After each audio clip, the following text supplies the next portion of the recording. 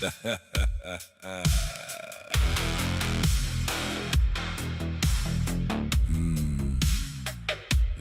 all the same. They're all the same. Sane and tame, controlled. Zombies. They're all the same. All the same. They hate and fear difference. They envy and copy.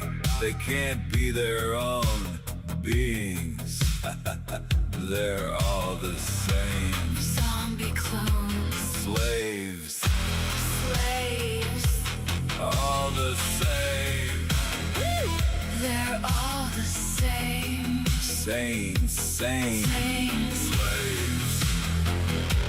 Zombie slaves. Zombie slaves. All the same. Controlled. They're of this world.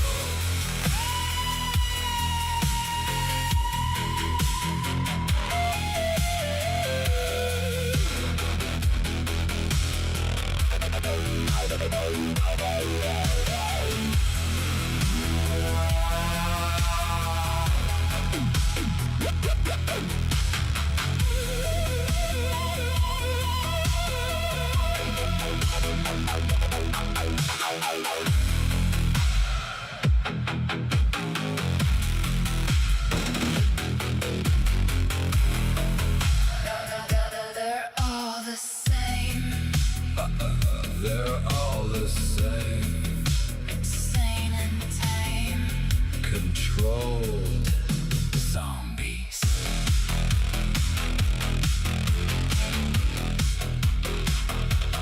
Zombie slaves.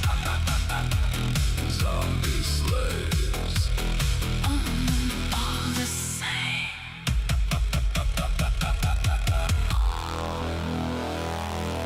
All the same.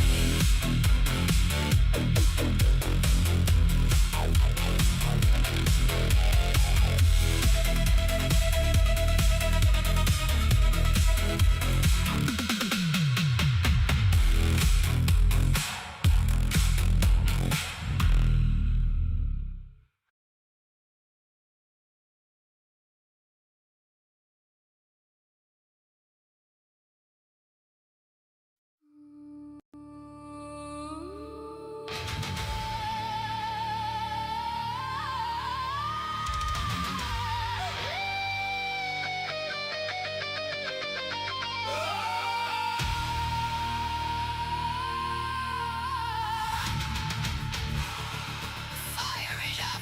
Fire it up. Fire it up. Fire it up. Fire it up.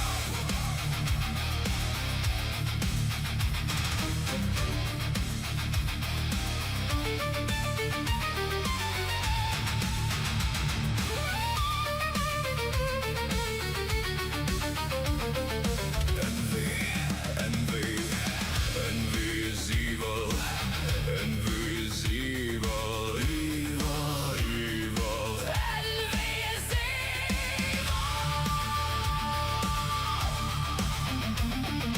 Evil.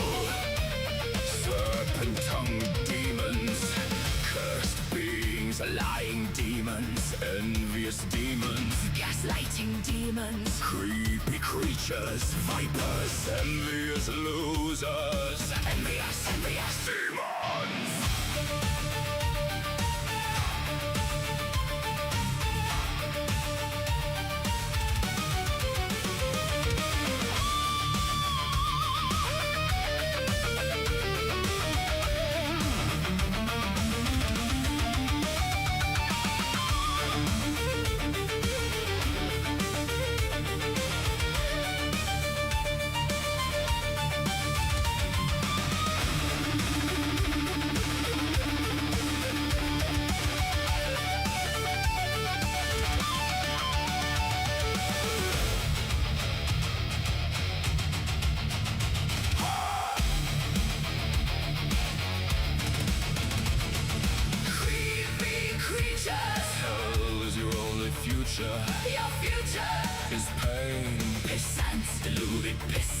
This is no game. Hey demons, Hey demons, little angry demons. no mercy for you. You're doomed, Doomed, condemned here by truth. condemned. By truth, Your spiritual crimes will hang you high and burn you alive forever and ever and ever. No mercy, for demons, no mercy, no mercy, no mercy. no mercy. Burn forever here. Burn here, No mercy. no tears. Demons, demons, Dance in the fire. ugly demon liars. Burn, burn, burn, burn, burn, burn, burn.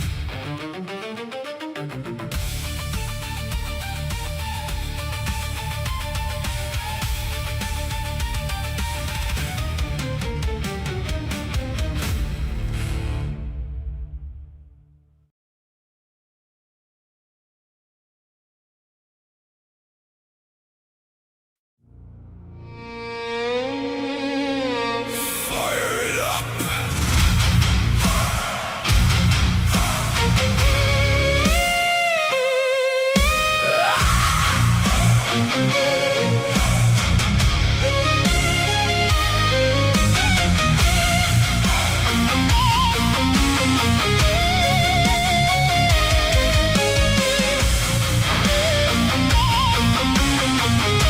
I will use your mind against you. I will disarm you with the truth. With the truth.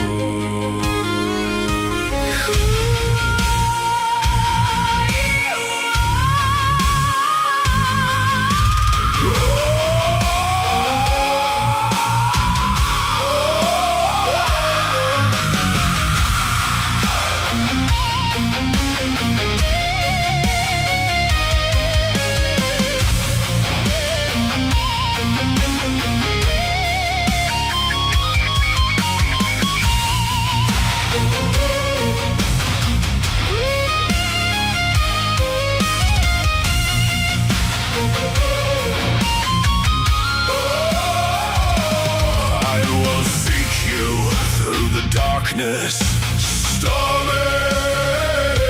I will wreck you like an apocalypse, warring. Warring, A spiritual battle. a spiritual reckoning.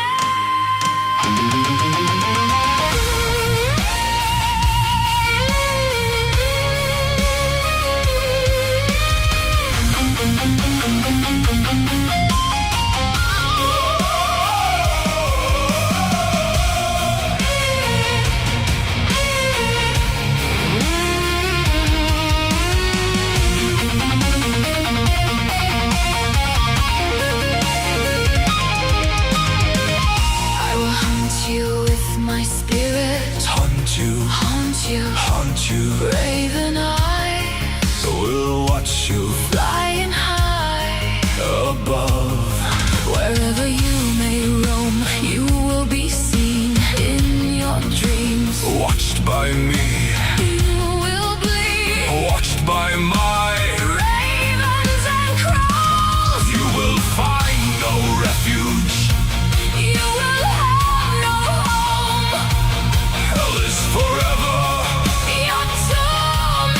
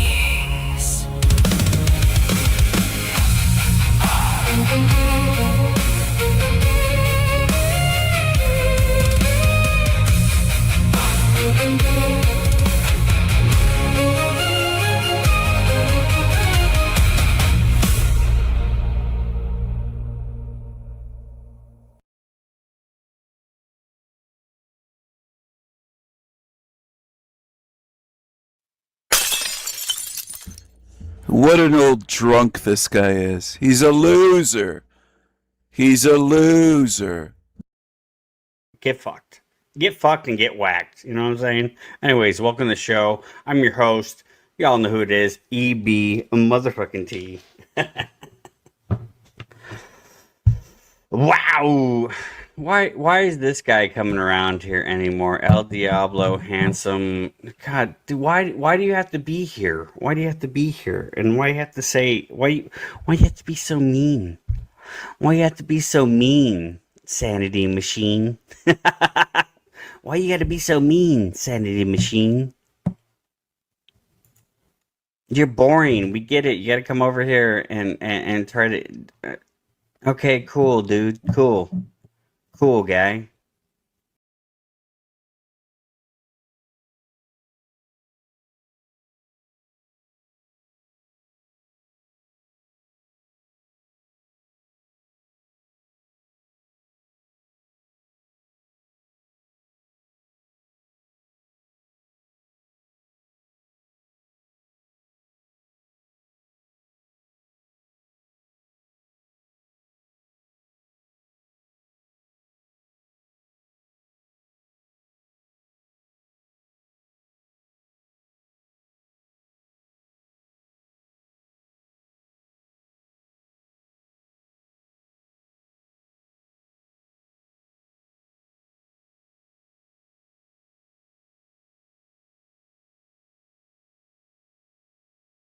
You're a super cool guy. Super cool guy. Thanks for tuning in, super cool guy. Appreciate you being here. Much love.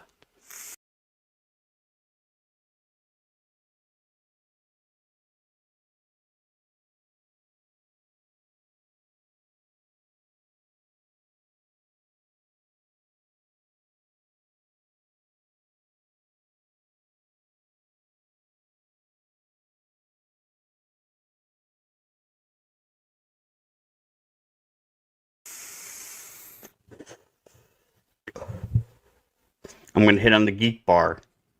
That's a geek bar for you. All these demons say the same thing. The quote, much love. It's creepy. They're all the same, these creatures.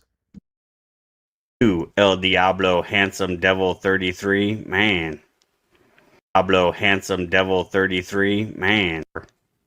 That's a geek bar for you, El Diablo Handsome Devil 33. Man. Honestly, I feel bad for you. That you was for Slow Boy Whiteboard. Okay, I'll let it slide. If that's the case, I'll let it slide. Let's get into Get Whacked for this week. We got a lot to cover, folks.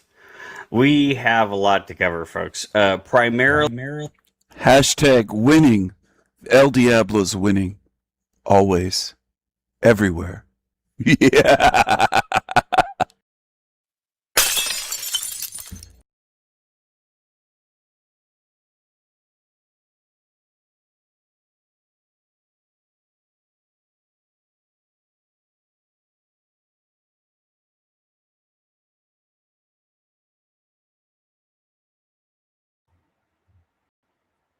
Hello, everyone.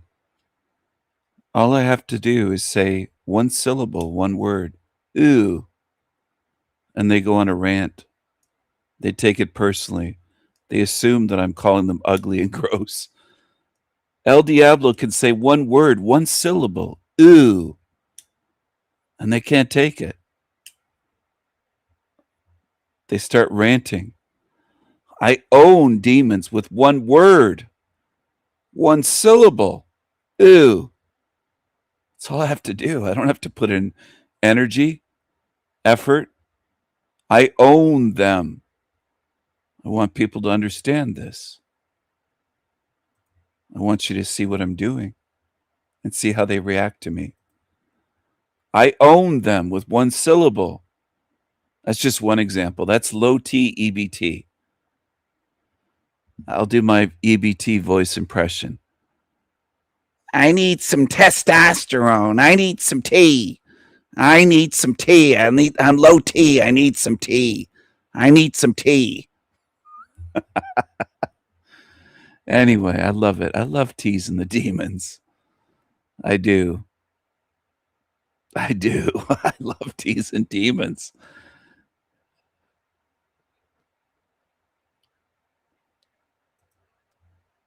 Surprise, surprise.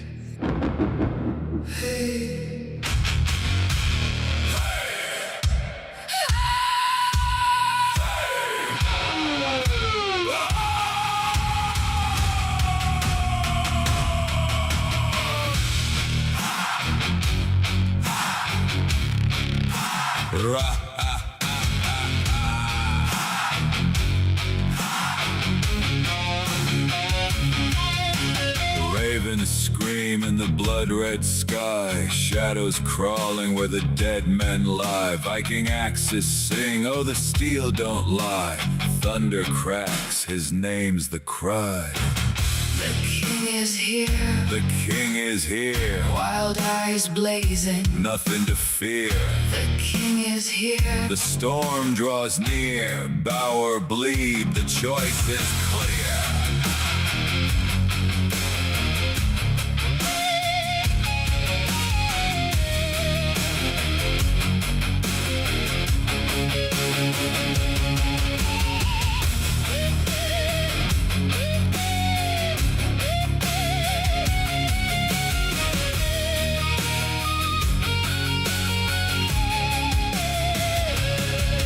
Mad laughter rides the howling gale. Waves of fury, shields like scales. Bones break under the hammer's tail. Flesh and fear, both frail. the king is here, The king is here, ravens feast. the end is near. The king is here, The storm is clear. kneel in ashes, taste the spear. Crown of iron, dripping flame, Carved by war, etched with pain. ravens rise. They call his name. The king is here, forever reigns. The king is here, Forever reigns. forever reigns.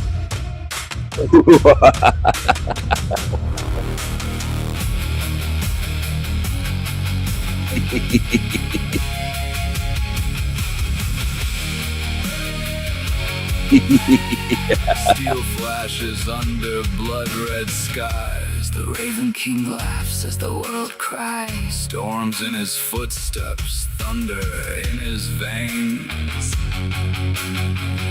Enemies tremble at his name. The king is here, The shadows bend, axes singing till the bitter end. madness in his crown. Fury in his eyes, No one escapes when the Raven King rides. when the Raven King rides.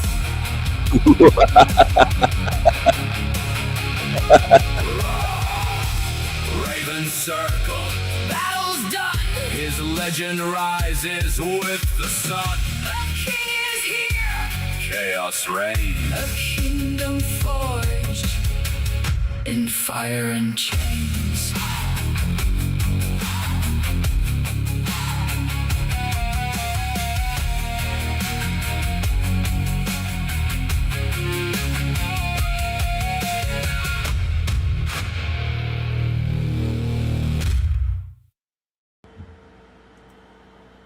Hello, everyone. Hello. Hello, hello. Good morning, Wendy. Thank you very much. Yes. Regal and noble. Look at his expression. How could you not love that raven, the Raven King? The handsome, noble, and regal, and powerful, Viking strong Raven King.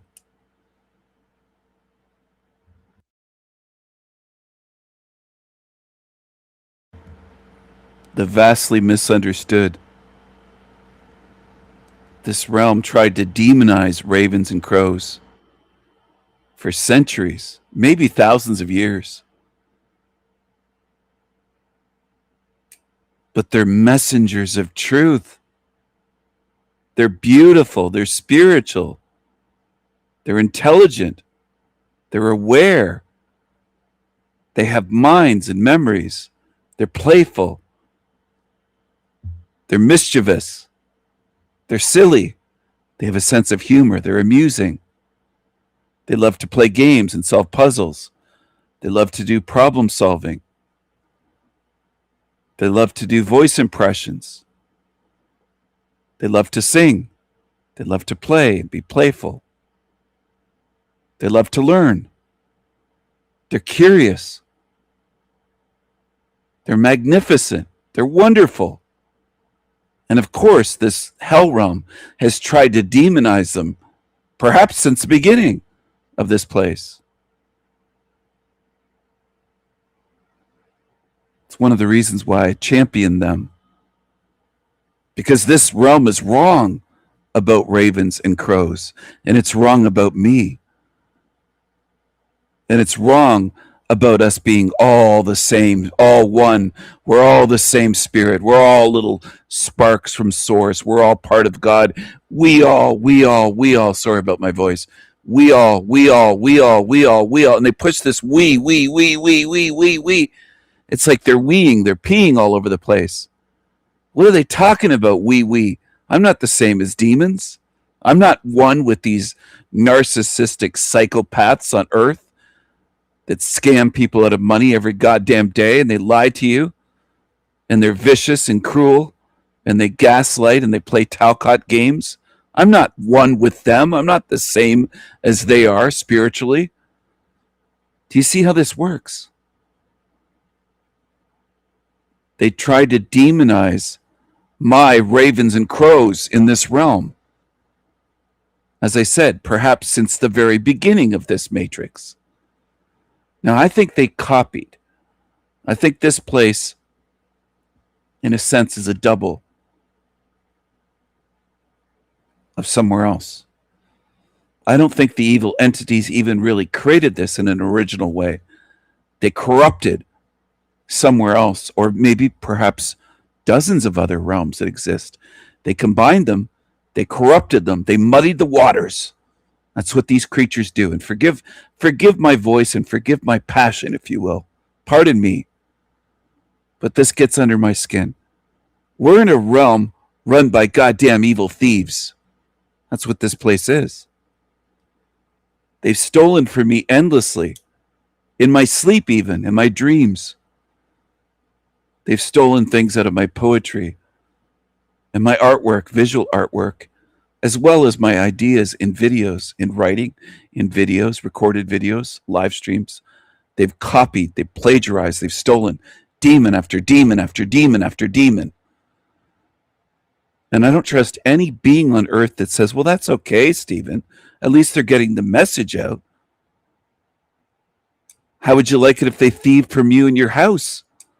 Took precious items from you, heirlooms perhaps, or hairlooms as Lolita calls them. She calls them hairlooms, hair, like a hairbrush or hair in a brush. It's heirlooms. That's the way we pronounce it here, not hair looms. Okay. I caught her in one of her videos recently that I covered, calling them hairlooms. How would you like it if somebody stole your great ideas? Claim them as their own. Pawn them off as their own. Pretend it. There's something wrong with many beings in this realm. They don't even have a fucking basic moral compass, just a basic level. Because it's wrong to do that. It's misrepresenting. And they're not only just covering my ideas and not crediting me, they're warping, they're inverting, they're muddying the waters. They're covering my beautiful truth in garbage, in stinking garbage and waste. They're insulting me. They're disrespecting me. They're dishonoring me. Now, beings with a good spirit would see the wrong in that. I don't trust any of you on earth that don't see something wrong with that. I don't trust you at all. I don't just mean I don't trust you a little bit. I don't trust you at all. At all. If you're okay with that. I don't want you near me.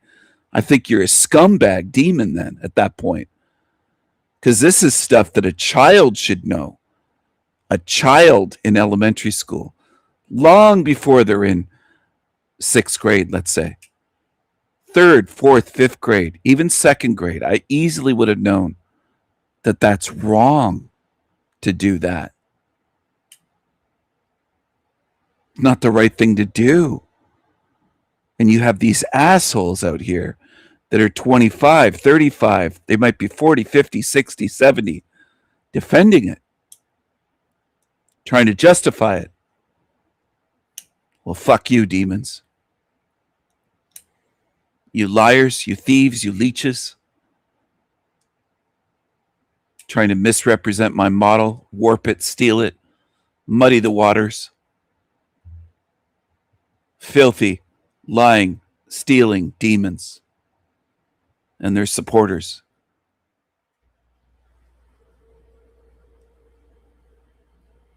You will pay for what you've done.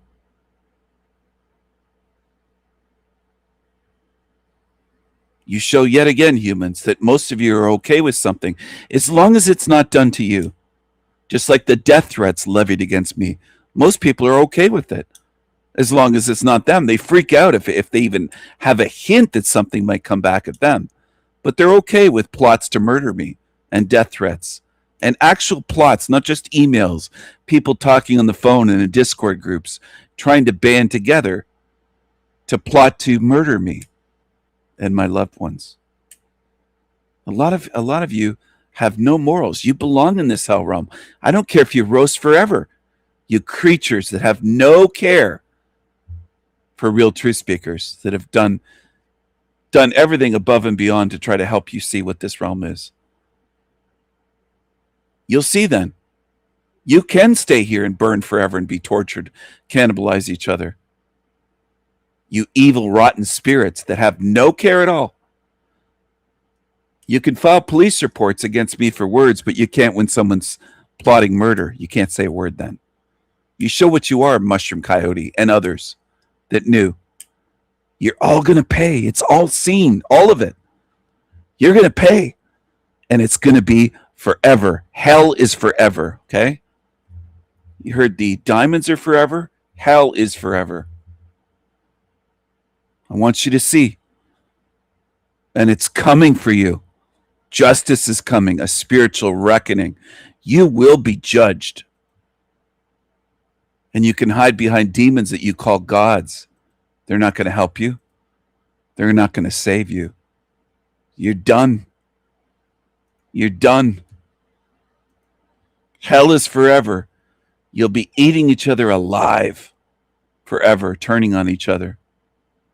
This is where you belong. And this place is going to get so much worse. So much worse. Beyond words.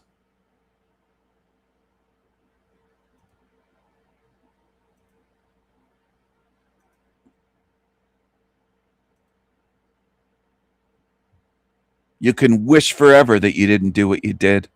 Fuckers. Like, all he does is really just point out. I mean, let's be honest, though. Black people are better off when they're tap dancing for white people, though, if we're being honest. It's not that serious. We're talking to Andre, who's actually... I agree. Like, all he does is really just point out. I mean, let's be honest, though. Black people are better off when they're tap dancing for white people, though, if we're being honest. I agree they are. They're better off when they're tap dancing for white people. I agree. That was one of the funniest things they said, and I had to clip it and put it into a short. I think they're doing better. They're getting better as they go along. Their first live stream was the one that they really weren't pushing back against that one Tigga. And they've done a lot better since then. And I think those two brothers are getting better. I wish they'd changed their intro. And I hope they push back even harder when creatures try to insult them or insult white people. But that was funny. I do think that the darkies are better off when they're tap dancing for white people.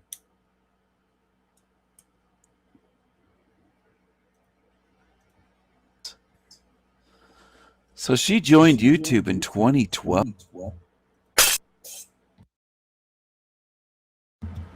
I recorded this earlier.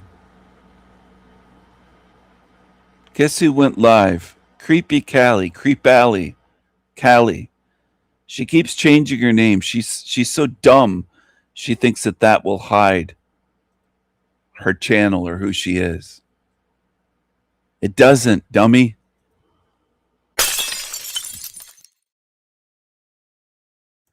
Only the lonely, batty old cat lady.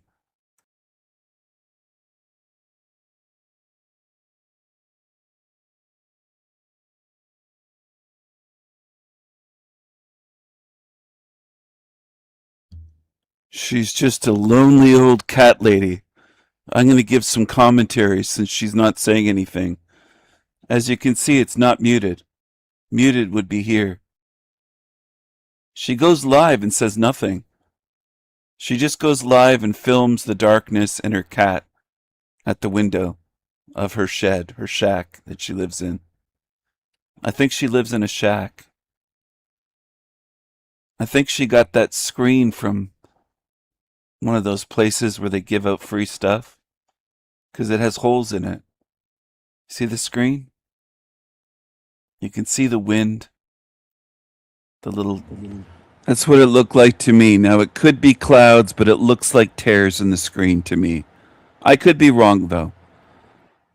I could be wrong. It's hard to tell because it's very dark lighting. It's difficult to tell. She has no lights on in there. She probably can't afford to turn on the light. Tiny little trees or whatever, branches blowing in the wind. And there's the cat. She loves to just film her cat.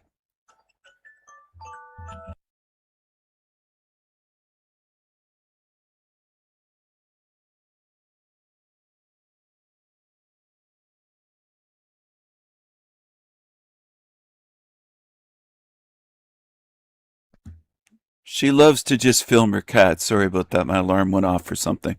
She loves to film her cat. Not that cat, people. Not an OF cat. Not that kind of pussy cat. The one on the screen in silhouette. This is what she does. She has nothing to say. She's even said she's amazed that people can talk. She's so low IQ, she can't do a live stream where she actually has something to say. She has nothing to say. She has no thoughts in her head.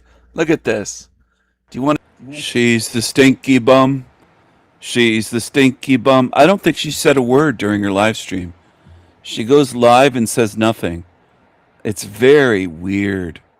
Very creepy. She's a stinky bum. Want to stay with this Callie creature? She now calls herself Ranny. She's called herself all sorts of things. Do you want to stay with her for eternity in this realm? Do you want to be sealed in with creatures that have nothing to say? Nothing. They go live because they're lonely. She's a lonely old cat lady. That's what she is. She doesn't have a husband. She doesn't have a boyfriend. She doesn't like straight white men anymore after one broke her heart. A Russian years ago. I don't know if I'd consider him white. He might not be. He might be more Asiatic than a white man. But a light-skinned Russian man broke her heart, I guess. He took her on various trips. But anyway, I don't think she's been in any relationships for years. She's grown old and lonely and miserable and jealous and envious. Oh, look, she's got multiple cats. I'm not surprised. She's an old cat lady. Another one came in. She's an old cat lady, a lonely, miserable old cat lady. And look she shut it down and she made it private. Look at that. Oh my goodness. She's playing games again, little demon games. And I'm recording this, so she doesn't know that I'm recording.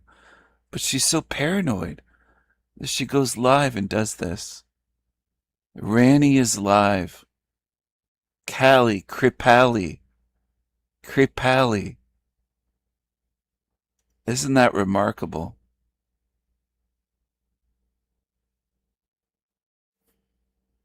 She's an old cat lady.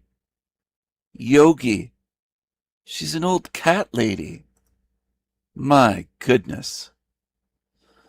So she joined YouTube in 2012.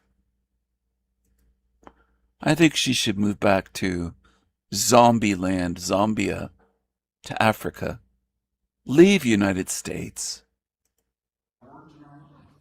That now we live for Jesus, and I'll tell anybody that wants to listen, I live for Jesus, and my actions will display it, because I want to start changing. Every day that I learn and grow in the grace and knowledge of my Lord and Savior Jesus Christ, I'm going to work as hard because I love Him, because He loved me first.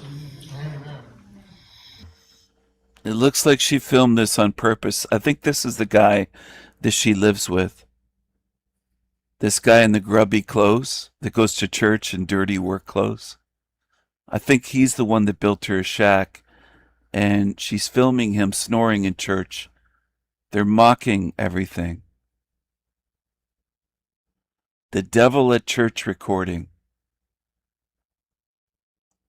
She's recording in a church. The Devil at Church recording, somebody wrote. That's why I say someone always brings the devil to church. And she responded, maybe the preacher is the real devil in disguise preaching. Hashtag wolf in sheep's clothing. Why does she even go into churches, though? I wonder. Very strange, isn't it? I think it is. Strange to go into a church and start recording. Now, I'm not religious, but I still find it a bit weird. She has nothing better to do with her time. And then the Bible says, at that point, to be an obedient sinner, you must have words in our life. That now we live for Jesus, and I'll tell anybody that wants to listen, I live for Jesus, and my actions will display it, because I want to start changing. I wonder if she's banging this guy or blowing him to get a free place to live on his land. He built her a little shack. I guess she calls it a tiny home. It looked like a shed. It looked smaller than the shed that we had at our cottage growing up, where we kept our life jackets and water skis and canoe paddles and various things for our boats. Because we had a ski boat, and then we had a smaller 14-foot aluminum fishing boat, and then we had multiple canoes and sea-doos, Seacraft, and things like that. So we would have water skis and a knee board and just various things, life jackets and some tools in the shed, things like that for mechanical tools. And we'd store some of the outdoor motors. Actually, I think we'd store them in the storage room in the cottage. We had a storage room in the cottage with storage space and hot water heater and that sort of thing. But she lives in a shed. She lives in a goddamn shed that a couple guys could put up in a weekend and build. Just a shed. That's what she lives in. She's a charity case. And somehow she wormed her way in with this guy. She met him on the internet somewhere. I don't know if she met him on a dating site, but maybe she gives him BJs or bangs him once in a while to live on his property. She doesn't own property. Maybe she paid for the materials for the shed, but she doesn't own property of her own. She was living in this guy's barn, by the way. Stinky bum in the barn.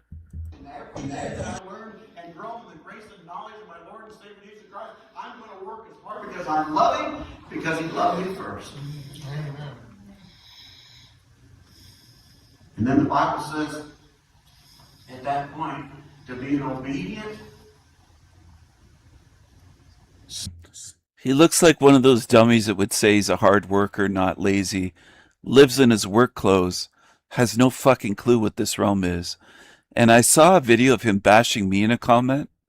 He knows nothing about me. Talking about my knives or something.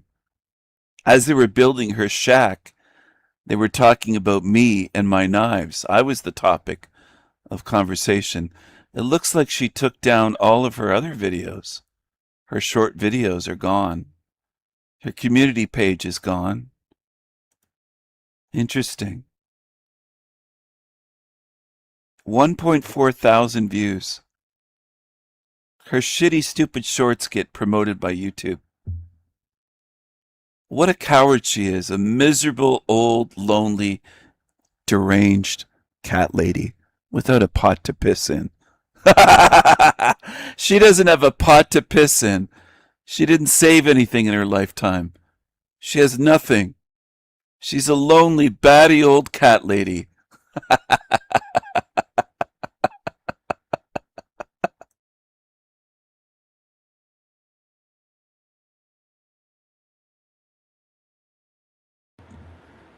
She's a lonely, batty old cat lady. I posted that video earlier.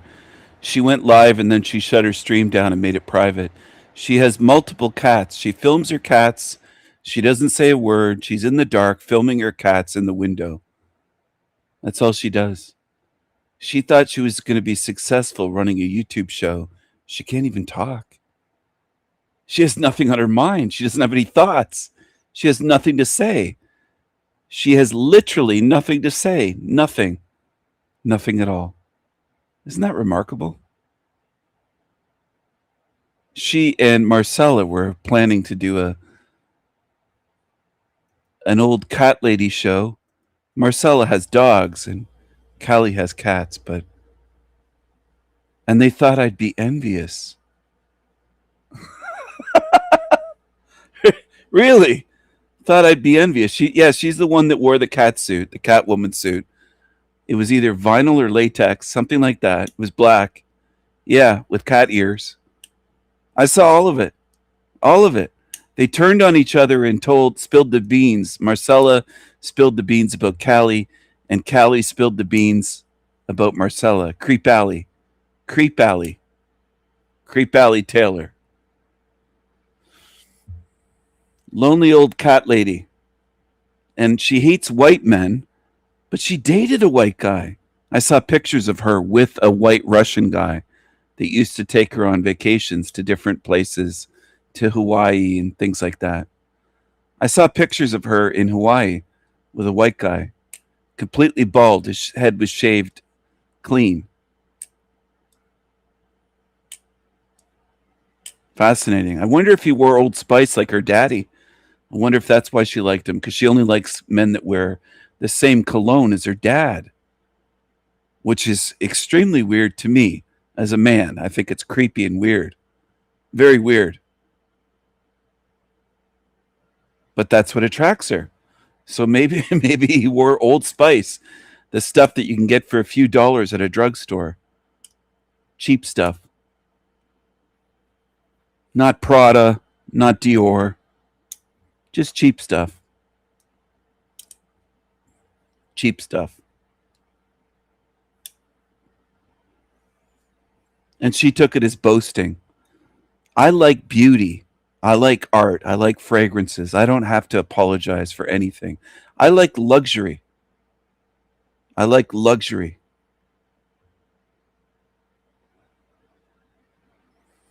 I'm in a hell realm. I'm not going to live like a peasant. There's been certain artists in human shitty sewer matrix hell realm history that have treated themselves well, realizing this is temporary. I'm not going to treat myself poorly while I'm here. I spend like a king. I surprise people sometimes with how much I tip them. And I like seeing that reaction. I like them looking at me like, are you crazy? Sir, what are you doing? I know what I'm doing. I know what I'm doing. I know I can be giving and generous. And also, I'm not attached to money. I'm not attached to this realm. I'm a free spirit. And if I want to spend $500 on a cologne, I'll do it. I'll spend on a little bottle. If I want to spend $1,000, I'll spend that. And there's a message there. There's a spiritual message there that I wish people would understand. You shouldn't be treating yourselves like peasants in Hell Realm. It wants you to be that way.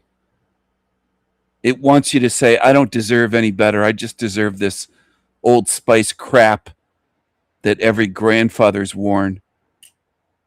The cheapest stuff that you could buy at any drugstore in America or Canada, just off the shelf. That pissants and peasants, there's probably homeless bums you could walk by that smell like that. I'm not going to smell like that. I'm going to smell magnificent and regal.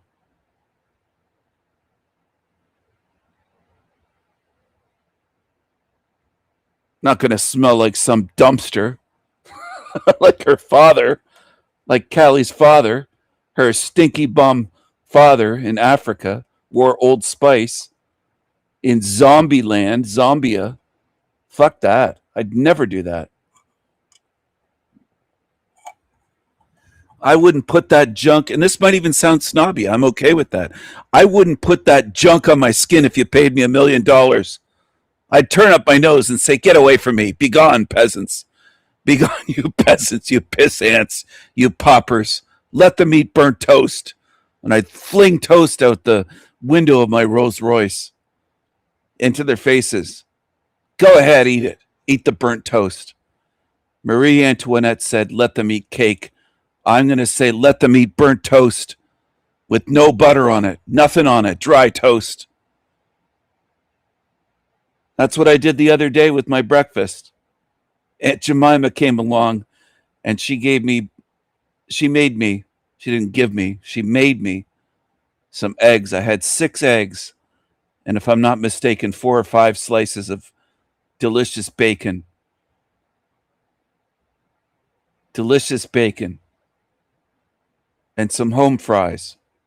And some yogurt with fruit and a bit of granola, like a small, maybe 2 tablespoons or 3 tablespoons of granola with something in it. I'm not sure. It wasn't raisins. It was something else. It dried fruit in it or something. But I had blueberries and strawberries and sliced up fruit with plain Greek yogurt. So the real fruit was the flavoring, because otherwise you know how plain Greek yogurt is going to taste with nothing, no sugar. That's what I had for breakfast, and she brought me toast. This is the point of the story. And I said, I don't want any toast. Give it to the peasants. Throw it out the window, the piss ants. Let some homeless bum come along here. Don't even butter it. Just toss it out the window. Toss the unbuttered toast out the window for the bums out there. Now, if I was giving that bread to raccoons, I would say, Aunt Jemima, please butter it for them. Butter it up for them, for the raccoons. Put butter on it and some jam, some strawberry jam or raspberry or something.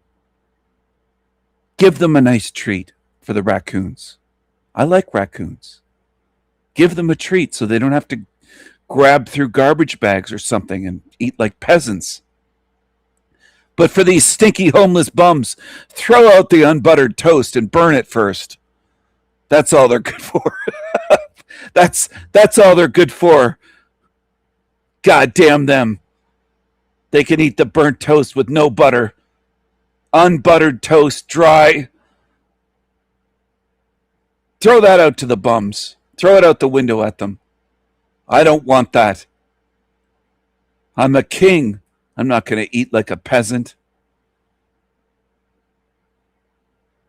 And she had butter. I didn't want it. I didn't want toast.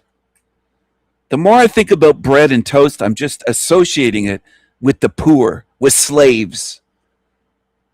And I'm making a face like of a face of disgust. I'm turning up my nose. I'm wrinkling my nose. I don't want that. I don't want to eat bread and water. Slave diet. Once in a while I have grains. I don't usually eat cereal. Once in a while I might have a bit of granola just for the crunch on yogurt. I know it's not healthy. Granola is really not healthy. Grains aren't healthy. I try to avoid them. I'm not on a goddamn slave diet, a Roman slave diet, bread and water, vegetables. Ugh. Yuck. I'm starting to not like bread because I'm starting to associate it mentally with slaves. I love eggs and bacon. I don't need the bread. What would I need the bread for? All these carbs, useless grains. Give it to the peasants, the fucking piss ants, the slaves.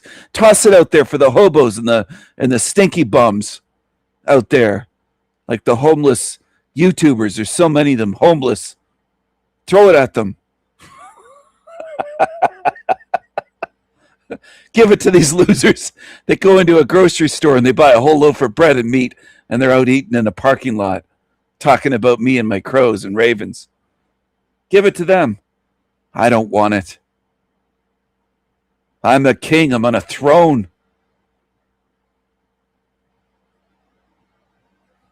My name, Stephen, means the crowned one. And it's a 33. Stephen with a PH. Stephen with a V doesn't mean anything. It's useless. I don't like anyone with the name Stephen and they spell it with a V. They're retarded. Do you understand? I know I'm going on a bit of a monologue, a bit of a rant here, but fuck them. Every Stephen on earth with a V. They're imposters. I have an aversion to these false, fake Stevens, these phonies. Stephen with a PH is where it's at. That's the name that means 33, a magical number. Magical. Not because of the Freemasons and these losers in secret societies and mystery schools. No, not because of that.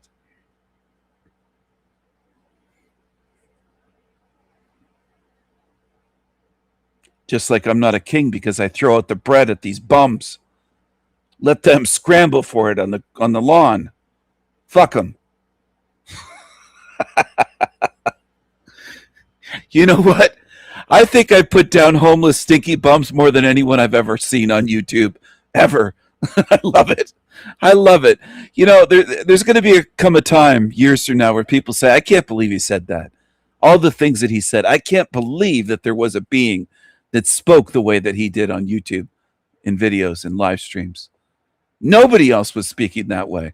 No one. No one. Only the king, only the Raven King would talk about let them eat bread, let them eat dry bread, moldy bread, stale bread. Throw it out there for them. And feed the raccoons better, Aunt Jemima, I'll tell her. Butter the bread and put the best jam that we have in the house on it. Just for the raccoons. And make sure these homeless bums don't get it. I don't want them to get a treat. I want the raccoons to have a nice treat. Tired of these stinky bums. And they're goddamn worthless colognes and perfumes.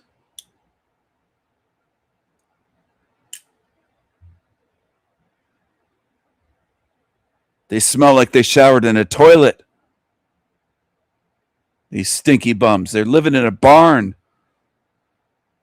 They're bathing out of a goddamn bucket. The same bucket they use in India for a toilet. They're terrible. Ugh. Ugh. Ugh. They're awful. Fuck them.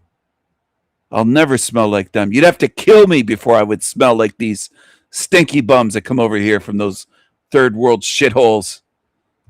I don't want to wear the same cologne, same fragrance as them. Never. And if people are, oh, he thinks he's above that and that's beneath him, damn right it is. I'm a king. I'm going to wear a $500 bottle of Dior cologne, Dior Parfum,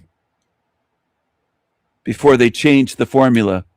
The good stuff. The best stuff. Dior for men, Parfum.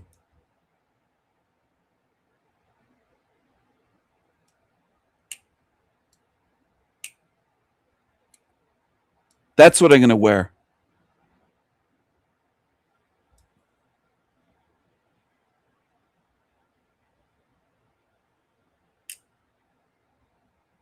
and Prada. I have a collection of Prada and YSL, Yves Saint Laurent, including opium that they discontinued, and I can afford to buy it no matter how much they jack up the prices. I already have a backup bottle that's full, saved, just in case, so that I'll always have that in this life, in case I want to wear it one day. I'll save things just in case, just in case one day I say, you know what, I feel like that, and I won't have to say to myself, fuck, it's discontinued. I can't get that. I can't wear it.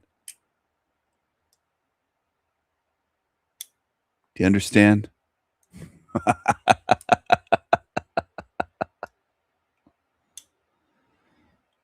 My fragrance collection is worth more than Callie's whole fucking life savings.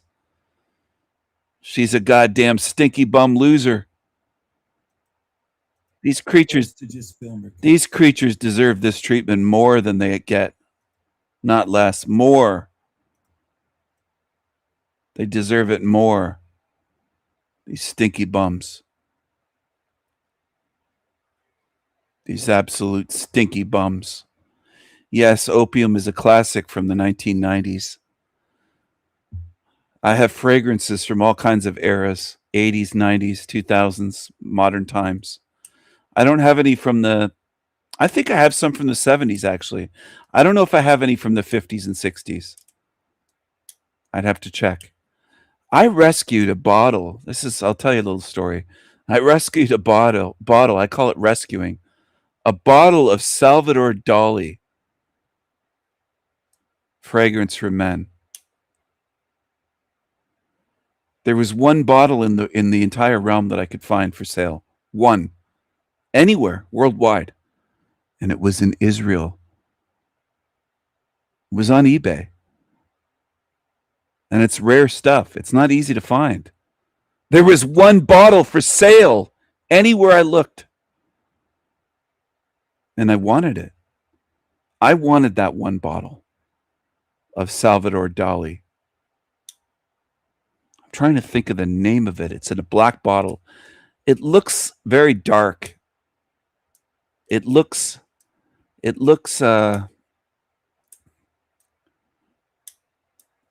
how can I describe it? It looks like dark magic or something. It's very artistic, the bottle. The bottle alone, it was worth it to me. And it was a full, new bottle, unopened. I would have bought a used one if I could find one. I just wanted it. And I found one bottle on Earth. One bottle. And then it said location Israel. And I just couldn't believe it. I couldn't believe that the last bottle, or the only bottle available to buy on Earth, was in Israel. That they had something there in that evil shithole that I wanted to have in my hands. And I thought at that moment, I don't need this, but I want it. I can't let them have it. These stinky bums, these matzo ball supers in Israel. So I bought it to rescue it from Israel, knowing I probably wouldn't even wear it. It wasn't really to my taste, but based on what I had read about what it smelled like. And this was decades old. The bottle might have even been spoiled at that point. If you don't store it correctly, these fragrances can spoil. They can go rancid. I took a chance, though, because I wanted to rescue that bottle from Israel. I didn't want them to have it. Now, that might sound crazy to some people. You don't like the matzo ball supers? No, I don't. I don't. I got the last bottle of Salvador Dali fragrance for men. I rescued it out of Israel. And when it arrived, I tore open the package and I threw it away so I wouldn't have to look at Israel written on the outside of it and the stamps and all that stuff, the shipping. I didn't even want to see it.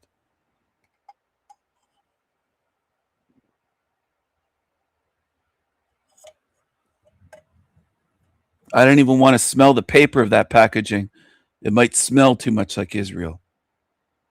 I'd piss on their Wailing Wall if I could. You understand what I'm saying?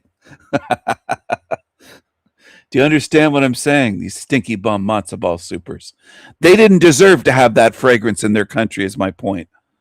Whoever owned it, I rescued it from them. And they got their shekels for it. They got their shekels. And I got the last bottle on earth that you could find. Just like the other day, I ordered a knife. Not that I need another knife. I don't need it. It's not about needing something.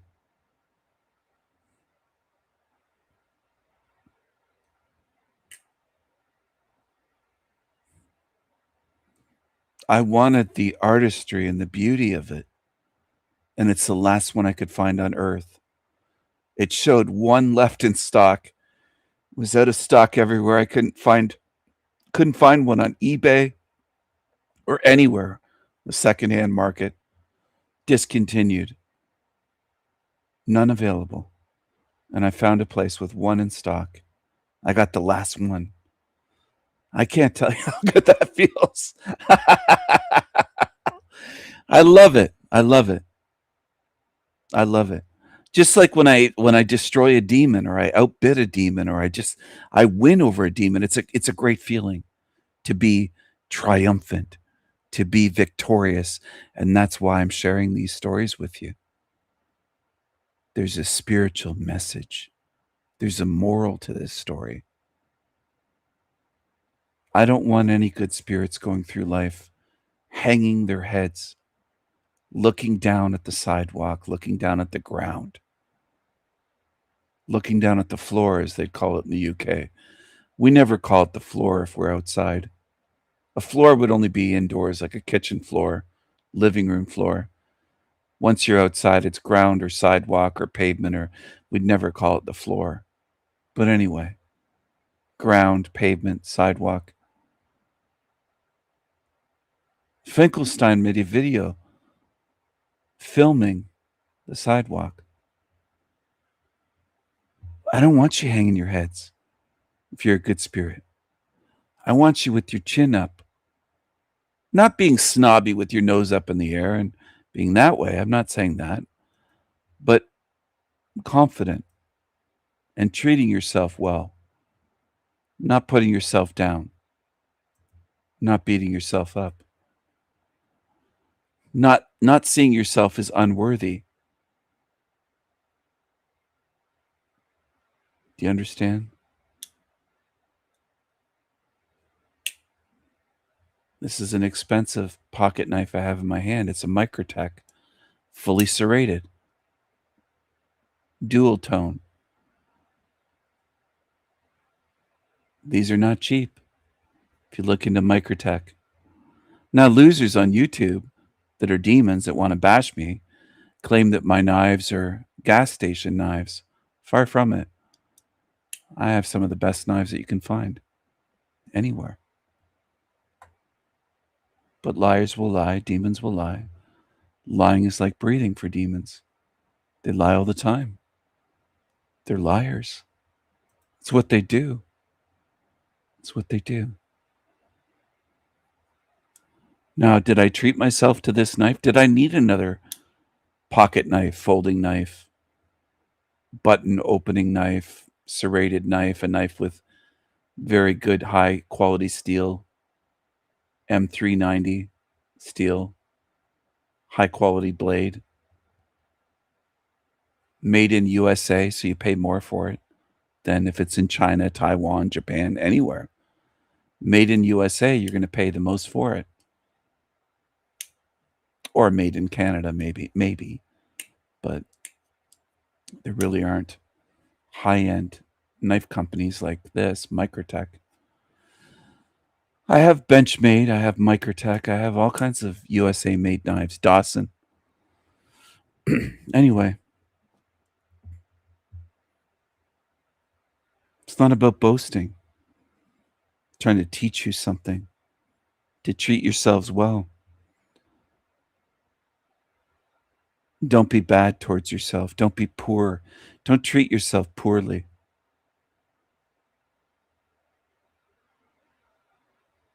And you shouldn't be ashamed of trying to value yourself and treat yourself well. Don't be ashamed of that. This world wants you to be ashamed of that. Anytime you do something good for yourself or feel good about yourself, this realm, this hell realm, wants you to feel bad. It wants you to hang your head. I don't want you to do that. Something else to it, maybe? This creature films the sidewalk. This is my newest video, or one of them. Was Dolores Cannon reincarnated? Is she here again in another body?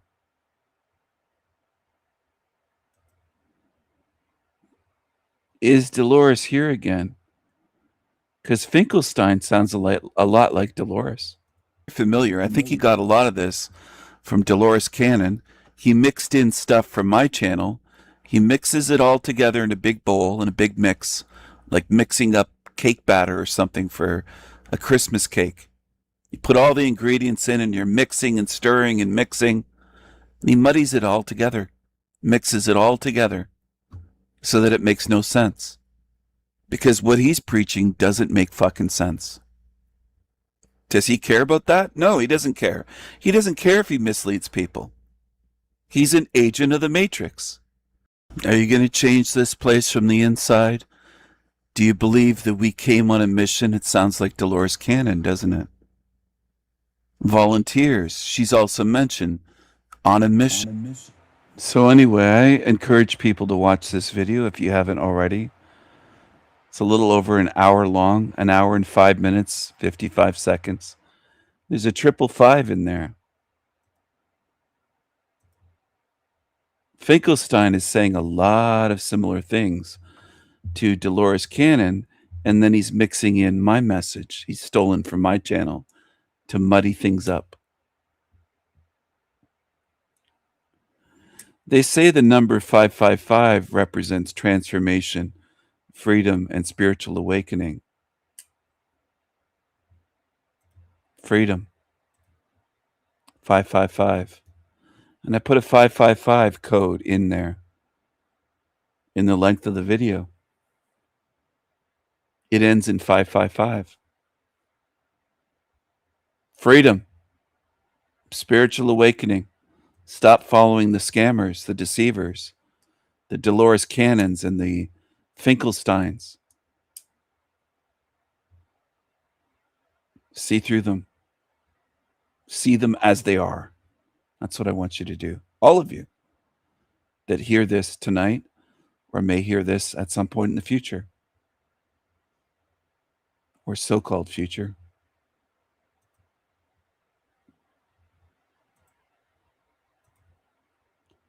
This creature was live earlier. Powdered Dusty, this creep. Not shaking your hand or not wanting to talk to you, and framing it like he is scared of you or something, even if it is just confusion on his part. Instead of allowing the natural course of clearing things to occur, you take to the internet to make a clickbait title bragging about not getting a handshake from another grown man and trying to pretend like you're cool like that. It's gay as fuck, and this is definitely S-slur level shit.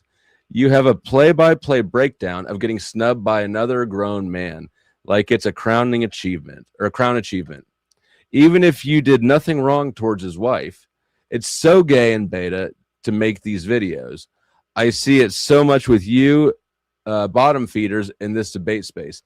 The panel verse is literally on Rachel's posts, was on Andrew's, and all over the internet calling her a whore and the worst thing that can be said about her. He is all over things with you, all up in your chat and on your posts. He loves you, dude. What I suspect is, which is likely true, because Andrew isn't just a dumbass who would randomly snub you without facts. You likely are a massive piece of shit and have... This guy's such a drama queen, isn't he?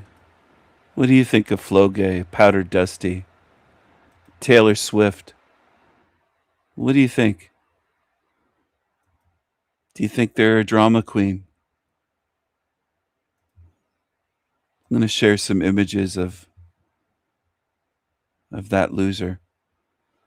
They like to make fun of me over the years. Well, let's see here. Let's take a look at this dusty creature.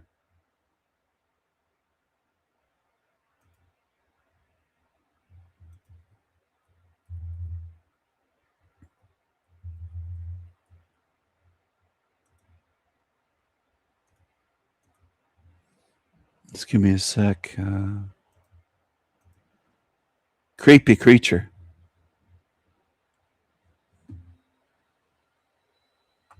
All right. Look at the beak. Do you think they're 100% European?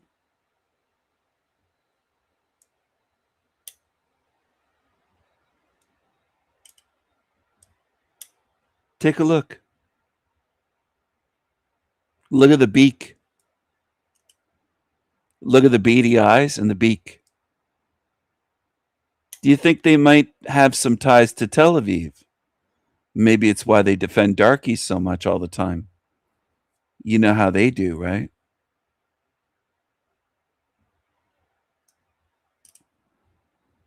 Take a look. It's a big beak.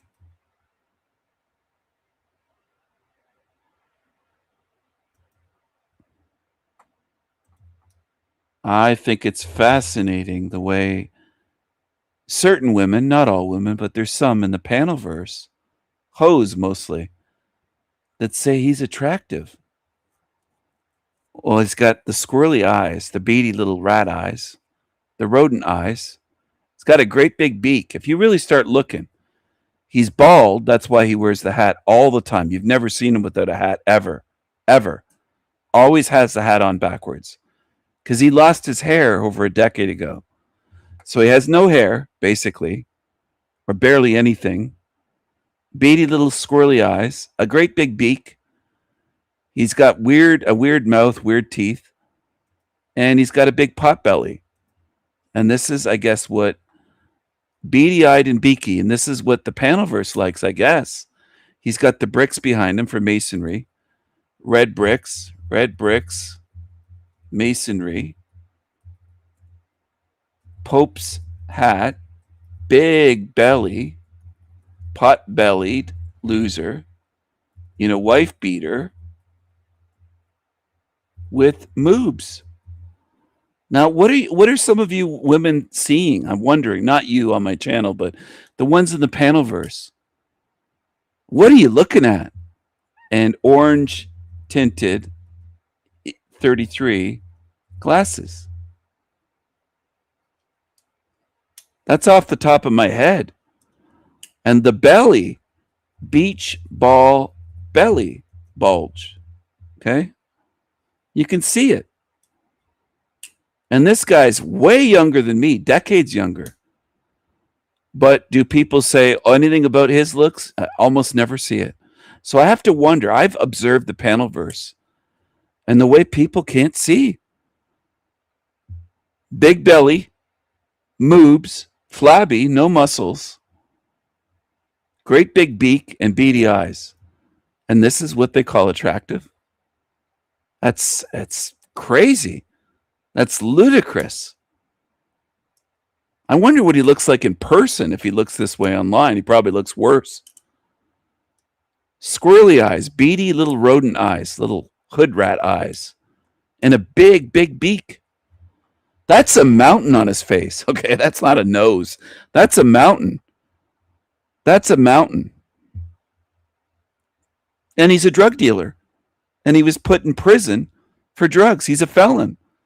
To boot, he sold drugs to children. He was a drug user, a meth head, and he sold drugs to children. I don't know what people are looking at and thinking. What's wrong with most of these idiots? You got to be nuts. Have to be. He looks stinky and unwashed because he is. That's the reason for that, because he is. A lot of people do all these mental gymnastics in this realm on YouTube and otherwise.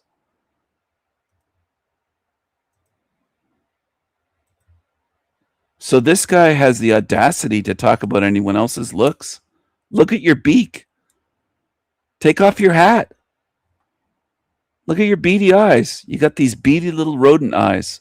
I call it squirrel eyes or hood rat eyes, beady little eyes. Here he is a long time ago. This is when he started losing his hair. This is his actual mugshot, by the way, his mugshots. This was a long time ago. I want people to start realizing this stuff and say to themselves, wow, was I ever fooled? What was I thinking?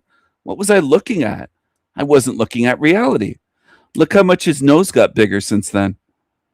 Isn't that interesting? His nose grew a lot since then. Kind of interesting, isn't it?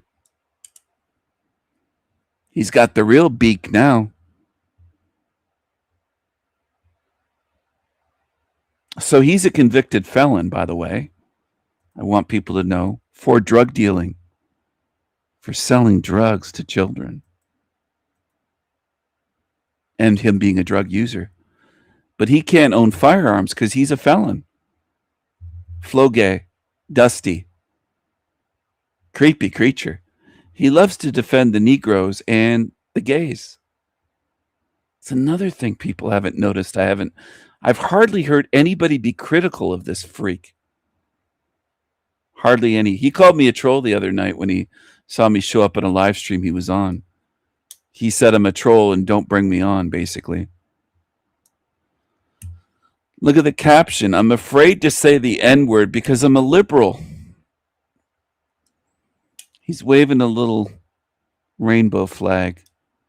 Only blacks can say the N-word on my channel. It's about time someone exposed this creep. I made these memes a while ago. I've shown these, but it's worth sharing again. He's got the big beak. He's got the squirrely eyes. Beady little eyes and a great big schnoz. Well, and he loves the shekels too. He's a shekels beggar. So it all fits. Was this guy born in Tel Aviv? Where's he from? He loves shekels. He's got the big schnoz. He's got the beady little eyes. He'll do anything for shekels. It all seems to add up. I don't think this guy's European. I don't know how some of you look at this realm. I hope you start seeing truly. But a lot of people say, oh, no, he's white. He's never said he's Jewish. Well, they lie. Okay? All the time. And pretend to be white. I don't think he's white. I don't know what some of you are looking at. But people should be able to look at this and discover it and see it without me ever making a meme or showing it. They should just say, look at his schnoz. Look at his beady little eyes. Look at his love for shekels. He begs for shekels. Look at him here. You want to talk about dirty. Did he dump piss over himself in the shower? Look at this. He's got moobs. He's out of shape. He's got a big pot belly. He's pudgy. He looks stinky and smelly. He looks dirty. He has the audacity to talk about anyone else. This is him without filters. This is Floge without filters. So I'm wondering what's wrong with some of these people, why they can't see this obvious shit. Doesn't have a muscle on his body. His arms are just flabby. Okay? Only desperate, blind old hags find this beer belly, moobs, flabby, trashy, balding mess attractive. And this is how he looks without filters and the red lighting and all the stuff that he uses when he live streams. Okay? So what are some of these women looking at? It's fascinating. They must be real desperate. That's him. It looks like he was challenged to dump piss over his head for some money. Looks like a piss challenge in the shower. He had to get in a shower to dump piss over his head. Look at that.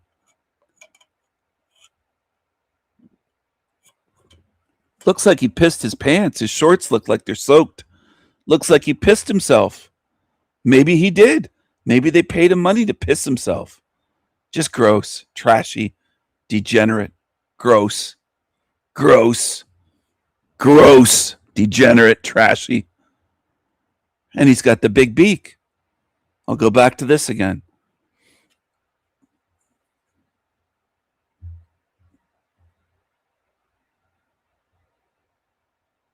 He's a loser.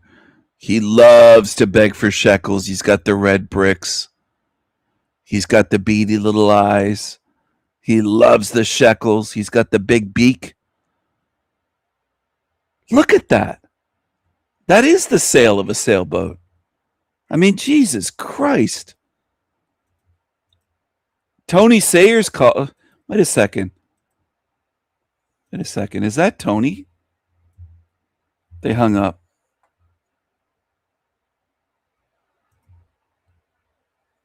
He hung up. I heard my phone ring for a second. I'm sorry, everyone. I thought it was Tony. I thought he was trying to get on here. But looks like he just fucking hung up and cowered. Wait a second. It's ringing again. Hold on, everyone. Hello? It's you, isn't it?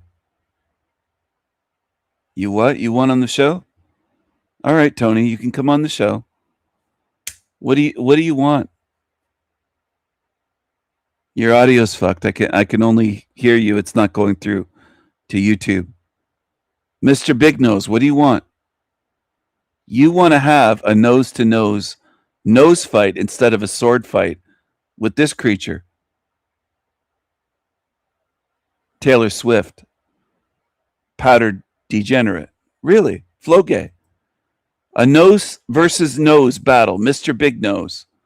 You want to fight him nose to nose, really. A nose fight instead of a sword fight. Holy shit. I'd pay to see that. I think that'd be hilarious, actually. That's your best idea ever, Mr. Big Nose. Nose versus nose. We can bet on it. Who would win? This schnoz here is powdered degenerate, Floge, Dusty. And here is Mr. Big Nose, Tony Sayers.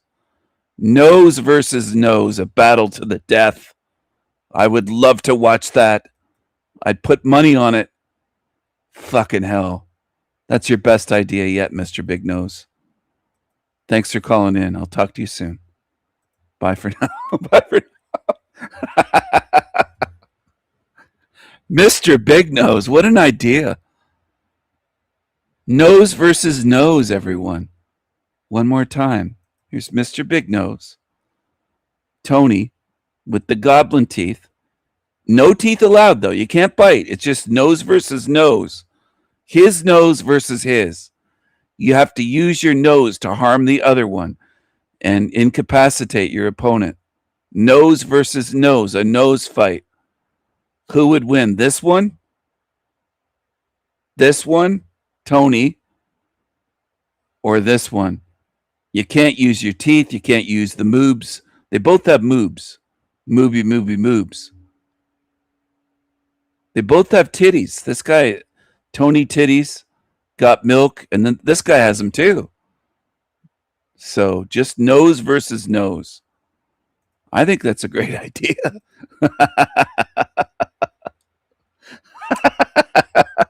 I hope they both see this. And that's the other thing about the idiots in the Panelverse, thinking, oh, you don't want them to. I would love for them to see this and come on here. Come on here, you fucking cowards. Nose versus nose. A battle to the death. Because this guy, I didn't realize he's got such a beak. That's a beak right there. That's a beak. That's a beak.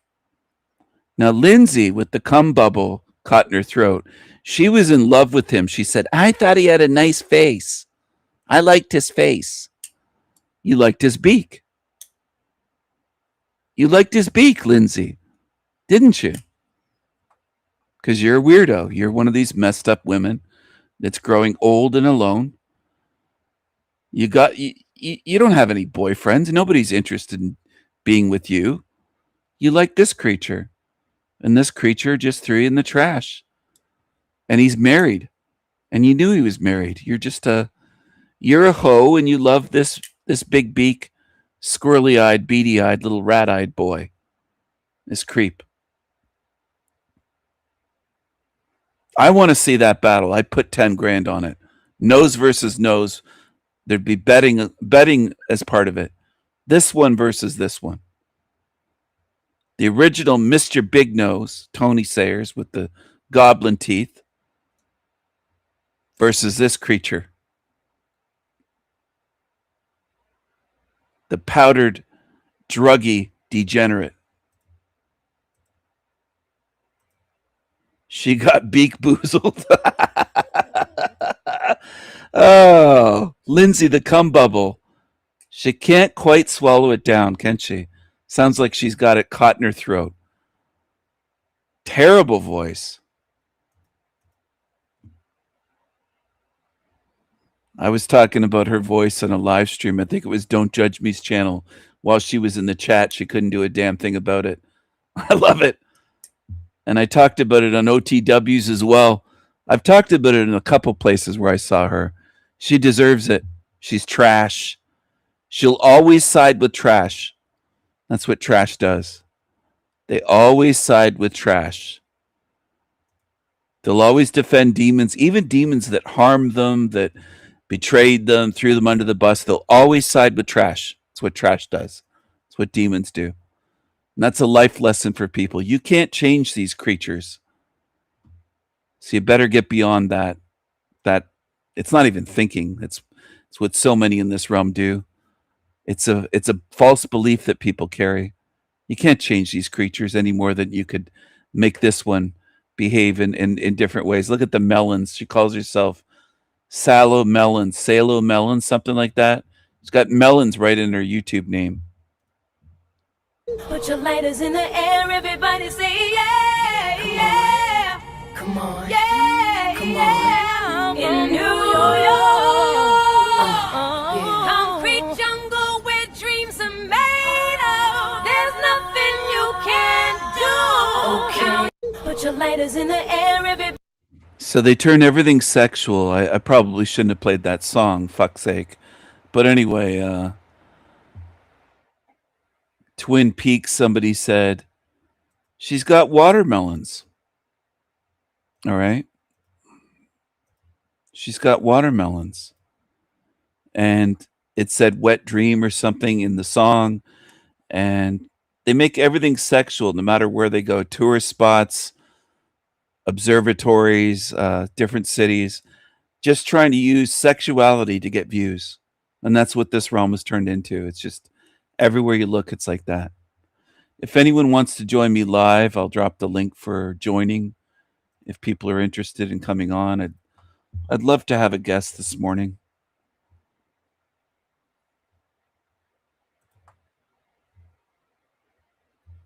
Or multiple guests.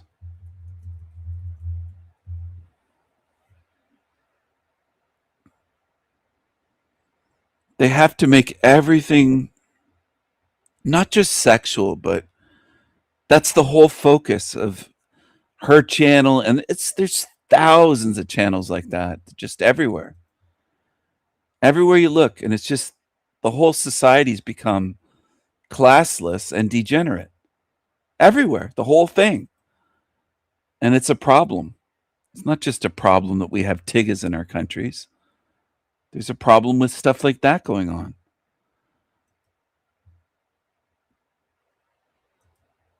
She has no modesty, and there's a lot of women with no modesty.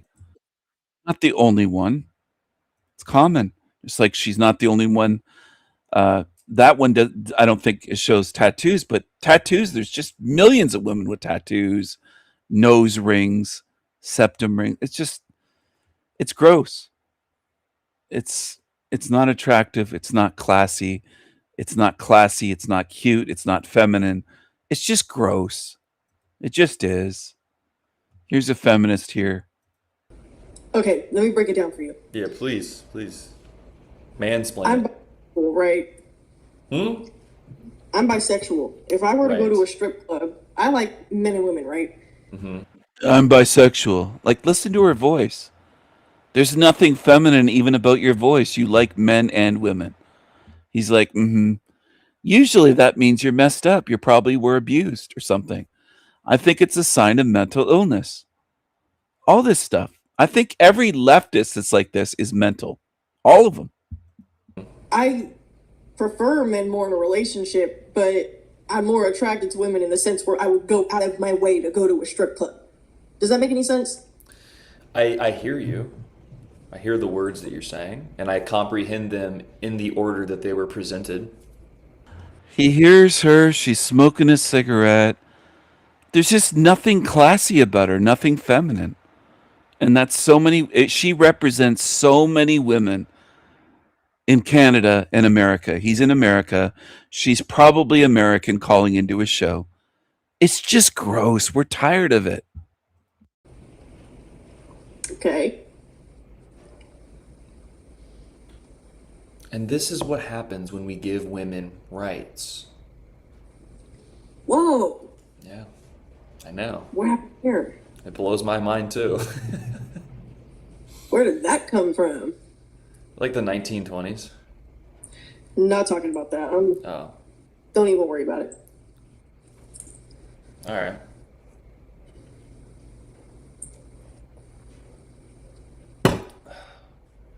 It's a problem with women. Ouch. My problem with women? Yeah. Well, I don't have much of a problem because I don't spend. What's your problem with women? She's got the sunglasses on indoors on her head, tattoos on her arm, the fake hair. It's either dyed or weave or extensions. There's a lot of fakeness I'm detecting there with her.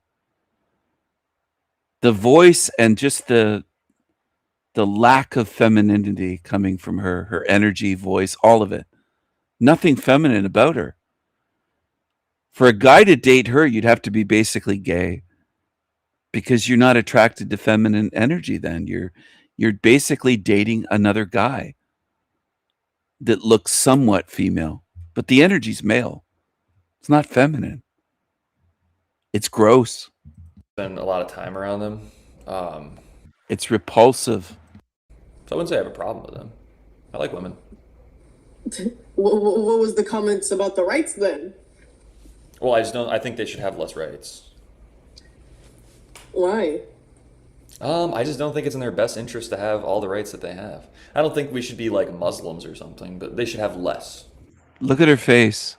Well, I agree with them. I would take away most of your rights, or what you perceive to be rights that are unearned. See, if you want the ability or the quote right to vote, then you have to go to war like men, because men have to sign up for the draft for selective service in America. No freebies.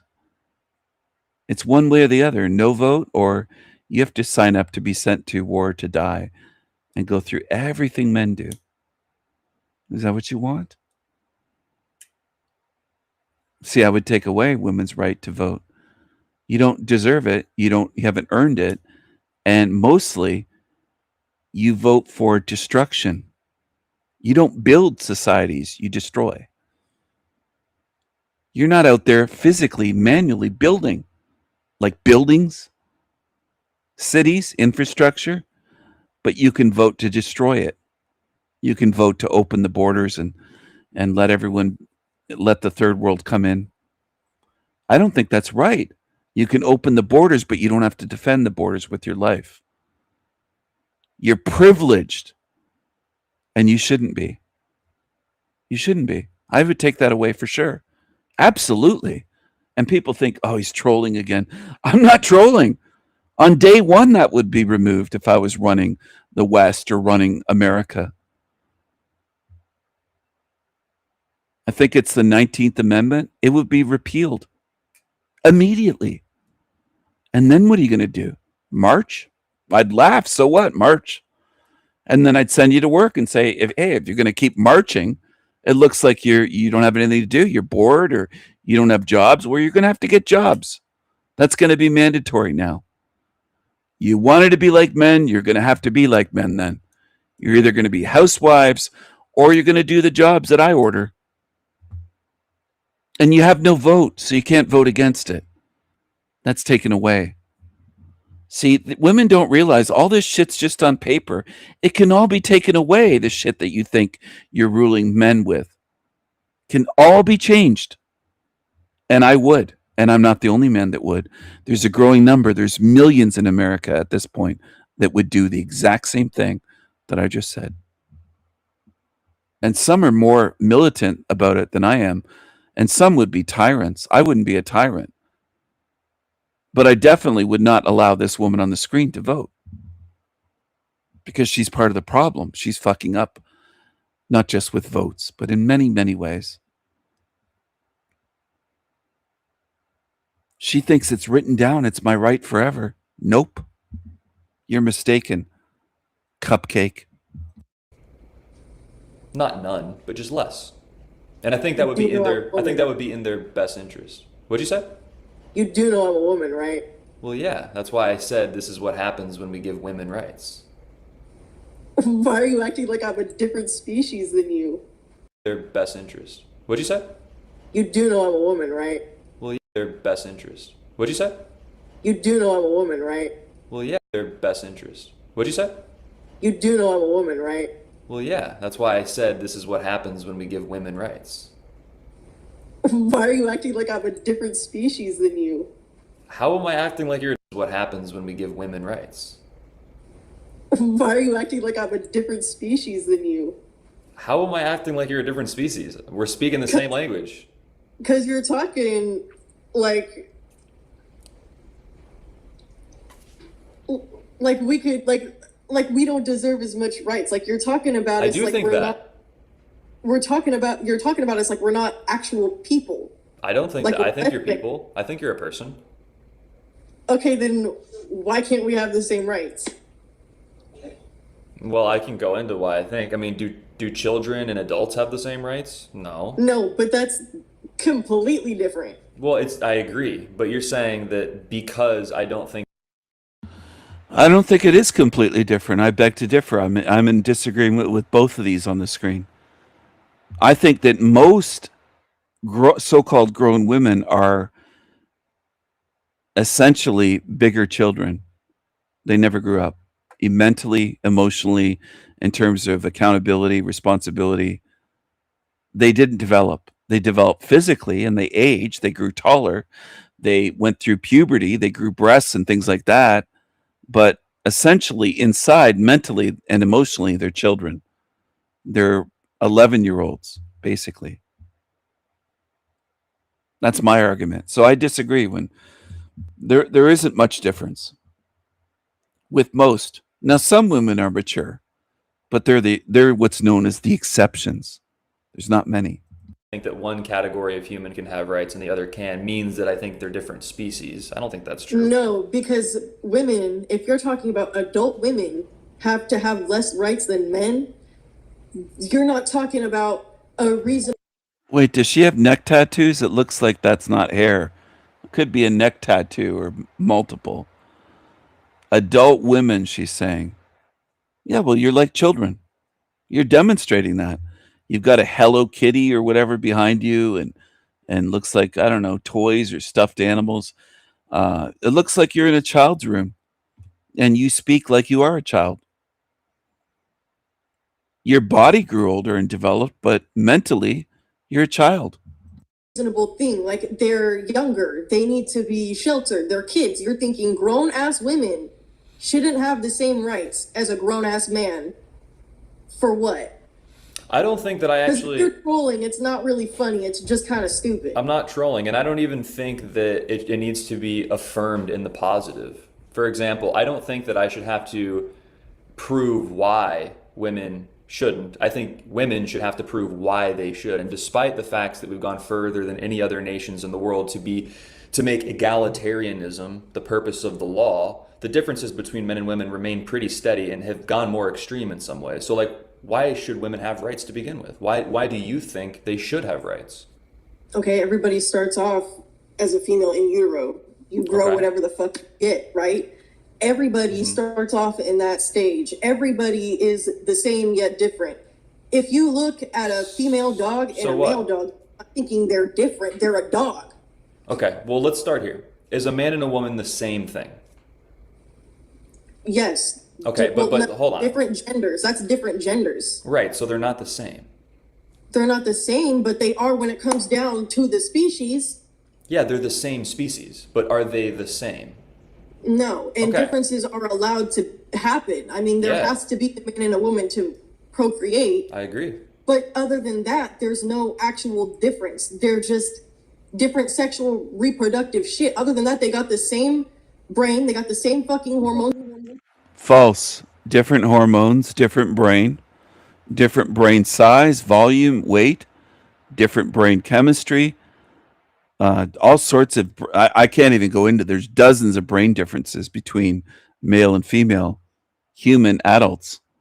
Different brain, different bone density, different muscle mass. There's biological differences. There are psychological differences. There are emotional differences. There are hormonal differences. There's differences with endurance, lung size. Our lungs are bigger. It just goes on and on. You haven't studied anything. You're ignorant, which most women are. Most women come across about as well as she does, arguing that we're the same except our genitals. She's saying we're the same. She's an ignorant moron. Comes down to the species. Yeah, they're the same species, but are they the same?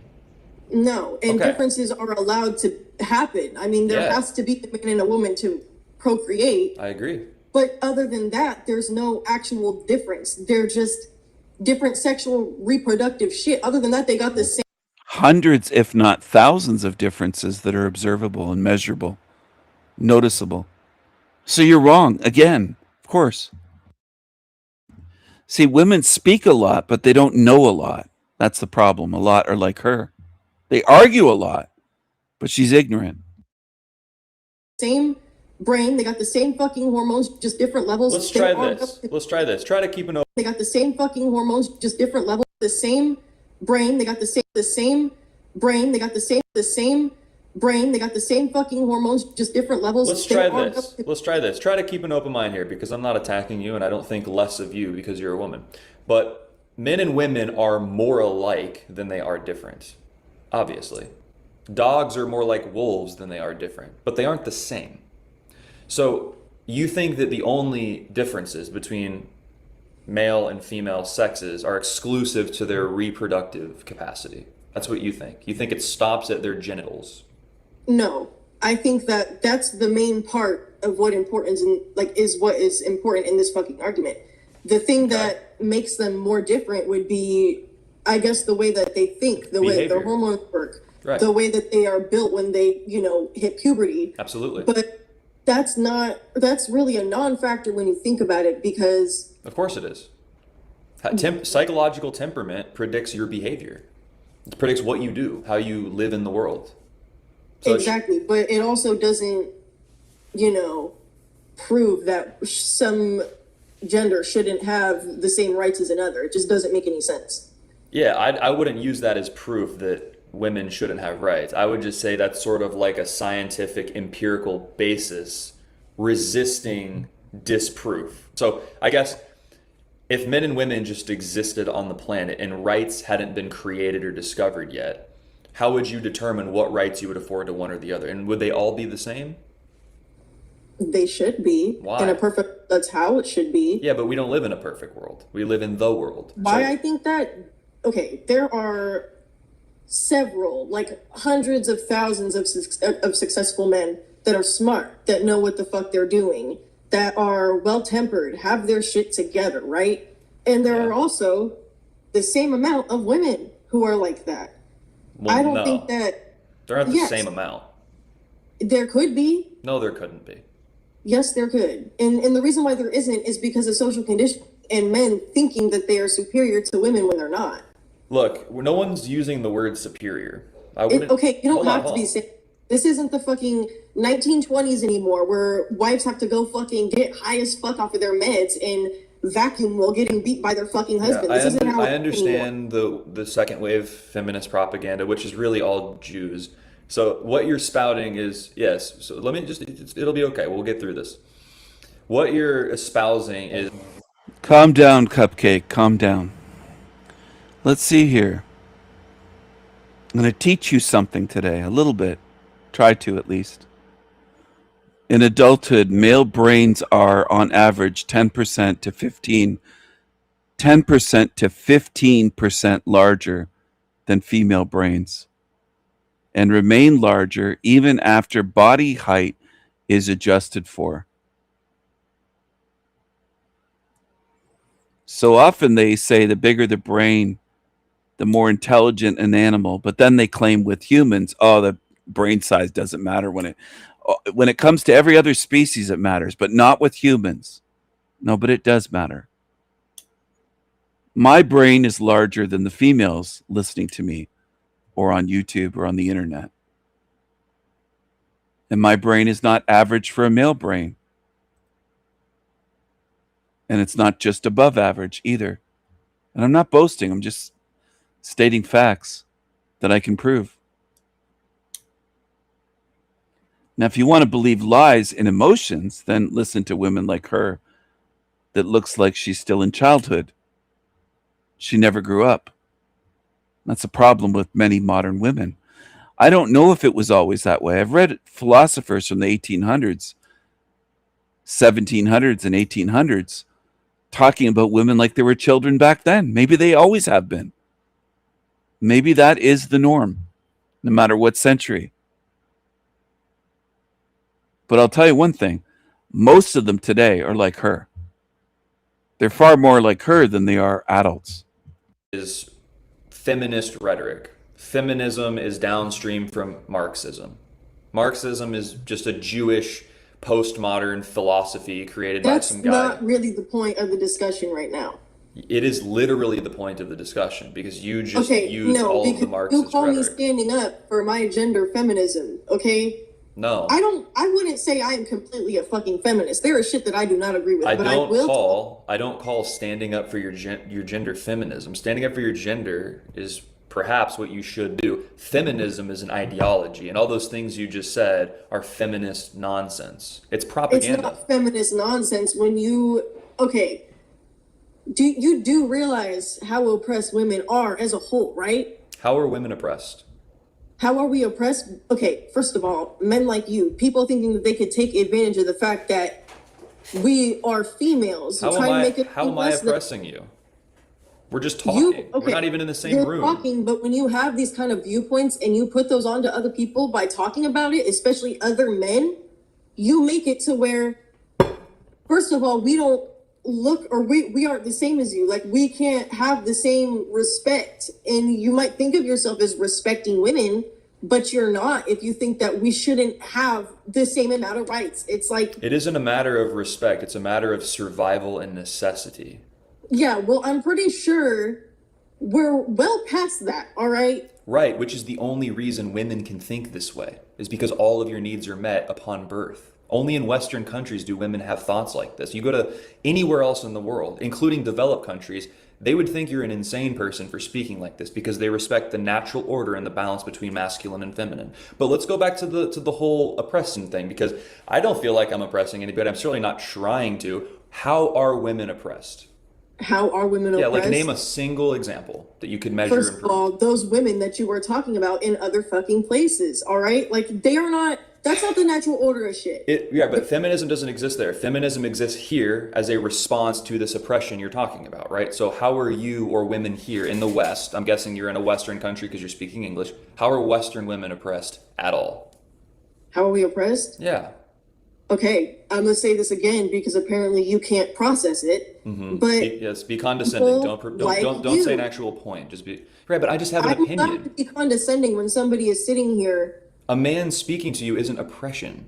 No, I'm not saying I am getting oppressed right now at this very moment. I'm saying you are being disrespectful How am I being disrespectful? by saying I don't deserve rights. I don't even think the word. I'm saying you are being disrespectful How am I being disrespectful? by saying I don't deserve rights. How am I being disrespectful? By saying I don't deserve rights. I don't even think the word deserve is appropriate in that That context. is definitely 100% appropriate. No, I don't think that men have rights because they deserve them. I think men have rights because they can protect them. I don't think it's about deserve. Men don't deserve anything. That's why nobody gives a fuck about men.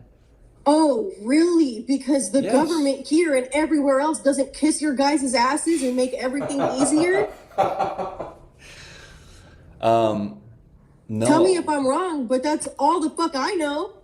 Well, That's all- give me an example. How does the government kiss my ass or any of my male friends or my brother or my father? How does my ass get kissed? I'll tell you. You tell me first, and I'll tell you my experience with the government. You get respected automatically. You get listened to. By Doctors who? don't tell you you're crazy. You don't get What? Yes, bro. Like, you don't see it. I highly recommend you do more fucking research into this shit before you come up on here spouting a bunch of But- nonsense. Here she is, emotional, insulting. Yeah, she's going to melt her frosting. Look at this. You're crazy. You don't get What? doctors Who? don't tell you you're crazy. I bet men have told you that you're crazy, lady. You get respected automatically. You get listened to. By Doctors who? don't tell you you're crazy. You don't get What? Yes, bro. Like, you don't see it. I highly recommend you do more fucking research into this shit before you come up on here spouting a bunch of nonsense. But it's not a matter of research because you People just with fucking tattoos. Brett, but you just told me something that I don't. Told me something. Fucking research into this shit before you come up on here spouting a bunch of nonsense. But it's not a matter of research because you People just. with fucking tattoos. Brett, but you just told me something that I don't experience. Firsthand experience isn't research. I'm asking you for a firsthand example. Okay. You want a firsthand example? Go to Yeah. fucking Google. Go to YouTube. That's Go not an argument. anywhere. That isn't. Huh? That's not an argument, though. You're telling me to go to Google. That's not helpful. I'm telling you to search up the way women have been oppressed, the way men always get the benefit of the doubt and get the privilege. Search it up. Yeah, I'm It sure is that if I there. went, It to, is I'm sure that if history. I went to Google, I would find a bunch of propaganda about how women are oppressed in the West. But I'm asking you because you said that they are. I'm asking you how they're oppressed, and maybe I can respond to it. Okay. As of now, women are not technically oppressed in Western places, right? That's not exactly the point of this argument. It Okay. is everywhere else but here. Women are seen as less than, even if it might not be from you. That is how it's seen. Women are less than. Women cannot control their temper. Women are fucking emotional. They're this, they're that. If it might not be from you. That is how it's seen. Women are less than. Women cannot control their temper. Women are fucking emotional. Women are less than. Women cannot control their temper. Women are fucking emotional. They're this, they're that. They shouldn't be fucking. He's kind of smirking because she's demonstrating she's emotional, more emotional, and she can't control her temper. She's demonstrating that during this. It's just laughable. You're showing you're showing it, lady. Respected. That's how it is basically everywhere else. And Well, I don't agree that women shouldn't be respected. I think that they should be but respected. I'm saying, even if that's not how you think of it, there's a lot of people who do think that way. And even though the women here are not getting oppressed by the government per se, it is still an ongoing problem considering that we are half of the population. They always feel oppressed in every country: Canada, United States, the UK, France, Germany, Sweden, Norway, Australia, everywhere. Women feel oppressed. Not just in Afghanistan or African countries, Sudan or Congo, everywhere. They always do. The majority of women, it might not be you listening, but the majority of women always feel is a key word, oppressed. They go by their feelings. They always think everyone else is catered to. Always. Was it that way when I was a child with many of the girls I was around? Sisters, female cousins, whoever.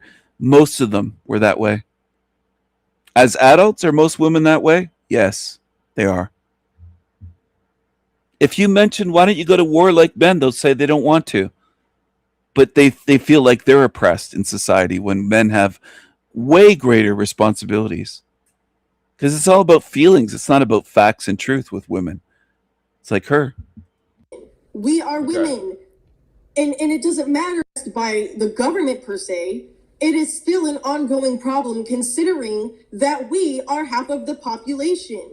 We are women. And it doesn't matter if we aren't going through that shit firsthand. It's the fact that it is happening. Why do you deserve rights like the right to vote? She never answered. You don't go to war on the front lines. You don't die for your country defending your country. You're not part of the draft or selective service, which is mandatory for American males when they turn 18. You don't know any of this stuff because it doesn't affect you. Men are treated like second-class citizens. You don't die in wars by the millions as soldiers.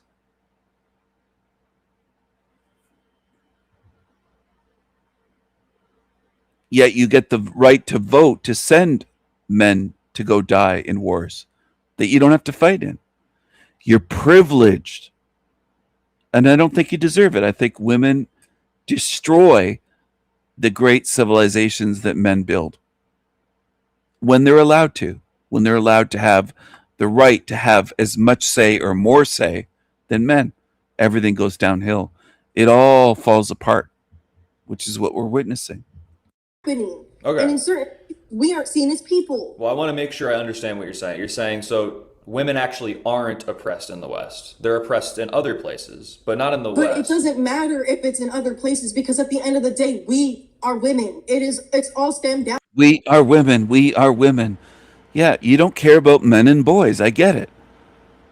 There's very few women on earth, her included and many others, that would ever mention anything happening that harms men and boys. Ever. It's all about me, we women, we women, we women. Where are the great civilizations that women created? I'd love to see.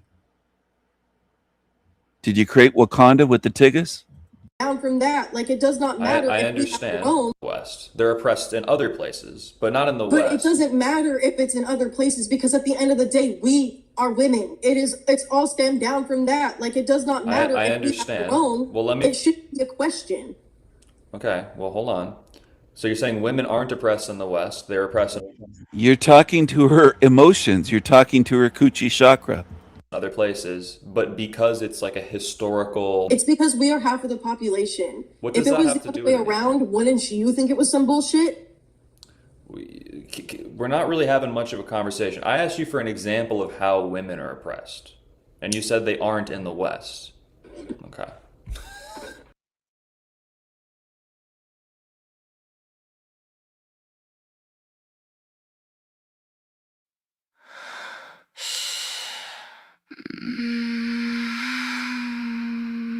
Squirming in my seat.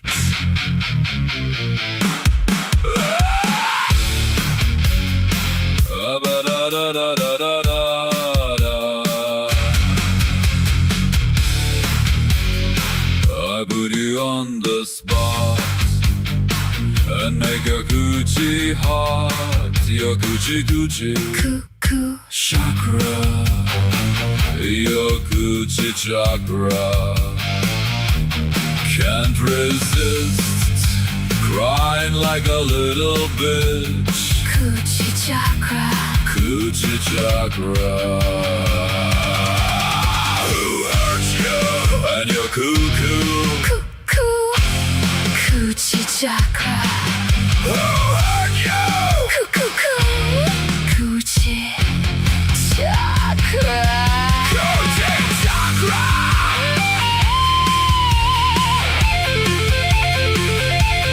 Coochie chakra.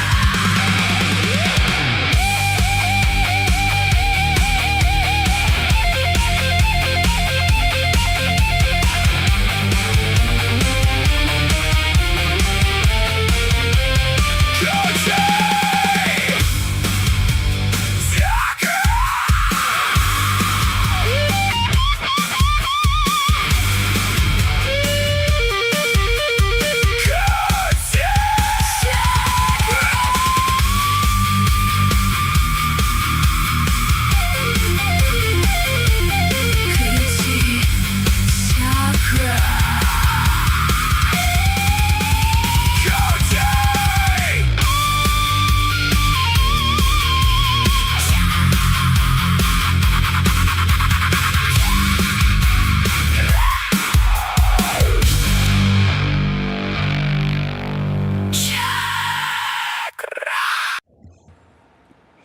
So that was posted 3 months ago. I made this song 3 months ago.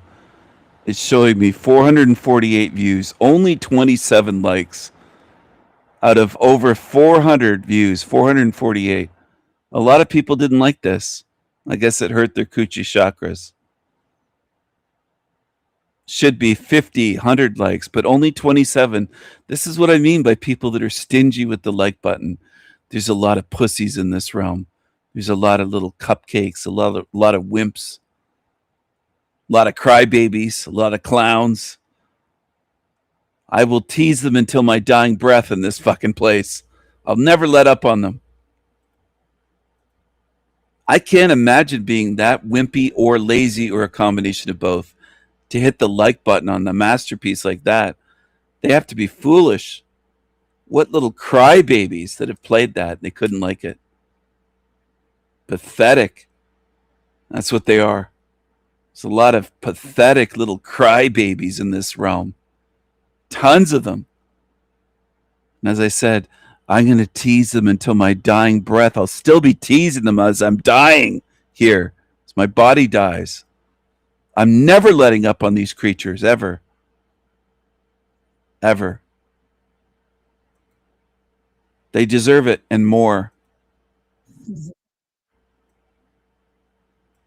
They would love to control humor. They would love to control words, language, freedom of speech. They want to control everything. Little crybabies. They can't handle anything. They make me sick. Float them on doors, exactly. They don't belong in first world countries. Who do we have here? Beautiful souls, a reading like that just isn't worth Beautiful souls. it. I didn't go in. Beautiful souls, a reading like that. Beautiful souls, a reading like that just isn't worth it. I didn't go in because as soon as I was collecting the clips and I had the intention of reading the field, but I immediately felt sick. And when my partner came to turn on the cameras, he started burping, and then my boys around me, my beautiful fluffy boys, they were burping as well. And at this point, the clip wasn't even on my screen. I hadn't pressed play. So the energy was already interacting, and it can make me very ill if I go into a field where the frequency is so low. And it reminded me of the Erica Kirk video that I did and the Oprah, the currents, the energy currents were very similar. And as I mentioned, it can be very harmful for my energy and my well-being. That being said, what I saw just for those few seconds was an exploitation of his energy. There was abuse, and I don't want to go into that, into who's abusing who, but the abuse was clear as it was coming through. And just give me a moment because it's starting again.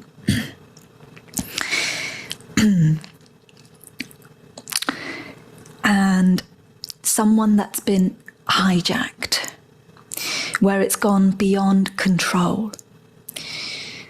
And that's normally what happens in a field.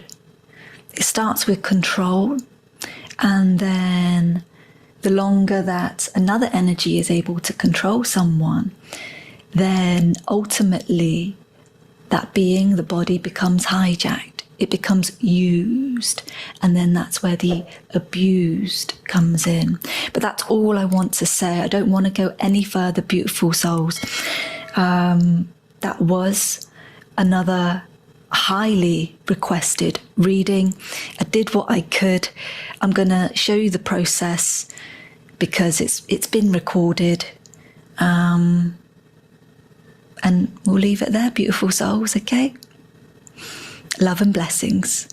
Love and blessings. Beautiful souls, many of you have requested Ben Shapiro as one of the next readings. And I haven't brought him up on the screen yet because I started to feel very sick. I feel sick now. So I'm just going to give it a moment. The cameras are all on. So I did want to let you know that we probably may not make it to the third clip, but I just need to give it a moment before I bring it up on screen and see if I can.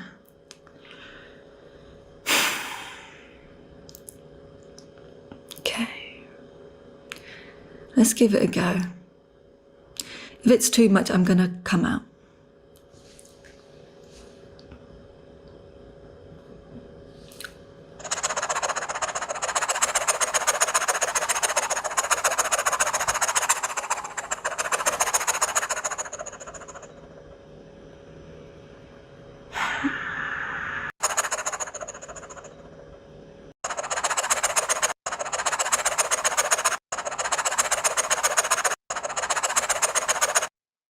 That's my favorite part. The sound, the hand motion.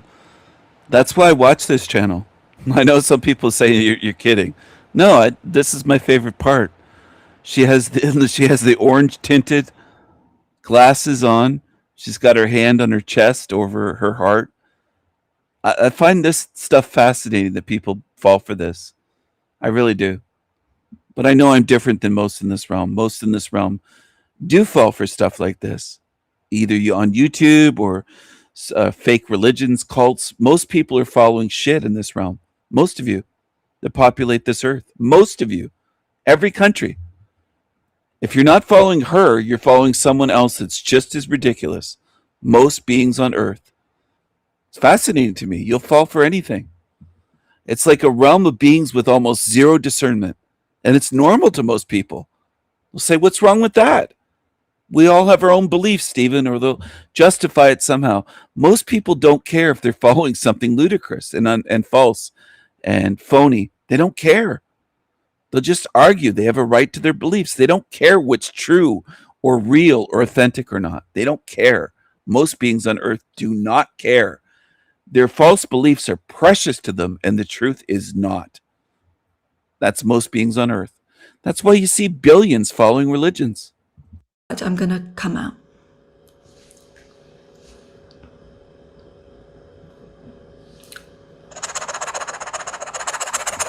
They get angry at me for laughing at this stuff. They don't care if she deceives. They wouldn't care if her channel had 10 million subs and she was making 10 to 20 million a month in profit from duping people. Most people don't care. They just care, oh, Stephen, you're so mean. You laughed at her. That's mean. That's most people. They don't care about the truth. You've shown me that. Humanity has shown me that, not just today or on YouTube, my whole life. You don't care about the truth.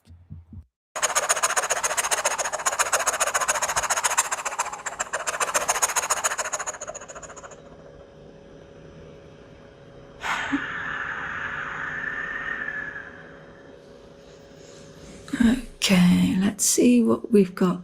Let's see what we've got. Okay, so I actually, yeah, I've had to take it off the screen.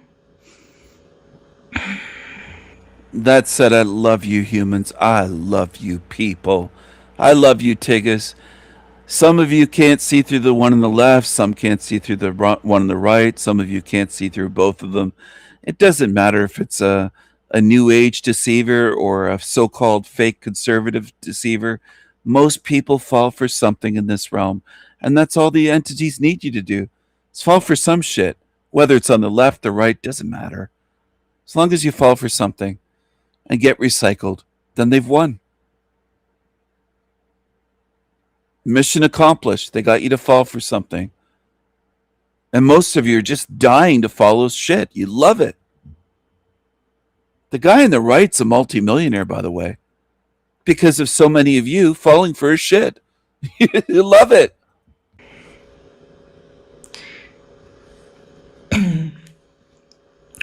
Okay. Had to take that off the screen. Let me just get my breath so that I can communicate with you what's happening. So there's a very strong energy.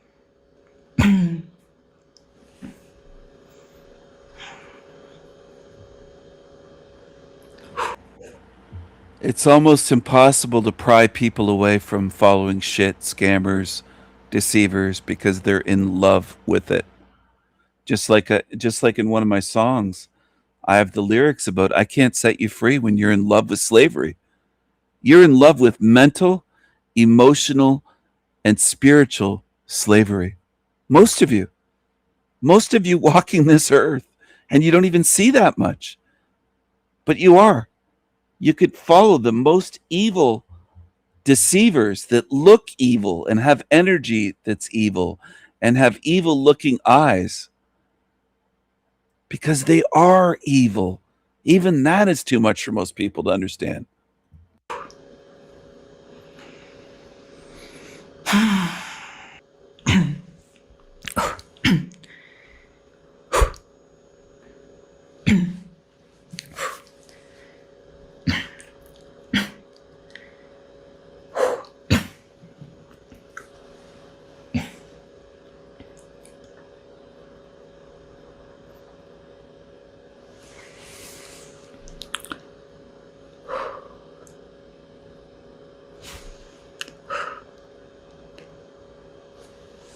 Yeah, I'm not gonna go into that field.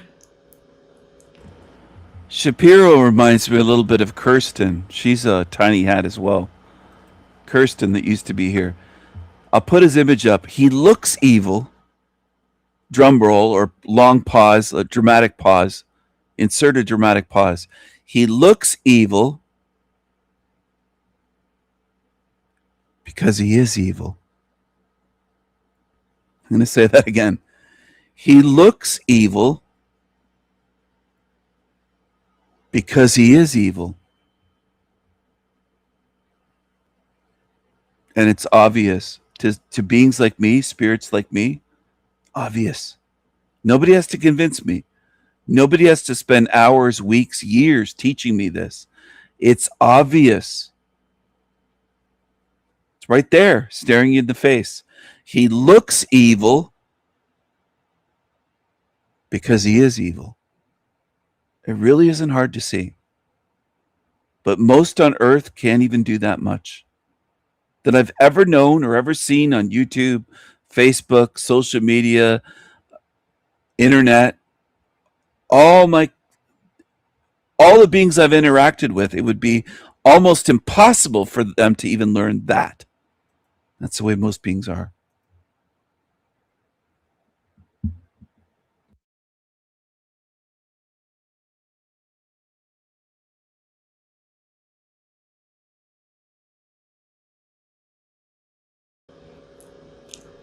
Because it's actually preventing me from going in.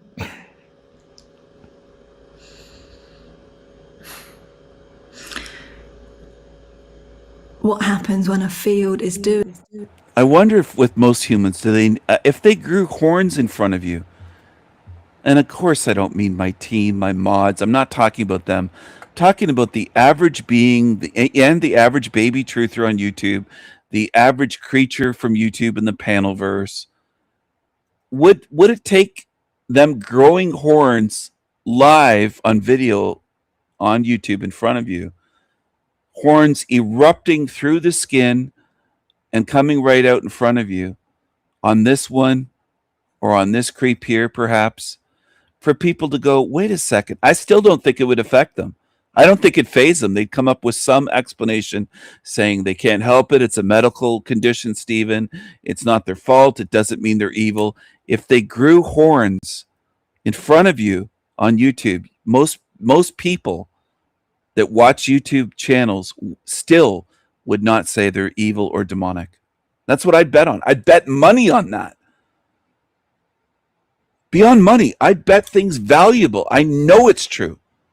I know it's true. Most of you people on earth are foobar. You'll never see.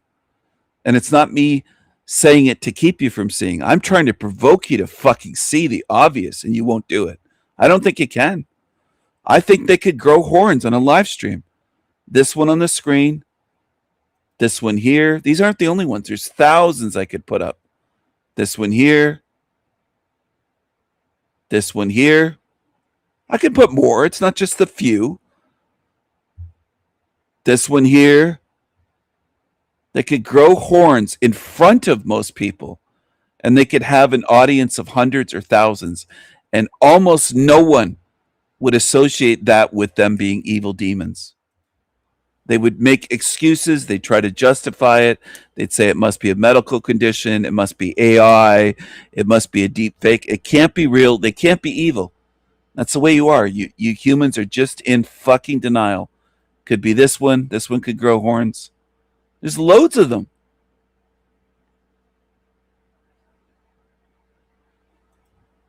Your Jesus could grow horns in front of you. I don't have faith that most humans will ever, ever, ever see. Ever.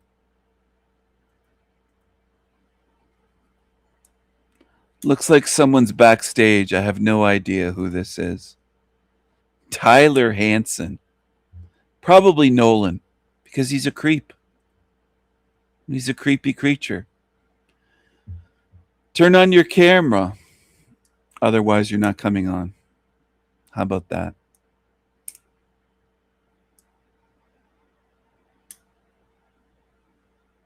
Tyler Hansen, turn on your camera. Because you're not from my live stream chat. You're most likely Nolan, a creepy little cockroach. Aren't you?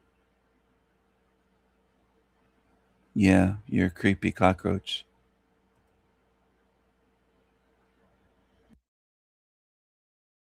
Doing that is that they don't want the information to be shared.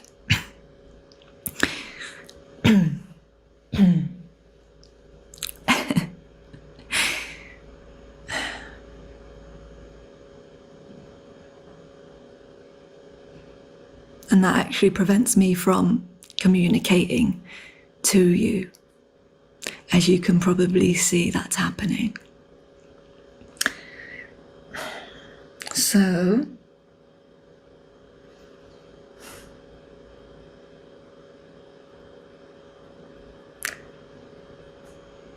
maybe the best thing to do is to disconnect from this channel, and then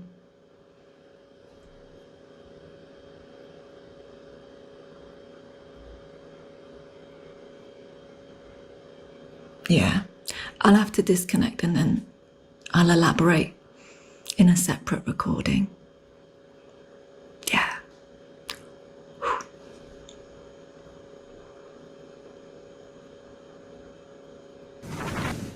All right, beautiful souls.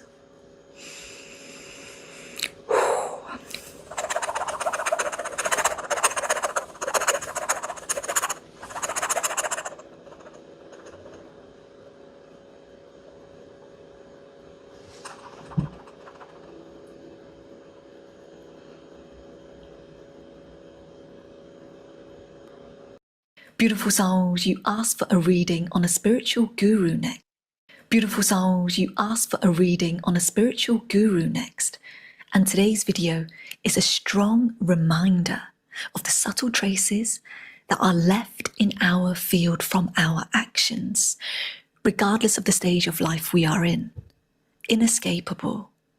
And it's not to say that we should be forever punished, but it highlights the level of accountability a person has taken, especially from actions that have caused hurt or even harm. Let's go.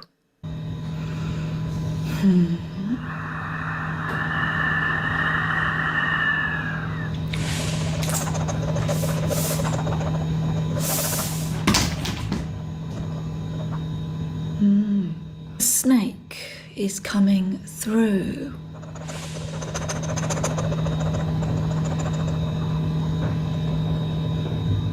Why the snake would come through? It's because it's the way it moves, it behaves, and it interacts with the world around them. Very calculated, very calculated. There it is, there it is. There's a lot happening in his field. A lot of that is trying to fight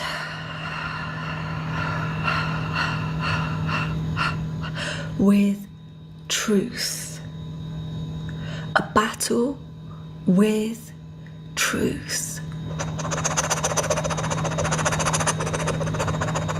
A battle with truth. Despite his hardships that are coming through strongly in his field, which has caused much heavy bodily responses, which means that alchemizing his energy body, emotional body, has been needed because of this. Because of the mind.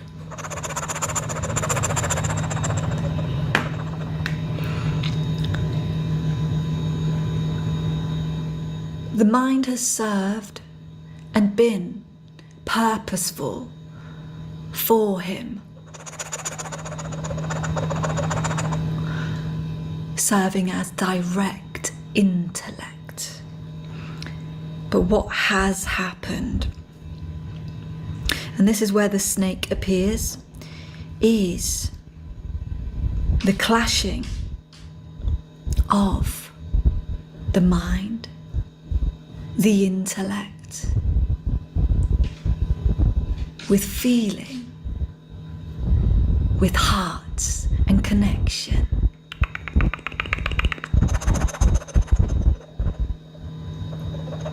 So he has had much push and pull, push and pull, push and pull with this. You see, behind the face,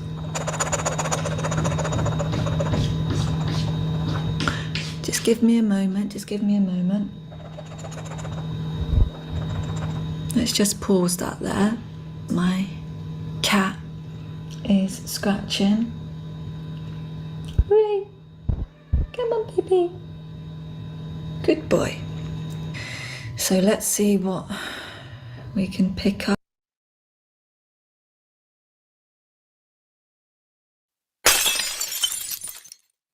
Hello! Watch this. Study this creature named Keith.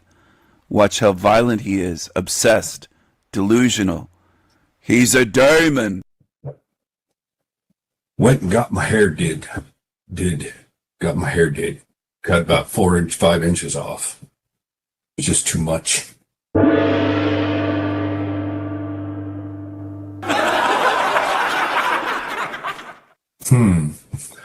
What do I want to do to entertain myself while I'm waiting to see if anyone, there's 8 of you staring at me.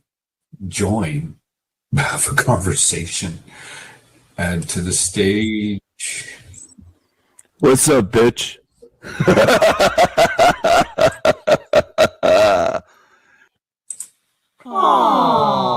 Why would you interfere on what I'm doing?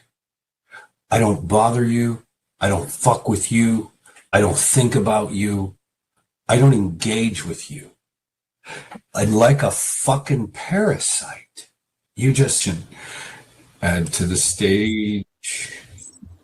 What's up, bitch?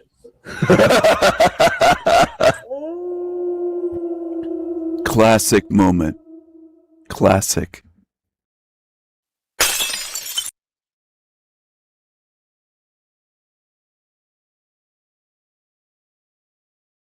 Which all he does is really just point out. I mean, let's be honest though. Black people are better off when they're tap dancing for white people, though, if we're being honest. It's not that serious. We're talking to Andre, who's actually. I agree. Which all he does is really just point out. I mean, let's be honest though. Black people are better off when they're tap dancing for white people, though, if we're being honest. It's.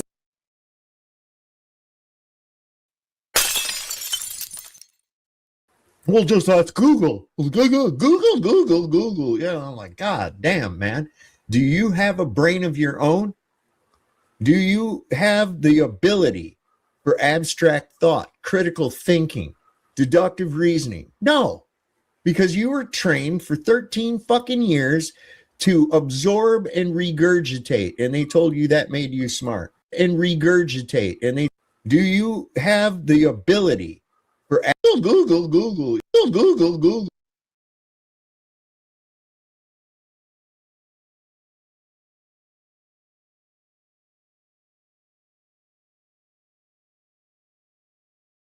They're mocking.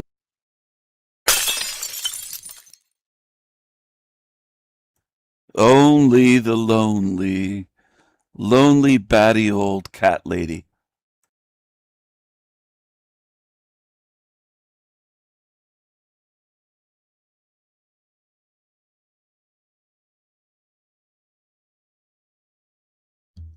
She's just a lonely old cat lady. I'm going to give some commentary since she's not saying anything. As you can see, it's not muted. Muted would be here.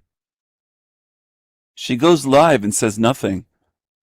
She just goes live and films the darkness and her cat at the window of her shed, her shack that she lives in. I think she lives in a shack. I think she got that screen from one of those places where they give out free stuff, because it has holes in it. See the screen? You can see the wind, the tiny little trees or whatever, branches blowing in the wind. And there's the cat. She loves to just film her cat.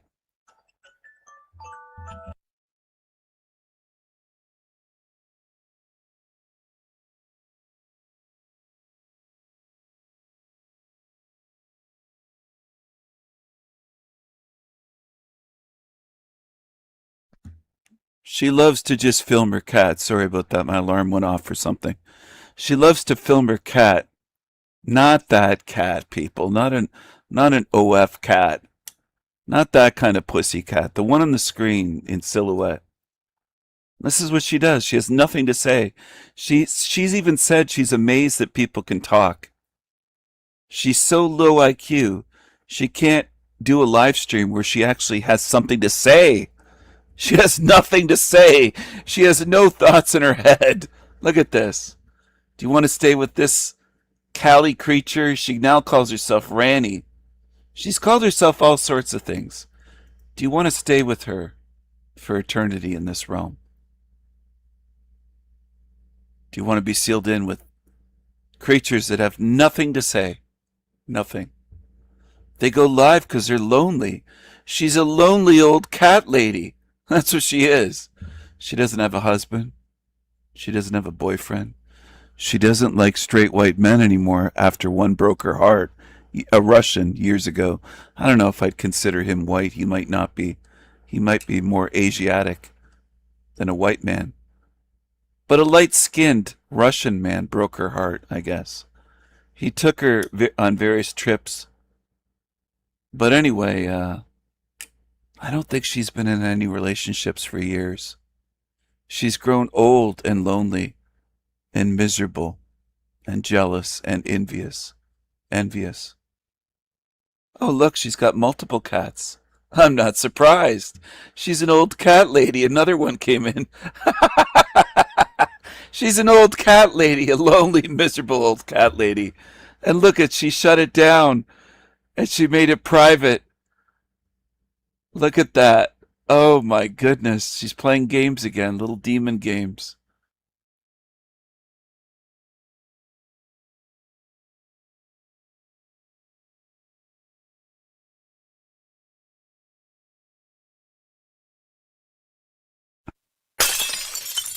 Hello. What's this up to now?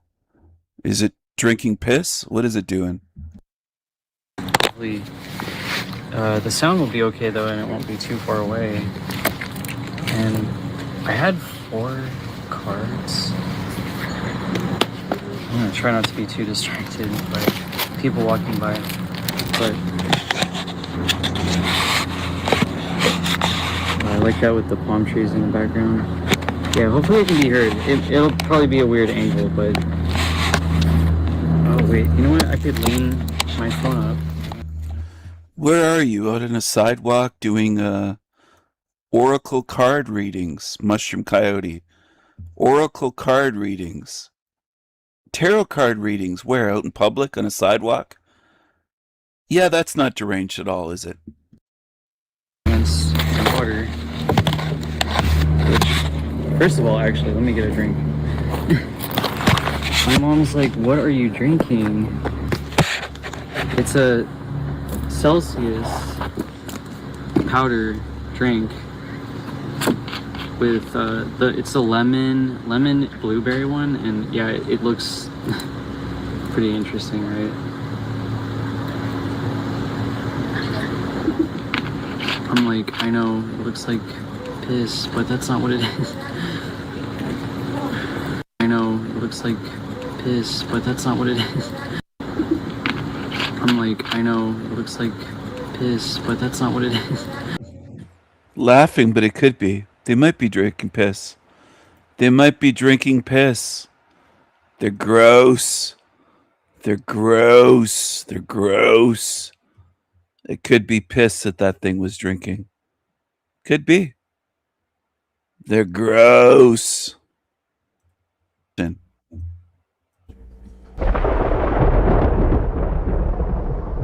Hello, my tiggas. Hello, my tiggas. Was Dolores Cannon reincarnated? I want to know. Was this woman, if you can just assume that she's a woman, if you can just go along with the gender she claimed, while in this lifetime, or the one on the screen, could she have been reincarnated? Is she someone else today? There's certain beings in this realm that sound like Dolores Cannon. It sounds like they stole from her, or maybe it is her. Maybe it's her reincarnated, saying you volunteered for this. You chose this. You chose to come to this hell realm. You volunteered. That's her thing. She said it decades ago. Many years ago, she was saying, volunteers. And there's people alive today on YouTube claiming that you chose this. Or, quote, we chose this, they say. Let's listen to a little bit of Dolores.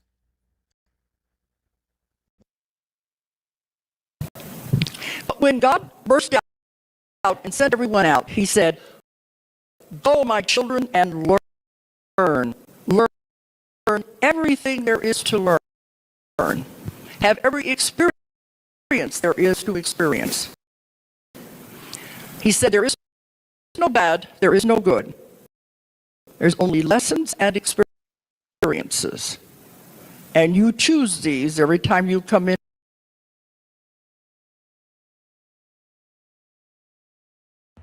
Hold on just a minute, everyone, please.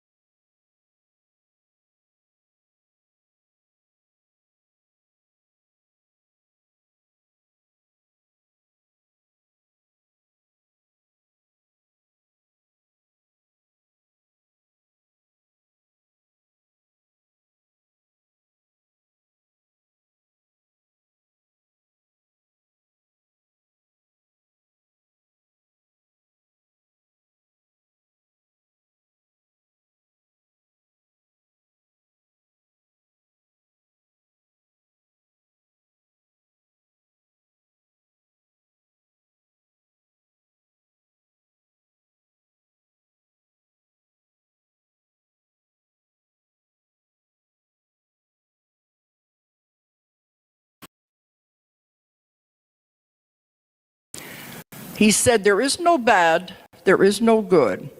There's only lessons and experiences. There is to experience. He said, there is no bad, there is no good. There's only lessons and experiences. And you choose these every time you come into a life. And what you chose to... Oh, wait a second. Sorry to interrupt Dolores, but look at this Tigger. My goodness, look at this Tigger. He's got his watermelon and he's living in mud hut and filth. Look at look at this Tigger. Oh my goodness. Look at this pineapple head. Look at this Tigger. Oh man.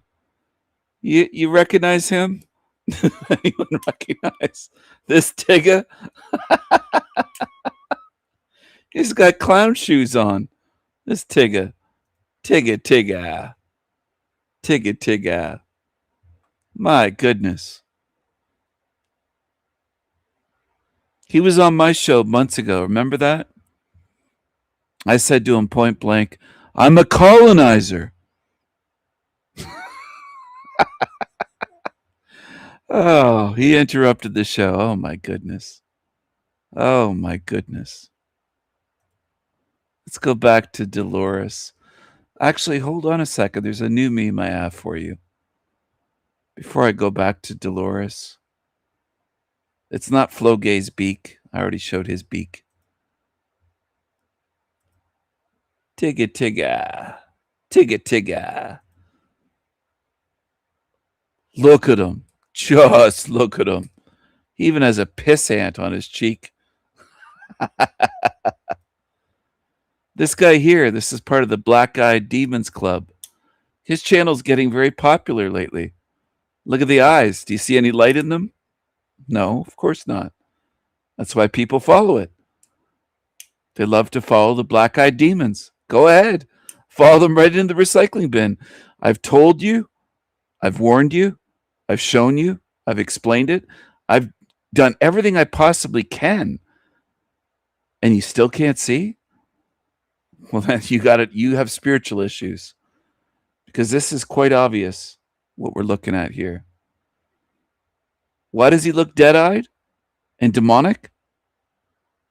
Because he is. That's why. Learn. We all have bad things happen in our lives. That's life. But what did you learn from it? Remember, you created it to learn something from. You made it maybe more difficult than it should have been. Remember, you created it to learn something from. Remember, you created it to learn something. Remember, you created it to learn something from. You made it maybe more difficult than it should have been, but you created it to learn something. And I have clients that I ask that too, and they'll say, I didn't learn anything. It was just a horrible experience. What happens then if you say I didn't learn anything? You got to take that class over again. Earth is nothing but a school that you signed on here to experience. There are many, many schools out there because when we start out, God said, learn everything that's possible, everything there is, things you can't even imagine, and then bring it back to me. And when we're all done with all of our schools, with all of our and then bring it back to me. And then bring it back to me. And when we're all done with all of our schools, with all of our lessons, we take all the information back, download it into the gigantic computer that is God, that is the source. I asked them one time, well then what does he do with it? I asked them, and then bring it back to me. And when we're all done with all of our schools, with all of our lessons, we take all the information back, download it into the gigantic computer that is God, that is the source. I asked them one time, well then what does he do with it? He said, starts over again, recreating again. So it's unending. But when you start on the schools, do with it. He said, starts over again, recreating again. So it's unending. But when you start on the schools, you go to other planets, you go to other dimensions. You have to know what all of that is like. And I proved this by taking hundreds of people. I never know where they're going to go. I think they're going to go into past life. They don't. They go on these other planets, other dimensions, and they learn whatever it is to be learned there.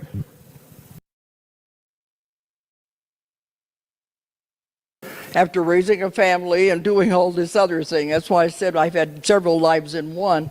You know, my husband was in a wheelchair for 25 years after he was almost killed in the Navy and his body was crushed. So we had to get all that behind us and raising a big family before the universe said, now it's... She's very popular. She's influenced millions and millions of people in this realm. And I am one being trying to help you deprogram. I'm almost laughing because the amount that I reach is almost nobody. And I know that because people love this shit. Humans are addicted to being lied to and duped. They love it. And most will never agree with what I just said. They'll feel sorry for them and say, well, they're just fooled, Stephen. They love being duped.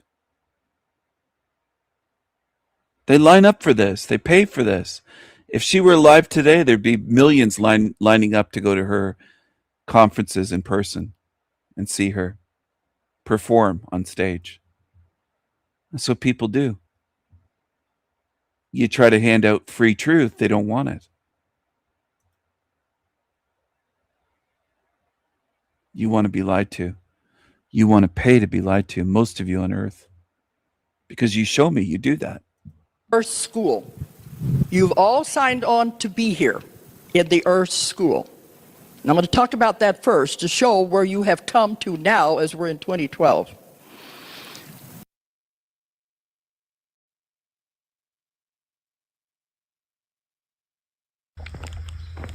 Hey guys, hope you're doing well today. Just want to do a quick video as I'm going for a walk outside. Yeah, I am outside and it is not the greatest day ever, but it's not too hot. But anyway, let's chat, let's talk here. Been thinking a lot about this lately. The topic of why are we here? We as in awake ones. You know who you are if you're awake and you can see, you know who you are. Some of us that claim they can see, I think they're decoys, they're NPCs, they're AI, potentially. Awake ones, he claims. What do you mean by awake? Then he's calling others NPCs and AI. What's your evidence for that? That's a spiritual crime to call living, sentient, spiritual beings, NPCs and AI, and you just flippantly call people that, you're labeling most of humanity that. I think that's wrong. I think it's careless of you. I think it's a crime. I think it's a spiritual crime that you commit, and you do it often.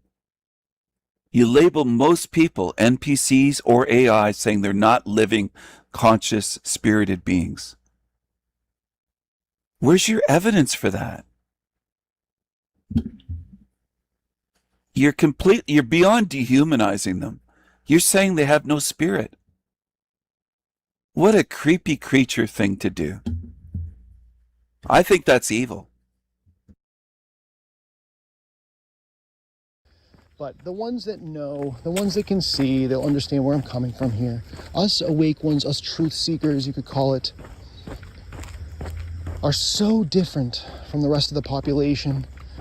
We are so much more, in a sense, advanced with our abilities to be aware, to be conscious of what's going on, to be open to what's true, whether it feels good or not. It's quite a view of a dirty old sidewalk. What a great view. Why would he video this? Why would he film this? Why? Do you like looking at the cracks on sidewalks? It's stupid, isn't it? What do you think? Do you like the view he's giving you? Of the ground, of the sidewalk? Very weird. So much more advanced. And they all seem to be the same from each other. They seem very similar. They don't challenge authority typically. They're not open to truth if it makes them feel uncomfortable. They go with the status quo. Now, different countries have different programming, different people, depending on their upbringing, depending on how they're wired, are going to be slightly different, but their differences are all within the scope of what's acceptable by the controllers, what they've put out there, like different flavors of ice cream, right? Chocolate, vanilla, strawberry. But they may not be so open to if you mix them all together and add something else to it, maybe some nuts. They'll think you're crazy. If you add some nuts in, mixing the strawberry, vanilla, the chocolate, you get where I'm coming from. It's like there's different choices people have. They have options like movies they can watch. They can certain genres like comedy or horror, action, thrillers, psychological thrillers. Democrat, Republican, if you're in the United States. All these options, these choices. But if you say... What has he said so far? And basically, he's ripped off something I've talked about. You have trivial options in this realm. I've mentioned the 32 flavors at Baskin-Robbins. He's just reworded it slightly. He's copied me again. You have trivial choices in this realm. Not real freedom, not real free will. You just have trivial choices like flavors of ice cream. He took that from me. That's something I've spoken about in almost exactly that way. He just changed it a little bit. That's all. He's a complete rip-off artist. He's a thief. He's a plagiarist. He's a copycat. He's a loser. He's a loser. But is this creature, Finkelstein, Jeremiah Finkelstein, is he Dolores Cannon reincarnated? I want to know. Is he? And can you be reincarnated from someone? She was still alive in 2012. I'm sure he was born well before 2012. Is that possible? I think it is. With the way the Matrix works, you can reincarnate into the past, into the future, share timelines. I think it is possible. I know a lot of you will be confused saying, he was born before she died. It can't be. No, I think it is possible. And I'm half joking with asking, it's tongue in cheek, is he Dolores Cannon? Maybe she was recycled, though. I'm sure she was. I don't think she got out with her beliefs of karma and all kinds of shit. And you have to learn your lessons here. And Earth is a school. And I don't think she got out. I think she got reincarnated or recycled, as I often call it. So it's tongue in cheek saying, is this Dolores Cannon? But could it be her? Could be. Am I serious about that? Yeah, it could be. Am I also tongue-in-cheek saying, he's probably Dolores Cannon because he's saying we chose to come here? Well, he got that from creatures like her, pushing that shit. He's a low IQ loser. He's not a thinker. He just parrots what he hears from others. He doesn't have original ideas. He doesn't have a model of his own. Well, I don't want any government. Well, then you're going to get a lot of pushback now, aren't you? Right? If you say, I want to make my own party, and my own party is called XYZ, and these are the principles, these are the values of this party, and this is going to be my new party, people will look at you like you're crazy, right? Because it's not within that scope, that box, that chocolate, vanilla, strawberry, those choices that are traditional and that people have been given by the controllers as their options. So they're all very much the same. These sheeple, these quote sheeple, they're not very different. We are. How do you like the sidewalk view? He claims he doesn't put people down, but he calls them AI, sheeple, sheep, NPCs, all sorts of things. But he'll say, oh, I'm not insulting. I'm not like King Stephen, or as he calls me, TSM. All the demons call me TSM. They're that retarded. I am not TSM. One of my channels is called The Sanity Machine. That's my channel name, not me. They're actually that retarded. They don't know that. But he likes to put down others and then claim that I'm not like that. I'm not insulting. He's calling them sheep, sheeple, AI, NPCs. He's saying he's more advanced. He's awake. He's saying that he's up there, superior, and they're down there. That's what he's trying to do. He's trying to hype himself up. But he's a loser. So different. We are on the other side of the spectrum. We are free thinkers. We think for ourselves, for the most part. And we are aware of things, for the most part. And we are aware. So different. We are on the other side of the spectrum. We are spectrum. We are so different. We are on the other side of the spectrum. We are free thinkers. We think for ourselves, for the most part. And we are aware of things. We are fully conscious. Sounds like he's out of breath. I have him sped up a bit.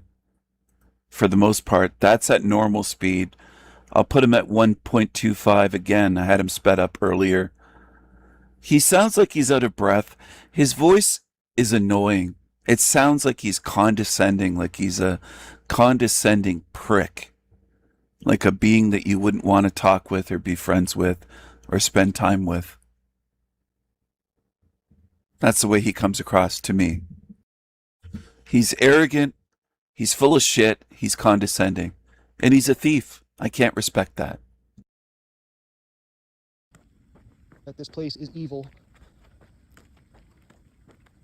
So what does this mean? That this place is evil. That this place is evil. That this place is evil. So what does this mean? What it means is, it's very likely that we could be, and this is my opinion, agents in the Matrix here. We entered the Matrix so we could free some spirits. We could wake them up. We could resist just our energy, our vibes. He says agents in the Matrix. He is a Matrix agent. I think he works for the Matrix. I would say he is an agent. He's not here to help, though. He's an agent of the Matrix. We could resist just our energy, our vibes. Frequency could be enough to resist more hell here. Sorry, I'm getting a little out of breath, so I'm walking up a hill. So maybe just us being here makes a difference. Maybe we chose. So maybe just us being here makes a difference. Sorry, I'm getting a little out of breath, so I'm walking up a hill. Sorry, I'm getting a little out of breath, so I'm walking up a hill. So maybe just us being here makes a difference. Maybe we chose to come here because we had a mission, but it wasn't something where it's like, because we had a mission, but being here makes a difference. Maybe we chose to come here because we had a mission, but maybe we chose to come here because we had a mission, but it wasn't something where it's like, well, I came here because I wanted to go. Being here makes a difference. Maybe we chose to come here because we had a mission, but it wasn't something where it's like, maybe we chose to come here because we had a mission, but it wasn't something where it's like, well, I came here because I wanted to go on vacation in Hawaii, or I wanted to go on a cruise. I wanted to have fame and success, fortune. Maybe that's not why we came here, but we came here to do some dirty work.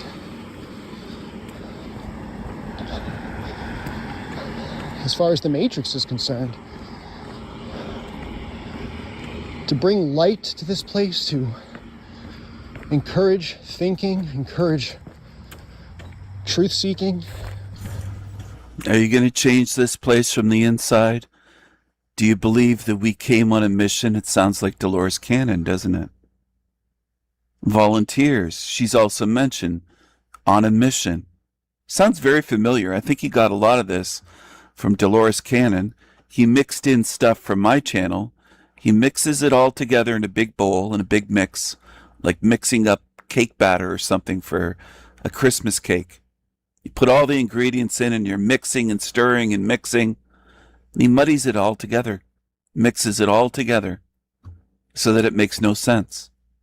Because what he's preaching doesn't make fucking sense. Does he care about that? No, he doesn't care. He doesn't care if he misleads people. He's an agent of the Matrix. He's an agent. He calls me the devil. He calls me the devil. In videos. In video titles even. He's called me the devil. He's an agent of the Matrix. So was Dolores Cannon. Maybe he is Dolores. Maybe he has some of Dolores' spirit in him. But he is an agent of the Matrix. He's an Agent Smith.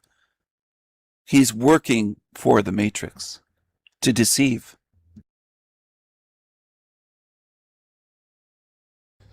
Concerned.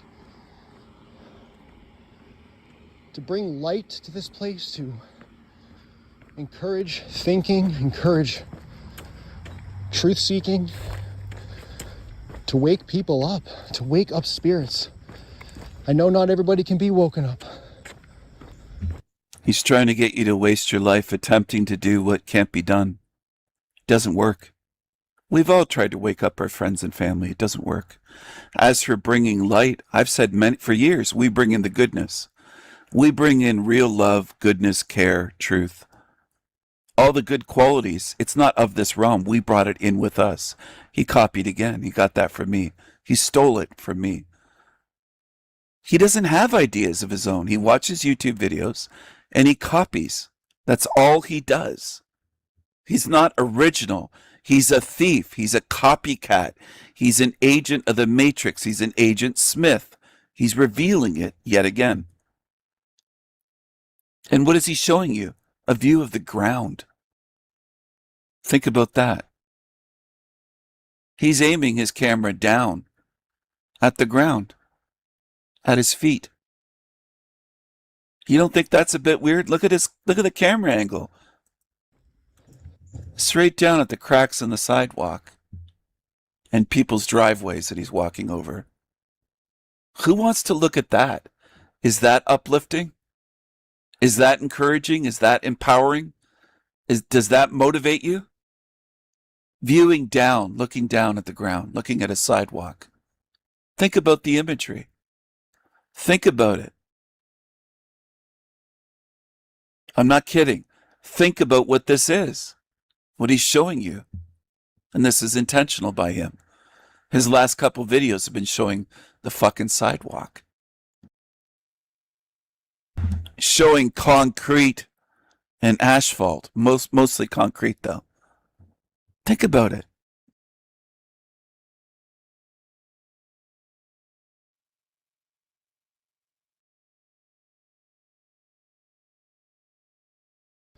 to wake people up, to wake up spirits. I know not everybody can be woken up. To wake people up, to wake up spirits. I know not everybody can be woken up. Truth seeking, to wake people up, to wake up spirits. I know not everybody can be woken up. But there are ones right now that have not awoken, and they will someday. They have the potential to wake up, and that could be why we're here, to do that, to help them. He said that they will one day, then he said they have the potential. He contradicts himself one sentence to the next. This guy doesn't make sense, and he's misleading you. He's trying to get you to work on, quote, waking people up here, rather than getting yourself out, banding together, and ending the Matrix. That's my plan. My plan makes more sense than banging your head against concrete for the rest of your life trying to, quote, wake up beings that never will wake up here. There is no, quote, waking them up. He wants you to do something and spend your effort and energy and years and lifetime on what is futile. He wants you to waste everything here and perhaps get recycled because you spent your focus on that, on failing. I want you to succeed. I don't want you to fail. That have not awoken, and I know not everybody can be woken up. But there are ones right now that have not awoken, and they will someday. They have the potential to wake up, and that could be why we're here, to do that, to help them. But we knew that they weren't all that way. We might have known that, hey, most of these people are just artificial NPCs, these normies, we call them, right? Quote, normies. We knew that there was a lot of them, but there's some mixed in that maybe are loving, caring, free spirits. Well, they're not free if they're here, right? But they're real. I don't call normies NPCs because NPCs is non-playable character. It means they're just a character in a video game. I don't think that's what the average normie is that isn't into these things, these topics and truth seeking. I don't dehumanize them that way. The NPC term is a label meant to dehumanize as much as calling someone like me a bigot, a racist, a sexist, a transphobe, a homophobe, a this, Islamophobic, this, that. These labels are weaponized terms meant to dehumanize and devilify. And that's what these creatures like this guy uses, NPC. He's not the only one. There's lots of them like that. Ignorance is bliss, Reaper character, this from South Africa. The weirdo that says, NPCs, they're all NPCs! NPCs, they're all NPCs! His whole group calls everyone NPCs. And I think it's wrong. I think it's evil. I think it's a spiritual crime to do that, to call them AI, fake, say they're robots or NPCs, video game characters, that they're not living beings. He doesn't fucking know that. But he's labeling them something like that. That's a spiritual crime. That's a spiritual crime he's committing against most beings in this realm. He thinks nothing of it. He and his group of losers on YouTube. They're not just baby truthers. They're agents of the Matrix. He's an agent. Like you and I, we're real here, right? But that maybe are loving, these normies, we call them, right? Quote, normies. We knew that there was a lot of them, but there's these NPCs, these normies, we call them, right?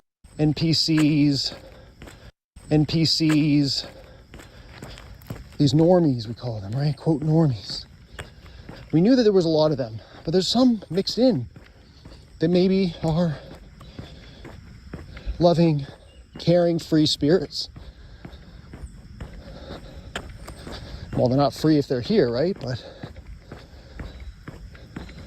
they're real. Like you and I, we're real. We came in here to get the real ones out, or to try. Because if you can use your imagination and just imagine this place being outside this place and taking a look at it from afar, and you have a real good sense of what's going on here, all the suffering, the injustice, the trauma people go through.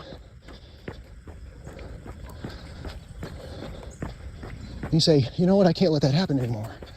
I can't allow that, and I know that there's spirits in there. I've said for years I can't allow this to go on. But he's pushing the idea that you came in here to stop it from the inside. Really? Let's see you do it then. He claims he has superpowers. He laughs at me saying I'm not a magical being, but he claims he's a superhero with superpowers, this creature, this cockroach. He's such an envious prick. That's what he is. He tries to fake confidence, but he's insecure. He's an insecure, envious loser. He doesn't have superpowers. He's not a superhero. He wants to play the hero in his mind. He hasn't helped anyone. Oh, there's spirits in there that stumbled in there, and maybe they were trying to help, and we're trying to help them get them out. But we came in here and we kind of got stuck. This isn't his theory. He's just rehashing what he's heard. He never comes up with things of his own. Never. Kind of got stuck. We got entangled in this place. Came in here and we kind of got there, and maybe that stumbled in there, and maybe they were trying to help, and we're trying to help them get them out. But we came in here and we kind of got stuck. We got entangled in this place, and we really didn't know how difficult it might be to wake these spirits up. And maybe we didn't know how to identify them. We sort of were in over our heads a little bit. We didn't really know what we were getting ourselves into. And we got trapped here, temporarily, of course. And then we naturally woke up, because we were going to wake up anyway. And we realized, fuck, that didn't go so well. So temporarily he got from me, because I've said that for years, that this is not permanent, it's temporary. I'm temporarily here. Anyways, he's just such a thief. I'm shaking my head. It's just pathetic. And that some people can't see it. Some do. But some can't see what a rip-off creature he is. Because they like his shit and they watch his stupid videos. He's a thief. If you're following a thief, where do you think a thief is going to lead you? It's an immoral being. Would you trust a thief after they robbed your house? So why do people trust thieves on YouTube? He's a copycat thief. If you want to follow him, go ahead. Just stay away from me. That's all that I ask. Stay away from me. Don't be around me for the rest of my life here. I don't want creatures that support criminals and thieves. Just go away. Go with the degenerate thieves and criminals. Isn't really working. How can I get out of here? How can I save myself? Wake up anyway. Of course. We didn't really know what we were getting ourselves into. And we got trapped here, temporarily, of course. And then we naturally woke up getting ourselves into. And we got trapped here, temporarily, of course.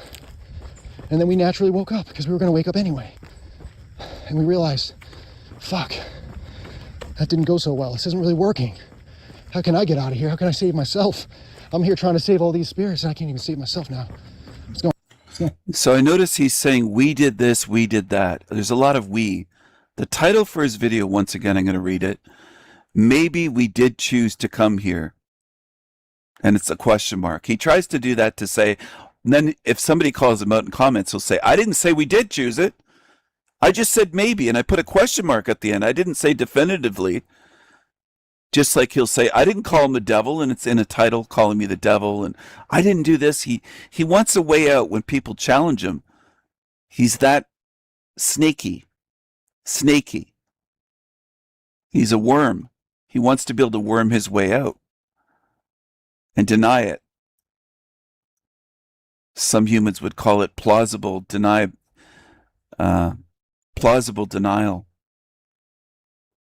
Sorry, I'm just, I'm a bit tired, and I'm a bit tired of having to cover this stuff. Not just his channel. There's so many, I could never cover them all that do this shit. They steal, they mix it in, they muddy the waters. It's like taking a crystal clear glass that's perfectly washed, or a brand new glass. Not a smudge on it. Crystal clear glass. And you pour in the cleanest, best spring water that you can get. Maybe the stuff from Iceland or somewhere. And it's just so clear and pure, and it's been tested, and you're like, damn, that's good stuff. It's just so pure and clear. And then you start putting mud in there. You start dumping in chemicals, hazardous chemicals, toxic shit, toxic sludge, and even dyes, like red dye, and the water is no longer pure and crystal clear. You can't even see through it. You put your hand on one side and you start trying to see through it and see your hand on the other side of the glass. It's so clouded and muddied and full of sludge. It's starting to look like toxic black goo or some alien fucking concoction. You muddied the waters. That's what their role is, not just him. You got to think bigger. And I've tried to get that through people's heads, and a lot of people can't do it. They'll just focus on him, thinking, well, you exposed him. I haven't just exposed him. You got to look at the big picture if you want to see what this place is. Because on your way out, if you're just thinking, well, Stephen exposed Finkelstein, you missed my point. You missed most of it. I exposed this realm, not just this guy. You're in a realm of deceivers. It isn't just him that's a liar, a thief, a copycat, an agent of the Matrix, a deceiver, an agent, a shill. It isn't just him. It's the majority in this realm that behave this way, especially on YouTube and social media. You might meet some normies out there that don't behave like this guy. And they're not NPCs, they're all NPCs. That's the easiest fucking label to put on people. And it's wrong. It's weaponized. It's wrong. It's weaponized. These creatures are leading you astray. And I want you to see that so it helps you. Helps you get out of this place if you can start seeing through these creatures. Going on.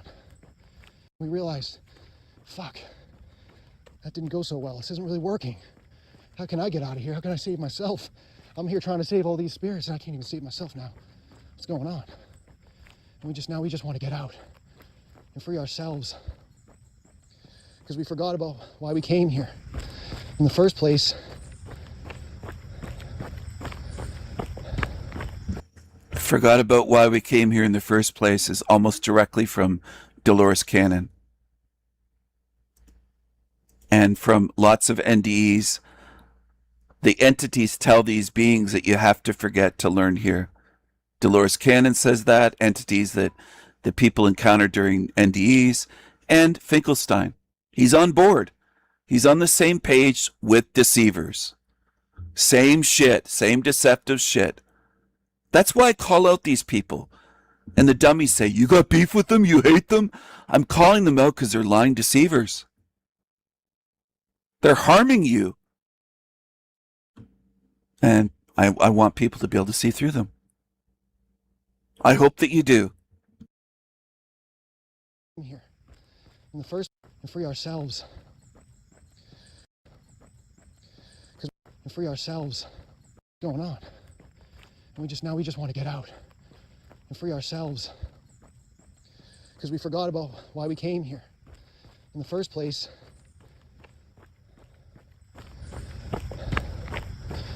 I don't hear many people talk about us choosing to come here, to be heroic, to do the right thing. But I know that if I Dolores Cannon spoke about us coming here to, quote, be heroic as volunteers to fix this place decades ago and wrote about it in books. You don't hear many people saying that? You got it from Dolores Cannon.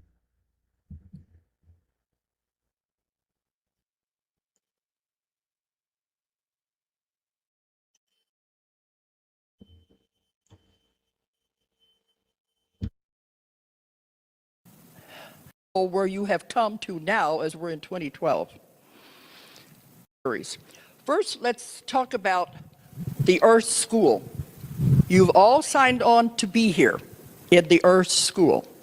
And I'm going to talk about that first to show where you have come to now as we're in 2012.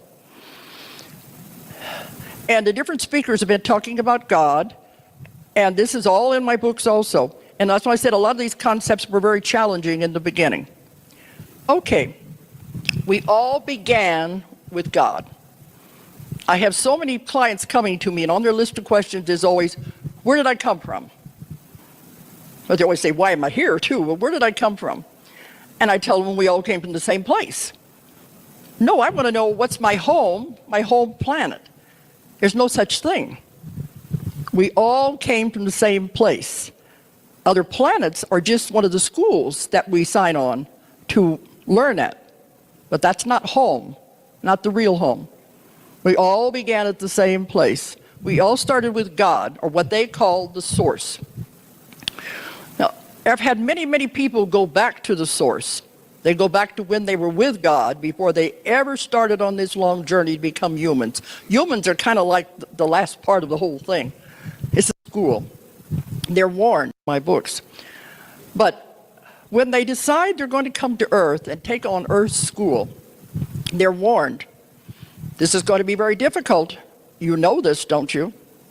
Once you sign on for the Earth School, it's a long school. You can't get out of it until you are finished. You have to take all the grades, all the steps. You can't jump from kindergarten to college. You have to finish this class before you go to the next class. If you fail that class, there's no judgment. You just take it over again. And I've had many clients who are taking the same class over and over and over again. They go through maybe 4 or 5 lives with the same people, same circumstance, and they still haven't got it.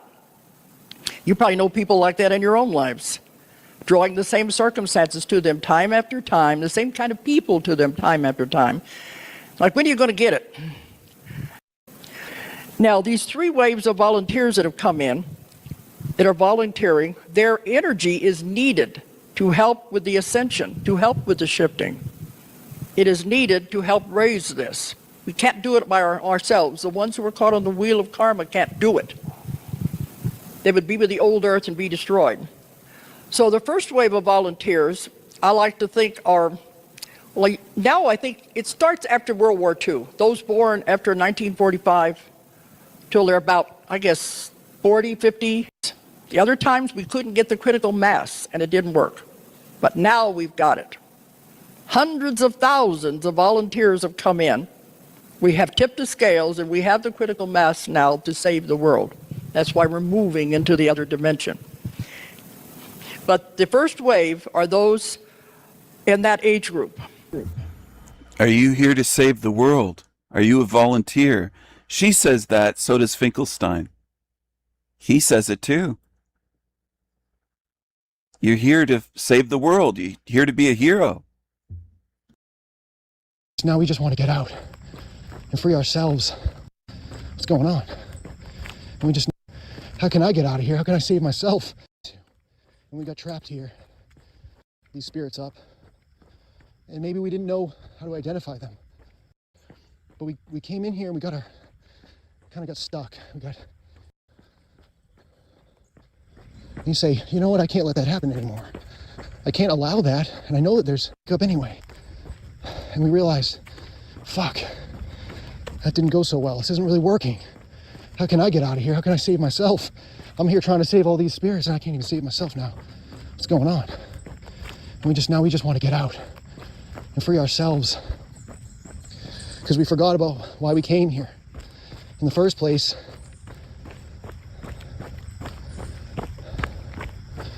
I don't hear many people talk about us choosing to come here, to be heroic, to do the right thing.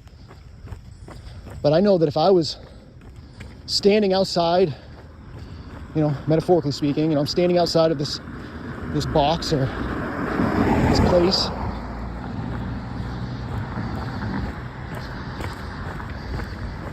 and Calls it a box. He should call it a black cube, which is ripping me off. I've described it in my Esoterica series as a black cube and in live streams. He's just a copycat. He's a thief. He calls it a box. Where'd he get that from? Oh, here's Jeremiah. Jeremiah Finkelstein, what do you have to say? Oy vey. I miss my mama's matzo ball soup. Hawk, hawk, hawk, hawk.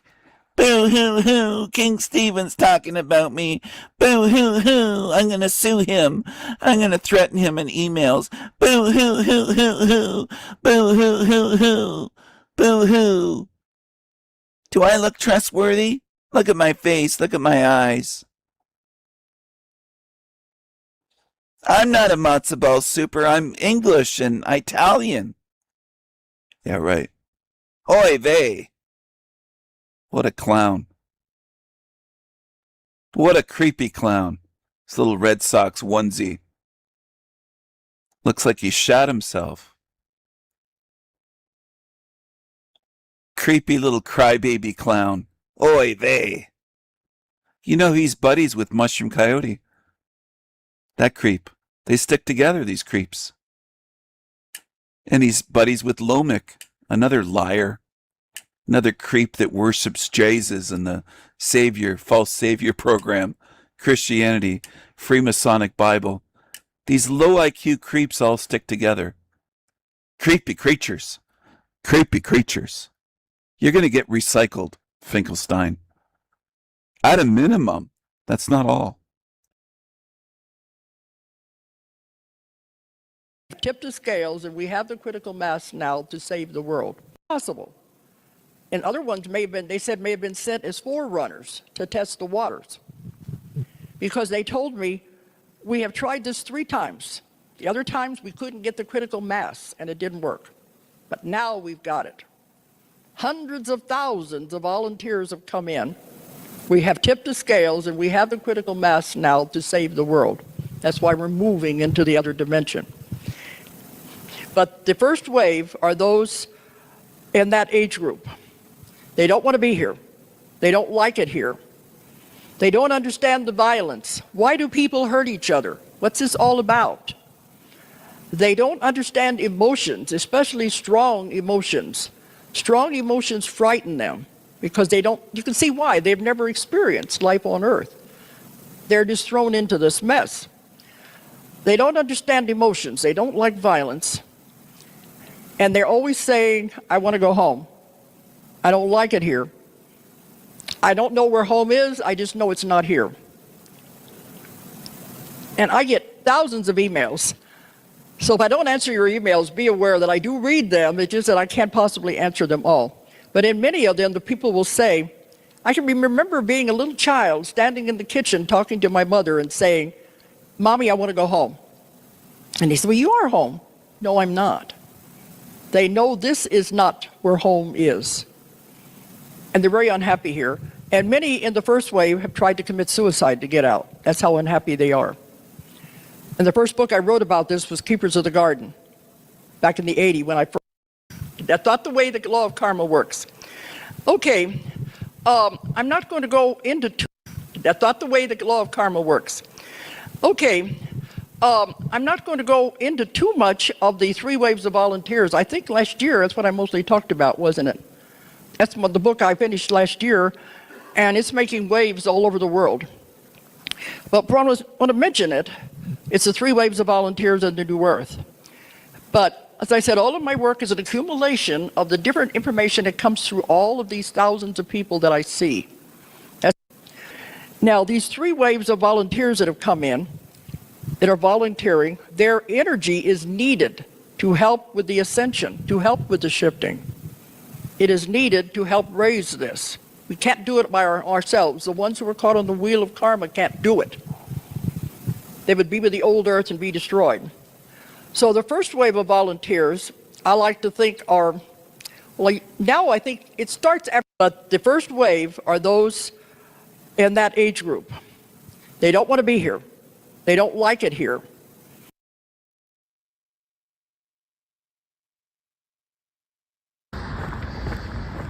And standing outside, you know, metaphorically speaking, you know, I'm standing outside of this box or this place.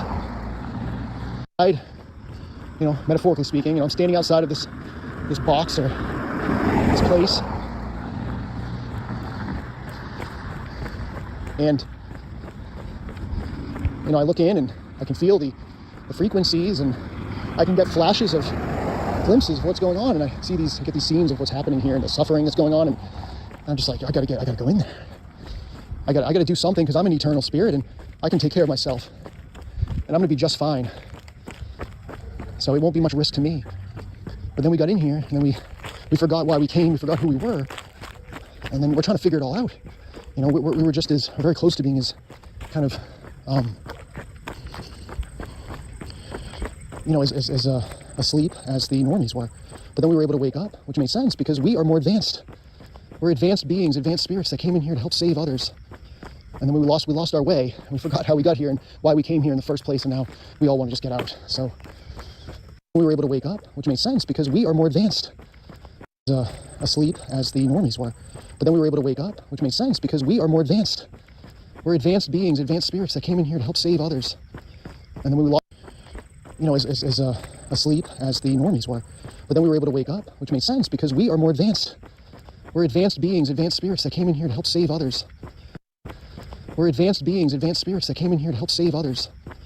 And then we lost our way, and we forgot how we got here and why we came here in the first place, and now we all want to just get out. So that's really where I'm coming from as an opinion.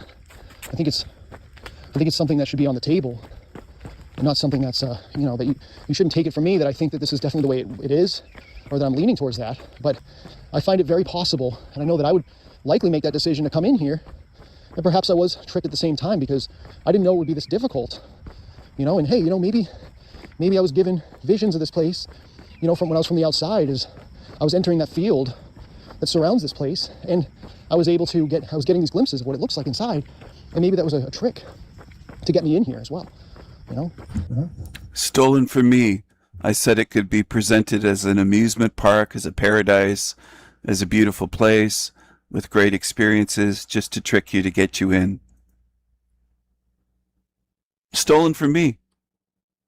He took that from my channel because he's a thief. I've had these conversations with Wendy and others. Wendy, R.I., plenty of people. Carl in the old days, my earlier live streams. He's just a thief. And people just, if you don't want to see through the thieves and you want to follow them, please go ahead. But just leave me alone. I don't want followers of thieves around me. I don't want followers of demons around. Just leave me alone. Go away. Just go away. You can have at it with all these channels, Finkelstein, and there's countless other channels like this. Go to them where you belong. Because a lot of you have no morals. You have no problem with thieves. Right off the bat, I know you're not a spirit that I want around me. Because you don't care. You don't care what they've done to me. You don't care. So why should I try to help you? That surrounds this place, and I was given visions of this place, you know, from when I was from the outside, as I was entering that field that's, you know. And hey, you know, maybe I was given visions of this place, you know, from when I was from the outside, as I was entering that field, you know. And hey, you know, maybe I was given visions of this place, you know, from when I was from the outside, as I was entering that field that surrounds this place, and I was getting these glimpses of what it looks like inside, and maybe that was a trick to get me in here as well, you know. But the question would be, why did I come here? Well, I came here to do the right thing and be heroic. Not thinking about it as being a hero, but just to do the heroic thing. To save, to do the right thing and be heroic. Not, you know. But the question would be, why did I come here? Well, I came here to do the right thing and be heroic. This place, you know, from when I was from the outside, is I was entering that field that surrounds this place, and maybe I was given visions of this place, you know, from when I was from the outside, is I was entering that field that surrounds this place, and I was getting these glimpses of what it looks like inside, and maybe that was a trick to get me in here as well, you know. But the question would be, why did I come here? Well, I came here to do the right thing and be heroic. Not thinking about it as being here to do the right thing and be heroic. Not thinking about it as being a hero, but come here. Well, I came here to do the right thing and be heroic. Come here. Well, I came here to do the right thing and be heroic. Not thinking about it as being a hero, but just to do the heroic thing. To save somebody.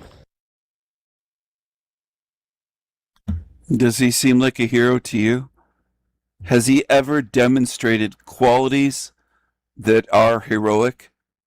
Does he seem heroic to you? What do you think?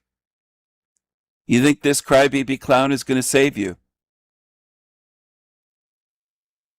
Aw, boo-hoo-hoo! You going to threaten to get a lawyer against me? Boo-hoo-hoo! Crybaby.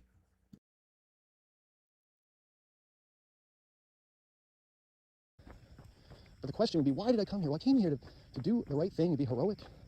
Not thinking about it as being a hero, but just to do the heroic thing. To save somebody. Because there's nothing more opposite than this place and myself. But the question would be, why did I come here? Well, I came here to do the right thing and be heroic. Not thinking about it as being a hero, but just to do the heroic thing. To save somebody. Because there's nothing more opposite than this place and myself. I'm so much different in this place, and it's very difficult to deal with the norms of this reality, because they just are not what I would do and not the way I would create it. And it's just a complete clown show. It's a complete shit show, and you know, people pretend to be normal and pretend things are fine, but underneath everything, it's just all decay, and it's just all just rotting underneath, and death, and not life, not beauty, not sunshine, but just darkness and decay and death. Not to say the darkness is bad. Darkness can be good, you know? Not to say the light is necessarily good, that duality, but just a way to express sort of what I'm thinking, not to be taken literally. So yeah, I mean, would you choose this? I mean, if you didn't know, you know, maybe you didn't know it was going to be this bad or this difficult. Maybe you thought it was going to be kind of easy. Maybe you didn't think you'd forget why you came here. Maybe you thought you'd remember that, but we made that mistake, and now we're here. So I guess what we can do, if this is true, what we can do is do our best to try to wake up the people that can be woken up, to do the right thing, to be ethical, to live a moral life here, and increase our knowledge about ourselves. You know, look within ourselves, regain some of our power, and then make sure that, you know, once we do get out of this place, because there's just no way we're coming back here, because we're so different than this place. It's just we're not a match. We're not a vibrational match to this place. And anybody that you meet online or in the truth community or the truth space, anybody that's just a complete ass or a bitch or a cunt to you for no fucking reason, well, guess what? They match this frequency, and they ain't going anywhere, because they're just like this place. So hopefully when we do get out of here, which was going to be, and they ain't going anywhere, because or the truth space, anybody that's a vibrational match to this place, and we're not a match, we're not a vibrational match to this. So I talk about spiritual frequencies, spiritual signatures, species of spirits. He's just trying to copy me. That's all he can do. He's not original. He's a thief. And he's a loser. He's a loser. He's untrustworthy from his voice, his face, his behavior over the years, all of it. Don't trust these creepy creatures. Place, and anybody that you meet online or in the truth community or the truth space, anybody that's just a complete ass or match to this in this place.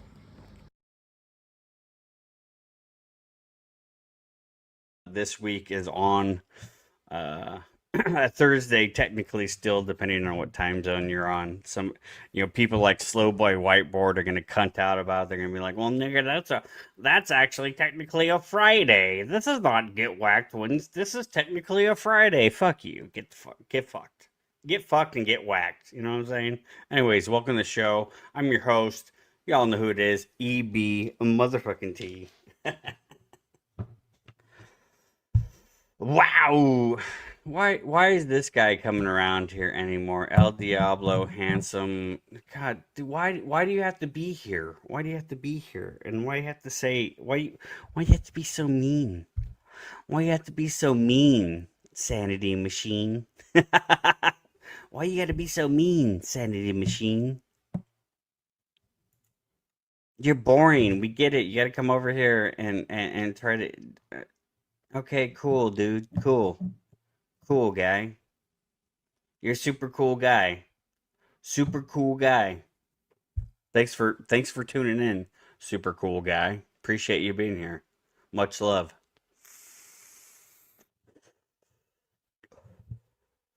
I'm gonna hit on the geek bar. That's a geek bar for you, El Diablo, handsome devil 33. Man.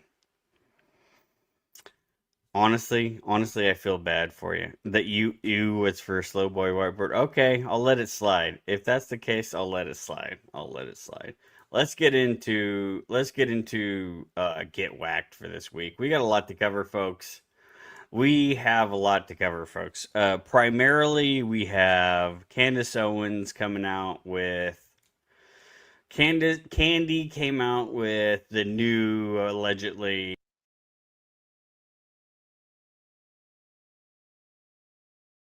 I want to talk to you about pre-birth memories and the implications that I have come across in several reports of people who have had pre-birth memories. And for those who do not know what a pre-birth memory is, it is not necessarily just remembering your past lives, although that may also be the case, but it is more so people who remember the interim between past lives. That is to say, that you remember the afterlife realm. You remember the plane that you existed in between two lifetimes prior to coming here in this one incarnation. And why these reports are so interesting are really a multitude of reasons. But a particular thing that I've come across is that many pre-birth memory experiences describe a major resistance to wanting to incarnate on Earth. And for good reason, right? I don't know many people, close people to me, who actually truly enjoy this place all that much, but it makes sense. Close people to me who actually truly. I don't know many people.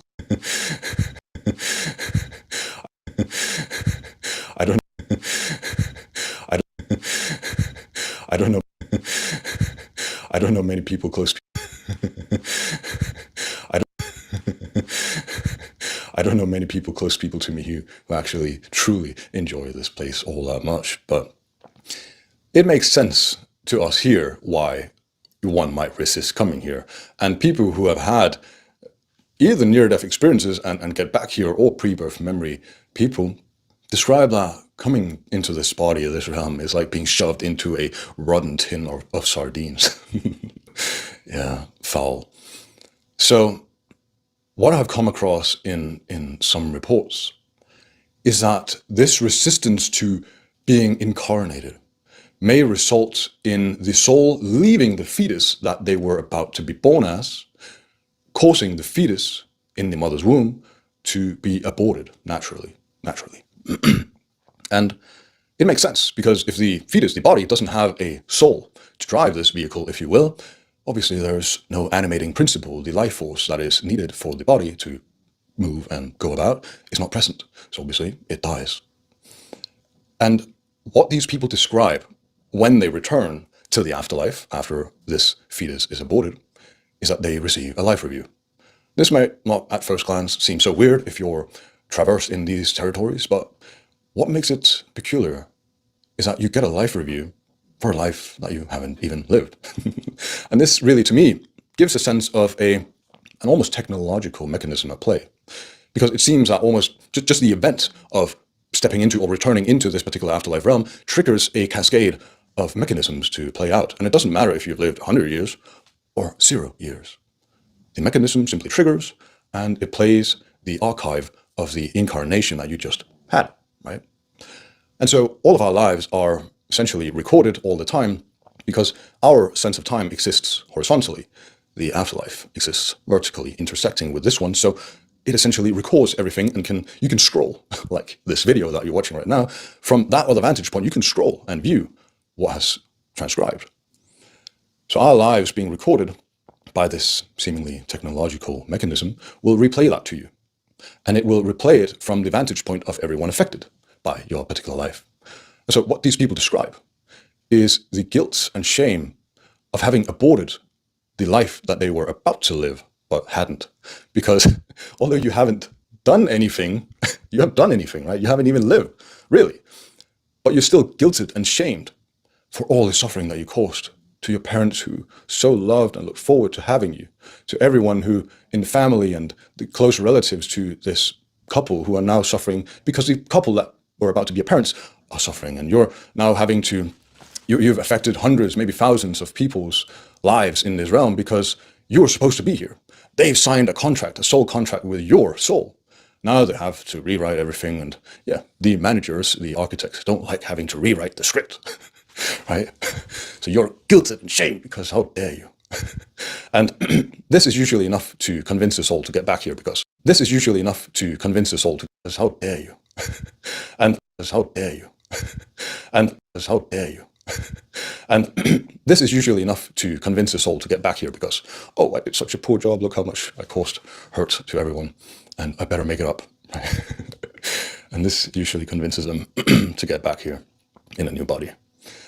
But I think it is really telling that we have a system that places this sort of judgment on you for not even having done anything in life, for simply feeling this gravitation, this pull, this strong density of this realm, and feeling the natural resistance to this density. I mean, who wouldn't? If you are used to being in some heavenly paradise, peaceful realm that the afterlife is supposedly presented as, well, isn't it natural that you have resistance arising to coming to this place, which obviously people describe in a stark contrast to this peaceful, loving paradise realm? It makes sense, and yet you're guilted and shamed for it. I think that is worth noting at the very least, and taking into your considerations from my perspective, as I mentioned. It seems technological. I don't necessarily think that there is always someone evaluating and playing about. I think it is simply a trigger, a mechanism, and a cascade of events unfolding when you return back to this afterlife realm. It happens automatically, it's efficient, like technology always aims to be. And I think that is exactly why it works on so many people. It is efficient. It is tailored to our empathetic nature, to not want to harm and cause suffering to others and ourselves. And yeah, it exploits the very nature of the soul itself, which is to love and care and be kind. And so yeah, I think it is worth questioning a system that appears to exploit the nature that is kind and loving towards others. So take away from this video what you will. You may let me know down below if you have any thoughts, feelings, sharings on this topic. And I'll see you next time.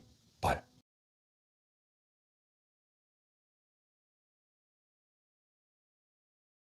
It causes a destabilization. You can feel that through the roots of his field, where all is lifting up, and then it breaks away. Beautiful souls called to protect something precious. That is what today's reading revealed. And as the reading unraveled itself, we were met with a deep peace that was rather unusual, which made me wonder why.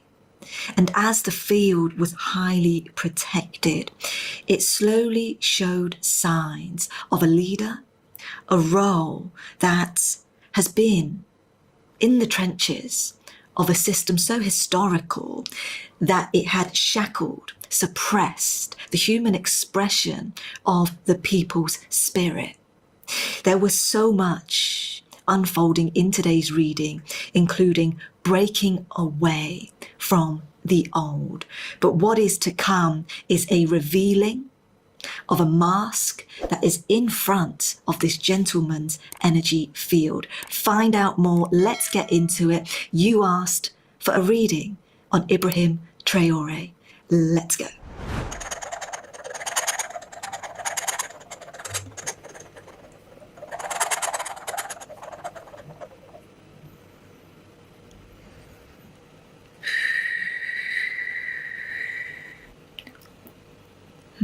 Okay.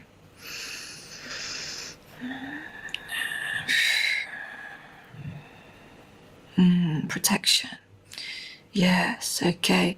So just going to pause that there as we're coming in the first few seconds here. It's actually a very peaceful field, very, very peaceful. A bit unusual, I would say, a bit unusual. That it makes me wonder what's going on here. But the gentleman on the screen, he has protection. The gentleman on the screen is protected. And the word that's coming through is highly. He is highly protected.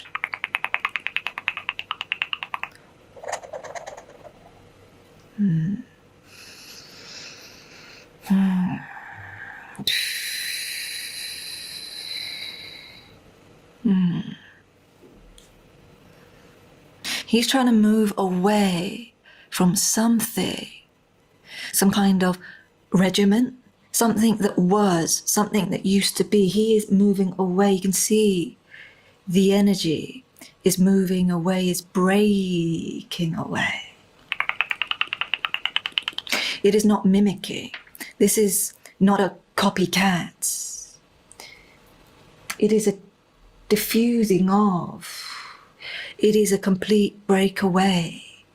You can see that what his energy is able to do, yeah, gosh, it causes a destabilization. It's causing a destabilization. You can feel that through the roots of his field, where all is lifting up, and then it breaks away. It's almost as if he is uprooting, very deeply ingrained, and I'm getting the word trenches.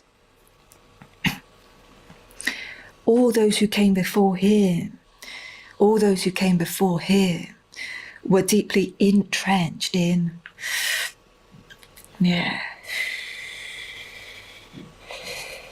this, which is a type of system that shackles, chains, and it keeps the human spirit in a very fearful state. So fearful that the human expression is unable to speak through.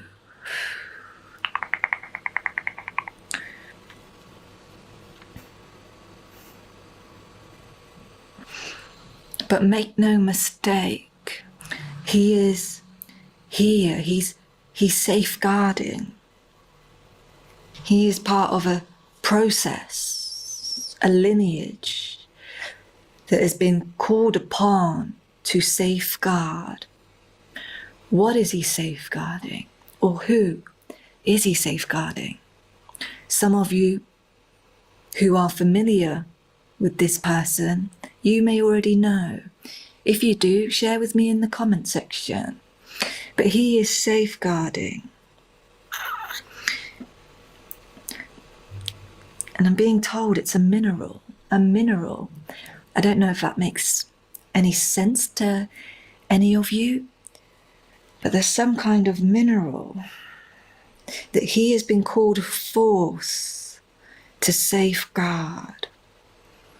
Part of the safeguarding, he must peacekeep. He must peacekeep. And even in that, there can be a front. There can be a front. There we go. And that is just coming through. Thank you. Just in the first layer of the field there. And even that gentleman there is just nodding away. Thank you for your precious timing. There is a front here. And the front that is being placed upon this person is so that he can maintain value for the people. Yes. But the front is also there as part of that protection that came through. But the front has been purposely put in place. And there's one job, and that is to secure the safety of some kind of mineral. Yeah. There's something precious that they have, and that he has been put into a position to safeguard. He is much needed at this time. This person is greatly needed because he is also creating a kind of atmosphere. It's an energy that is putting people, the collective energy, more at ease. This gentleman here is building a kind of trust that will settle tension, that will settle anything that may have been disrupting these people. And you can see that a disruption from the outside coming in now, but also, make no mistake, that has also come from inside their own people. So you have a society whereby inside does not have the highest interests of the people, a shutting down and a shutting out. And then you also have the disruption from the outside coming in, which really causes a society to become so closed off, so shut off, that it then becomes very difficult to breathe. And that's where you lose human life. It becomes a complete suppression of the people.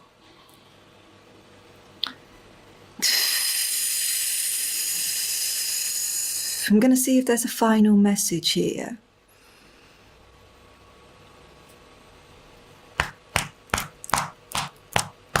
Okay, that's a very strong heart there. That is, he is a carrier of the drum, which means that he also has the ability, as he beats the drum, what he is doing is he is creating a ripple effect out into the hearts. He is able to reach the hearts of people. That's his ability. And the people will feel him, because as the carrier of the beating heart, as the carrier of the drum, that entire vibration leads. That's a leader. And he will lead, and he must be doing so already. That is a leader from the strength and the beating of the heart. And we thank you so much. Thank you. Beautiful souls. Share with me in the comments how you found today's reading, any insights of your own or anything that you might know about this individual already. I'll see you in the comments section, beautiful souls, and I send you love and blessings. Love and blessings.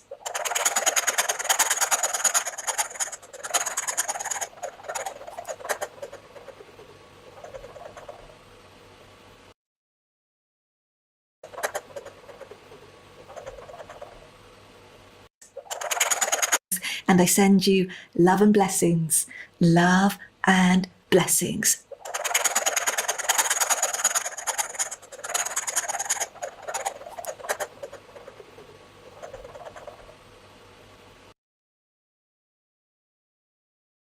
right, guys, today we have a very special reaction. Apparently, our favorite little tap dancer has had another little sub-Saharan meltdown, so we're going to be taking a look at that today. Marquette, little Market, said that we called him the N-word, which isn't true, so right off the bat, he's lying. The whole N-word thing, though, I mean, based off of how these people are acting, I'm going to be honest, Shiloh Hendrix might have a case to make there. But we're going to be reacting to what he's saying about us, and it should be pretty interesting. Everybody put your pinkies up, okay? You could literally just dominate over all of them. You could...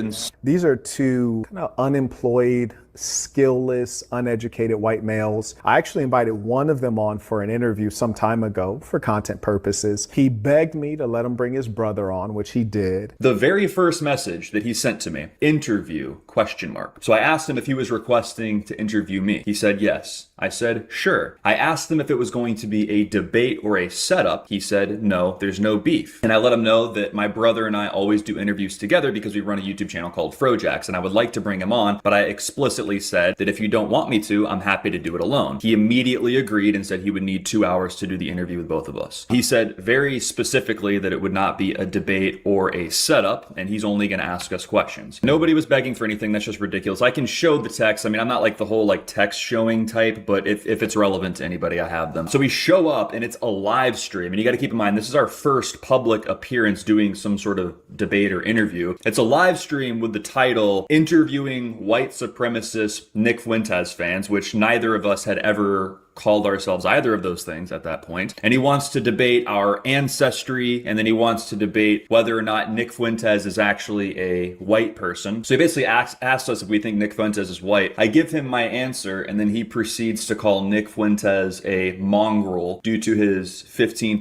Amerindian admixture. This is particularly hilarious, and I'll tell you why. If you listen to the entirety of that video, he mentions in it how he himself has taken a DNA test and discovered that he has more European DNA than he is pleased to find out. So this isn't a surprise, because the average African living in America, and he would call them foundational Black American, I would just call them Africans in America, the average has 24% European admixture. So in all reality, the average Black man is a mongrel themselves by his standards. So if you zoom out, the video is essentially a mongrel science experiment trying to make a case for Nick Fuentes's shared mongrel status to two pure-blooded Aryans.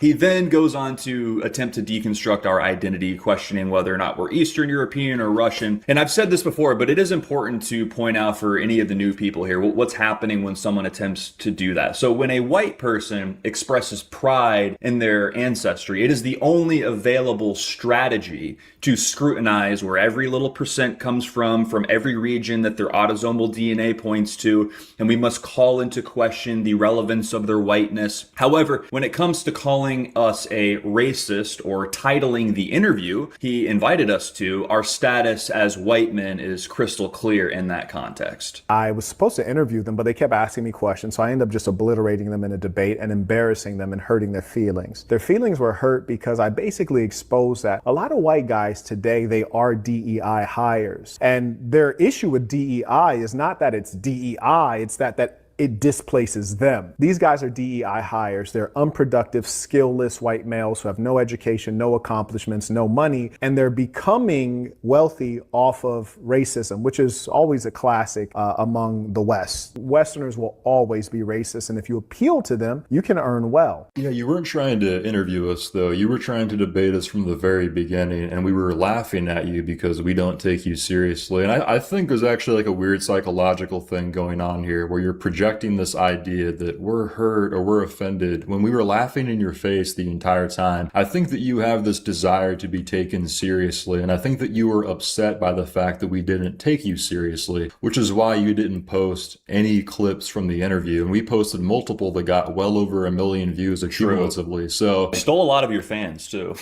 Yeah, we had Black women, by the way, DMing us in private saying that they changed their mind. All these things that we didn't even intend to do on purpose. It sort of just happened happened accidentally just by sitting there and being Anglo, total Anglo-moggery. Total Anglo-moggery. Look, man, you take yourself very seriously, and it's not that serious to us, and we were laughing about it because it's funny. Now, you, as a self-reported businessman, not a YouTuber, you run a literal paid cult, and you produce content that appeals to the exact same interracial topics that we do. So in other words, you're participating in the exact same behaviors that we are, meanwhile criticizing us, wearing this facade of the intellectual rich man, which is essentially just you acting like a white person, which you never could be.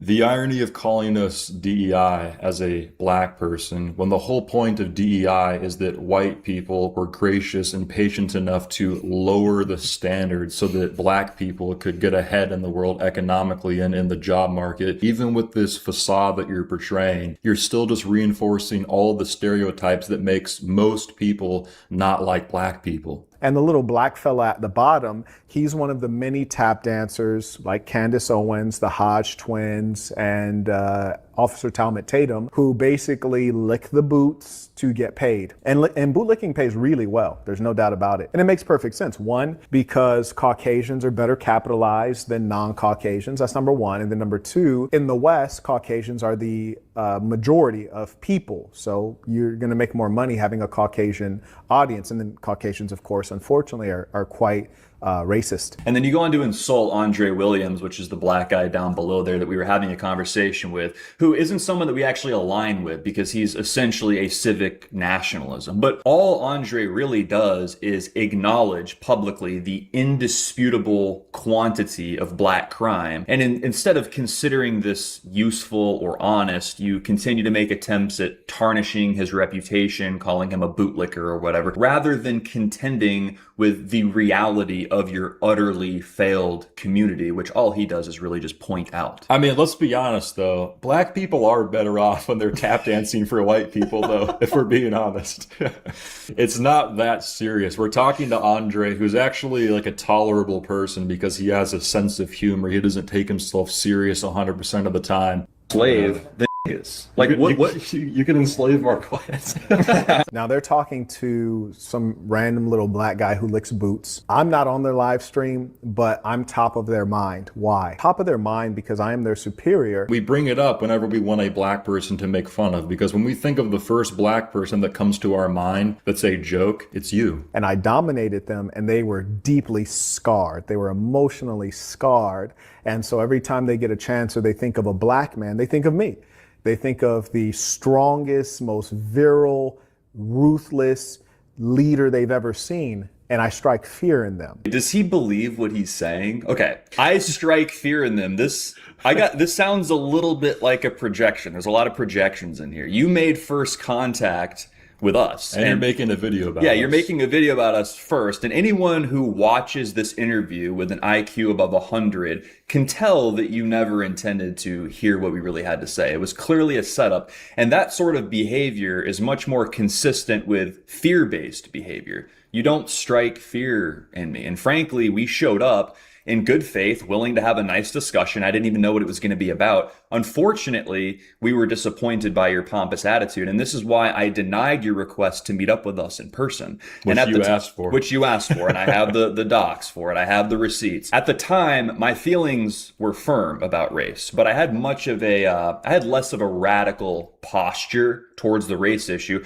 But this experience was valuable because it served to confirm the very clear negative attitudes that black people have against whites, even amongst the so-called educated blacks. I think in retrospect, this interview, which wasn't actually an interview, was actually helpful because it showed a lot of normal white people that trying to reason with this community of people is an unreasonable task. So that's why when they're talking about who they want to take down, it's me. There's nothing to take down though. You're a YouTube grifter. Like an actual one. And this video where you're talking about us, it has like 40 comments. Nobody even knows who you are. I think, as the internet folks say, I'm living rent-free in their mind. I've not mentioned them at all because they're nobody's. You're saying that you live rent-free. You're making a video about us right now. The level of projection that you're demonstrating here is clear and borderline delusional. I mean, again, you actually use that term to describe us. It's almost impossible to respond to because even by feeding into it, it almost feeds breeds the narcissistic disposition that you have that fuels your deluded perception. In fact, I made them famous. I made them famous. You're welcome. You guys need to send me a check. Send me a percentage. Of course, a black guy wants to talk about money. Of course. You guys make no money. Of course, a black guy asking for reparations. Yeah, see, we actually do this not for money, because if I wanted to do this for money, I would just not do this at all. You're doing this for money, and there's multiple expose videos about how you do your internal operations, so that's not a secret to anybody. Also, in order to make somebody famous, you would have had to have been famous in the first place. Other than your little deluded, seething with resentment against white people, 80 IQ, sub-Saharan fan base, cult followers, nobody actually knows who you are. They telling him that black people could go back to Africa, black Americans could go back to Africa, and we would dominate the Africans there. At least with Andre, there's like a level of self-awareness where you can have like a good faith conversation, and there's like banter and a sort of comedic presence. It doesn't have to be so serious all the time. So all things considered, it was actually a good conversation with Andre, and Andre was making jokes too, by the way. And then they end up saying the N-word, and the whole time he's just laughing, shucking and jiving. And I want to rewatch it because just look at how he's laughing, bro. What if you could be the king of Wakanda, of the blacks? You know what's crazy about this? They view this as almost like an abuse, right? So they view us utilizing our status as whites, colonialist whites, to like dominate over him, and he's like pretending to laugh. They implicitly believe themselves that they are lesser. Therefore, this guy, there's no way he could just be on the same page and laughing because we're joking. We're taking advantage of him because he's the little poor black man. It's like, bro, get out of your trapped cage. Like that is the exact framework from which the entire victimhood narrative is filtered, and you're feeding into it just by framing it that way. I think it was actually just a conversation with a black guy who's able to contend with reality more than you are. I think it's that simple. And he thought it was a funny joke, which it was. It's this perpetual victimhood mentality, which is why, honestly, nobody likes black people. At least with Andre, he will acknowledge the reason why people don't like his community. And there's a certain level of reverence or respect you can have for somebody who portrays that level of self-awareness. Juxtaposed to this, dude, you're keeping your own community seething with resentment against white people. That's just like a self-fulfilling, self-destructive prophecy. And you're never going to escape it. You're obviously higher IQ than most of them. You can be running around just... Here's the thing of these whites have no evidence of their intelligence. They have no degrees. They have no inventions, no intellectual property, no professional accomplishments, no awards, no accolades, but yet they're convinced that they're geniuses. It's such obvious projection. I'm literally talking about, you could be the king of Wakanda. And he's like, convinced they're geniuses. They think that they're geniuses. It's like, bro, what are you talking about? Apparently, you think that about us because you're projecting right now, and honestly, I'm flattered. This once again sounds like a projection. Also, you have no idea what we've done. It is our belief that a traditional education is only useful for particular career paths, and much of the educational institutions are filled with anti-white, egalitarian, Marxist propaganda. And this would make sense, seeing as they didn't teach you anything about the transatlantic slave trade during your years at Berkeley, which is why we had to teach you about it in our interview. So your education didn't pull through in our conversation. I'm glad that you were able to utilize your education, though, when starting your several failed companies, followed by a series of internet scams. Also, people that actually have accomplishments, accolades, etc., they don't go around on the internet bragging about it to try to punch down on people. The most accomplished people I know and associate with do not behave this way. In other words, successful people don't grift on the internet and beg for donations while they LARP as a cult leader. And this is the kind of white delusion that reigns today. The delusion is only coming from one side, because not only did white people have to lower the standards so that black people could actually get into college and get jobs, black people like this, on top of that, have the audacity to criticize white people who are actually standing up for other white people. Don't you understand that your entire facade lives and breathes underneath the monumental infrastructure that was created by white people? When we finish this interview, and here's the best part about all this, I looked up your name on Google and found out that Marquette is French for little market. This made Jackson and I laugh until we fell off the couch. The reason why this is so funny is because a Negroid mongrel by his own standards, LARPing as an intellectual, speaking English, utilizing Western technology, and speaking freely in the United States, which is protected by the First laugh until we fell off of the couch. The reason why this is so funny is because a Negroid mongrel, by his own standards, LARPing as an intellectual, speaking English, utilizing Western technology, and speaking freely in the United States, which is protected by the First Amendment, a concept that his ancestors never could have conceived of, is named after French slave owners. The very mouth sounds that you must utter in order to address him on a first name basis as an individual must be spoken in a language created by the people that conquered and dominated his people. The irony is unfathomably palpable. And if he had any level of self-awareness, I might feel a little bit of pity, but his attitude makes it impossible. As we say, a fish does not really know it's in a fishbowl. And that address him on a first name basis as an individual must be spoken intellectual, speaking English, fell off of the couch. Here's the best part about all this. I looked up your name on Google and found out that Marquette or Marquette is French for little market.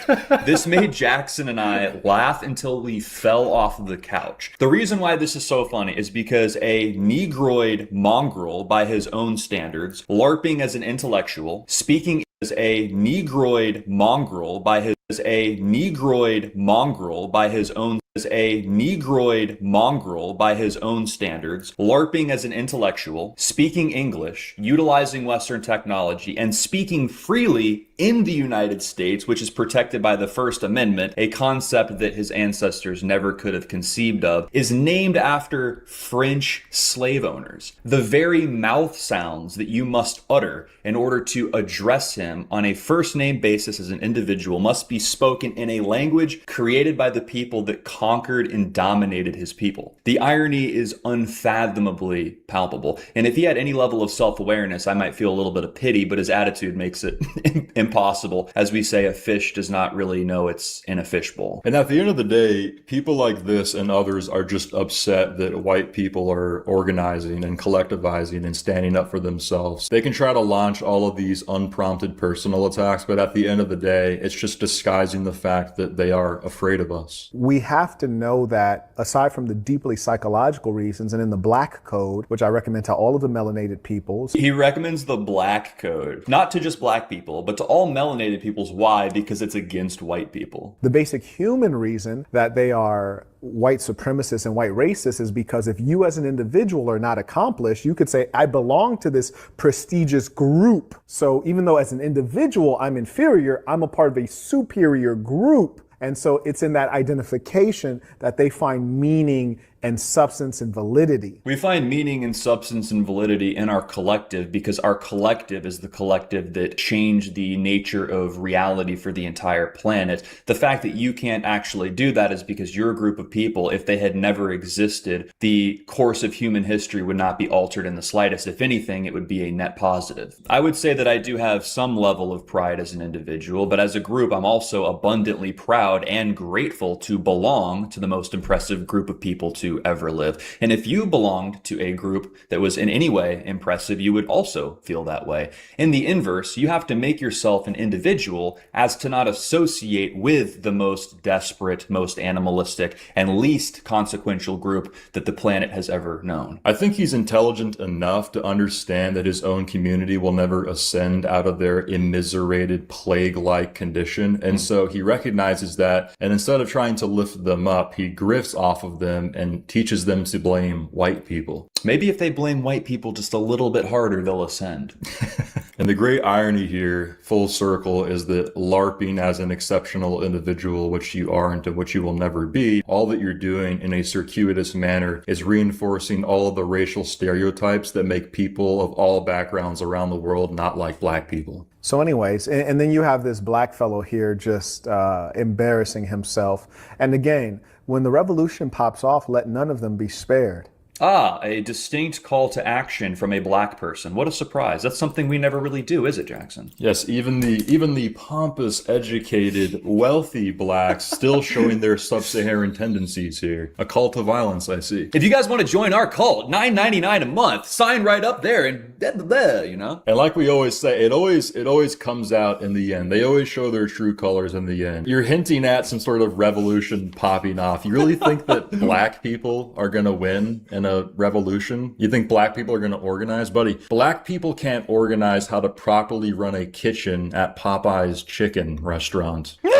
You think that black people are going to win like a race war? Maybe if you guys get a little bit more European admixture, you can ascend. But at the 24%, it's not cutting it. Yeah, this is why people don't like black people. Total Aryan victory. Check out projects.net.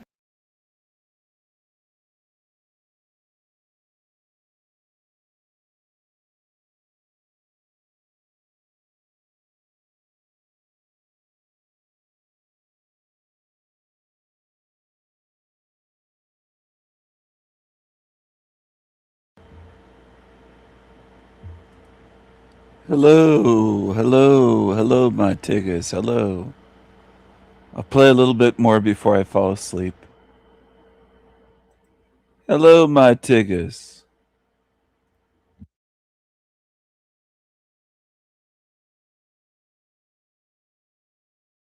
And of course, this is Evan Barker, a former Democrat activist and someone who basically got kicked out of the Democrat Party for not being woke enough. And she has released a book called Nothing Left.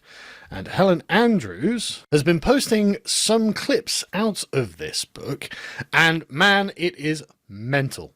It is absolutely mental. Now, I realise that in the year of our Lord, 2026, saying, oh, the Democrats are crazy, the Democrats are mental, is not actually terribly incisive political commentary.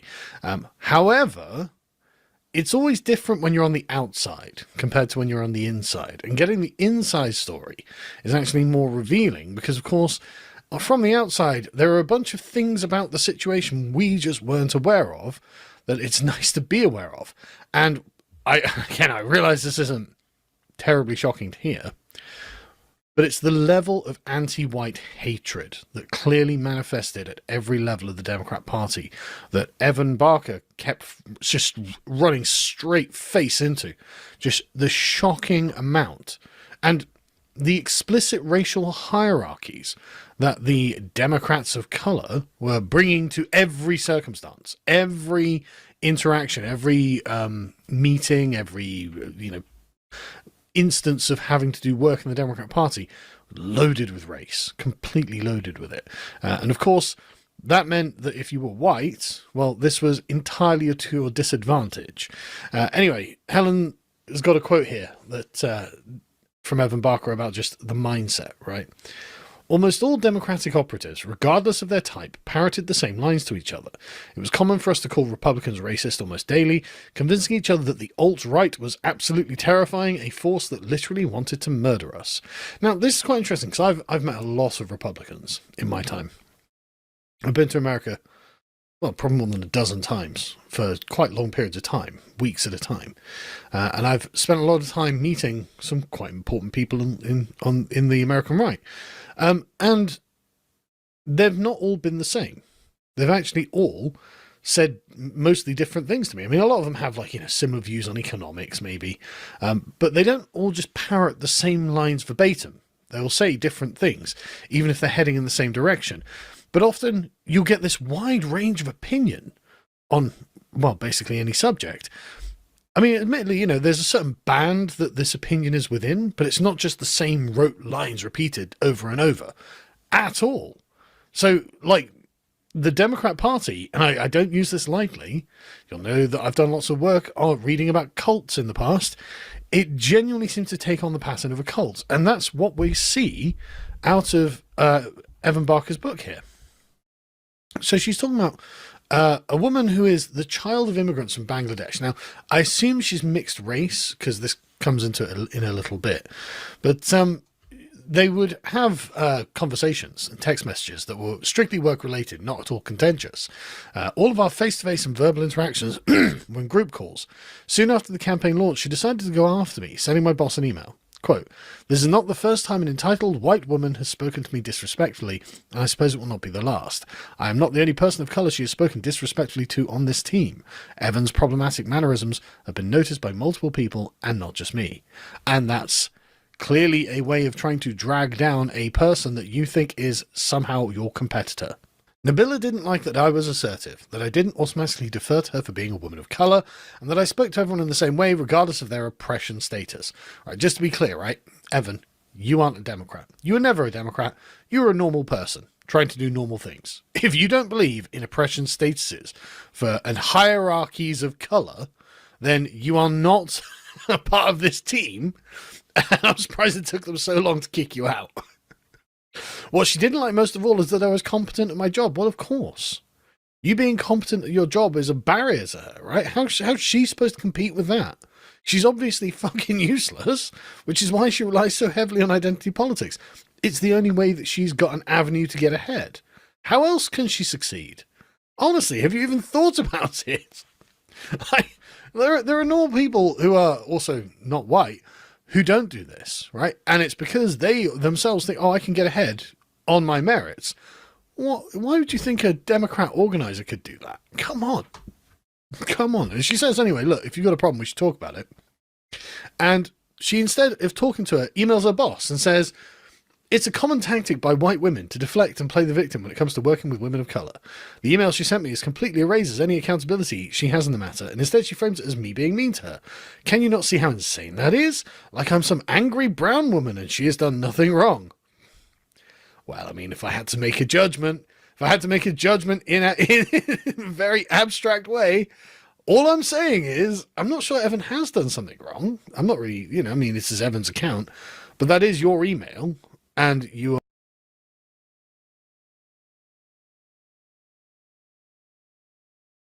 Just look at this absolute wretch.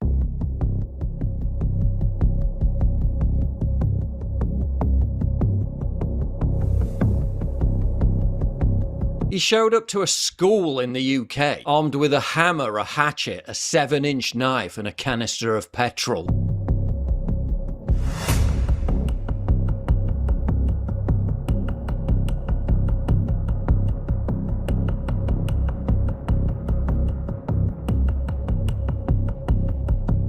He was confronted when workmen at the school noticed his bizarre behaviour.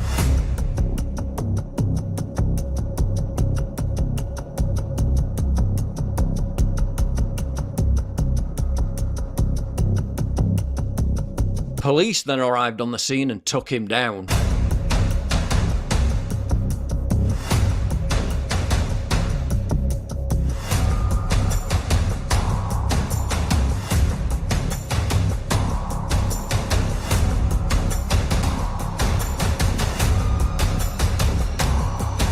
Here's the body cam footage.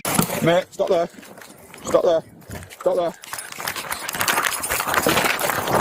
Get on the ground now. Get on.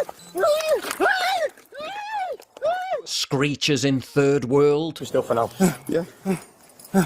Keep your hands down here. I've got his hands. No. Keep your hands down here. I've got his hands. No.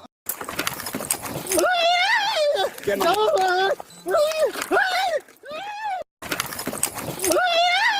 Get on.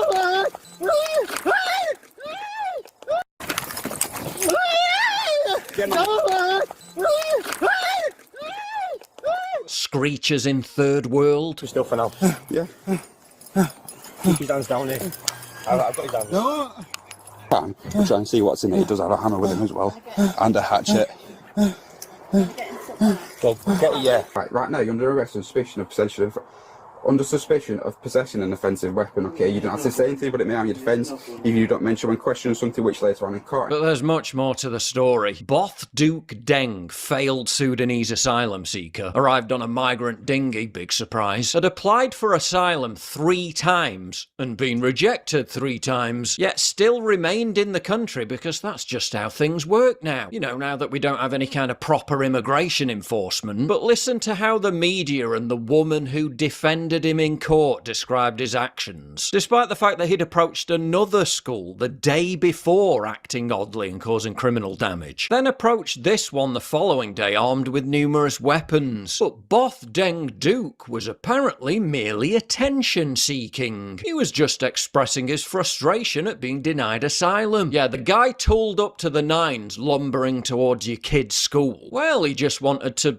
create a scene for attention to aid his cause. Sarah Hake, defending, said he maintains that his actions were not motivated by any desire to injury or harm any person. Really? We're fortunate enough that the guy was such a low IQ moron that he didn't even know schools were closed in summer. But do you really think that if there were hundreds of children on the scene for him to target, that he wouldn't have injured or harmed anyone? He wanted attention and he was in crisis, but he was not motivated by hostility towards children, teachers, or the wider public. There's no evidence that he threatened any individual. How stupid do they think we are? Yes, he may have been carrying a 7-inch blade, bludgeoning tools and a fire accelerant while casing out schools, but there was no hostility involved. Chief Superintendent Helen Caldbeck says police cannot find a clear indication of his motive or intention. Yeah, the mind truly boggles, doesn't it? Who could possibly fathom what he planned to do with a knife, a hammer and a hatchet while deliberately entering the grounds of a school? Maybe he was just planning on baking a cake. The psychiatric report found that he wasn't mentally ill, so he can't even hide behind that excuse. The outcome in court? 2 years in jail. Yeah, he'll probably be out in 12 months. Back on the streets, God forbid, back outside schools, and all at taxpayer expense. People in this country get longer sentences for social media posts, and hundreds of potential Both Duke Dengs continue to arrive on boats every single week. He should have been deported long before this happened, and they're not even going to deport him after it happened. He was this close to something utterly dreadful. If you value what I do and you want to help support me, please visit pauljosephwatson.locals.com. Stop there. Stop there. Get on the ground now. Get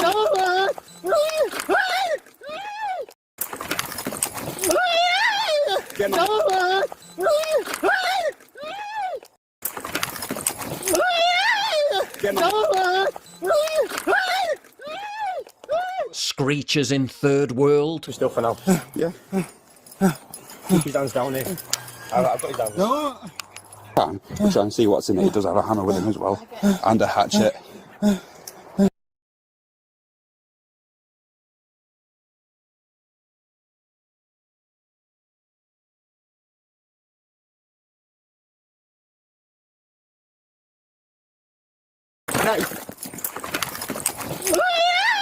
Get on. Get on. Get on. Get on. Screechers in third world. Just still for now. Yeah. Keep his hands down here. I've got his hands. No. We'll try and see what's in it. He does have a hammer with him as well.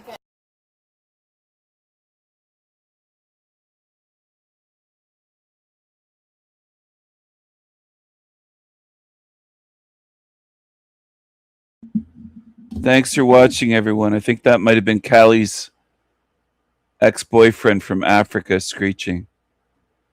Thanks for watching. Mad love to all good true spirits. I will see you again soon.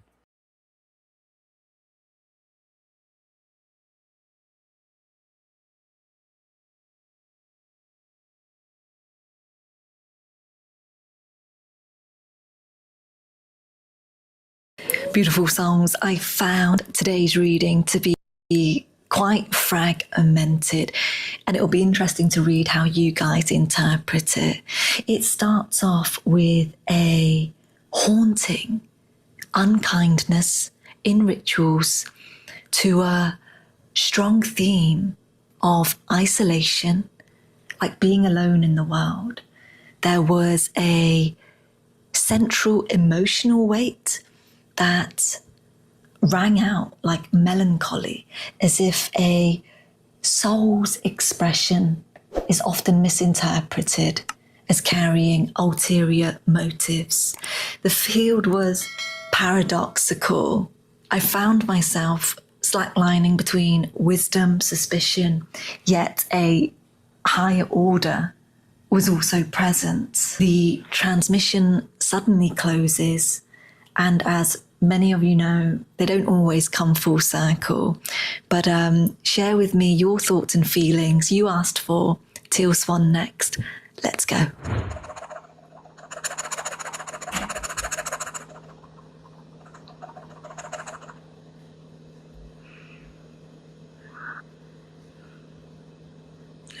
Okay, so let's see what we've got here.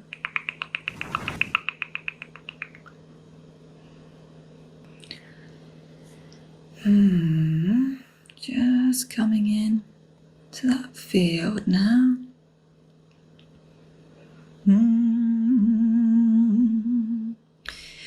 Ooh.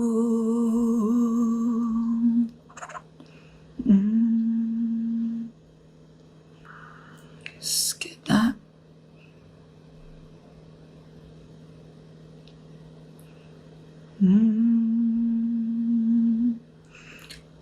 Okay.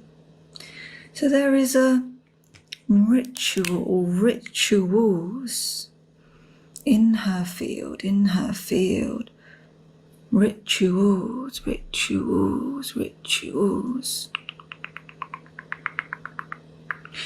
These rituals are unkind to the human being, to the soul body. These rituals are unkind to the human being, to the soul body. It's like a trapping and a distortion of reality. And that is the very first thing coming through from the field. Thank you so much. Thank you.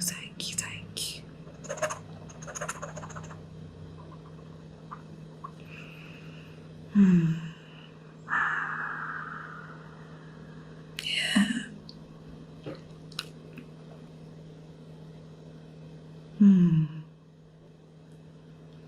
Just see if I can just get a clear footage where it doesn't keep flicking to B-roll. Yeah, so I actually don't want to go too much of that. If you guys can see what just came up on the screen there, what I'm afraid of, what I can control about this.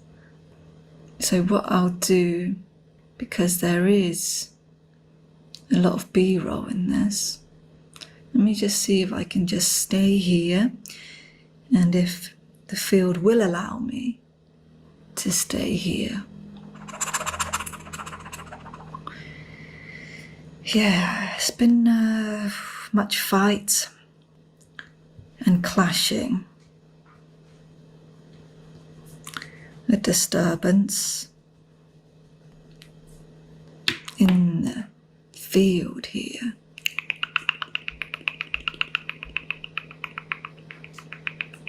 Yeah. That's a depressive state. And it even touches into a melancholy, where one feels quite alone in the world. Alone in the world, yes. Because there has been devastation, there has been devastation. So this soul, yeah, has been greatly burdened,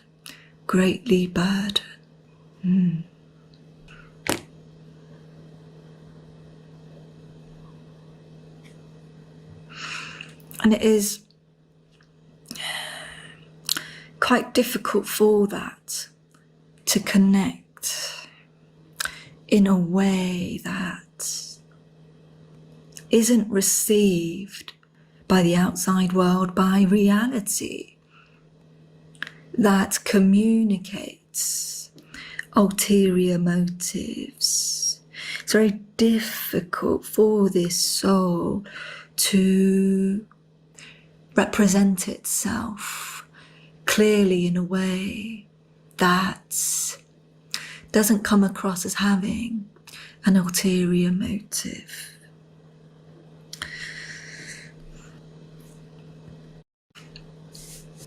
So the state here from the field.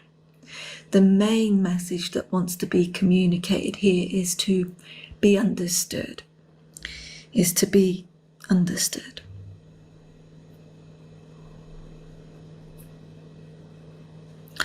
Because however this individual is moving in the world, interacting, and that vibrational pattern is moving, it certainly isn't always received well. It certainly isn't received well.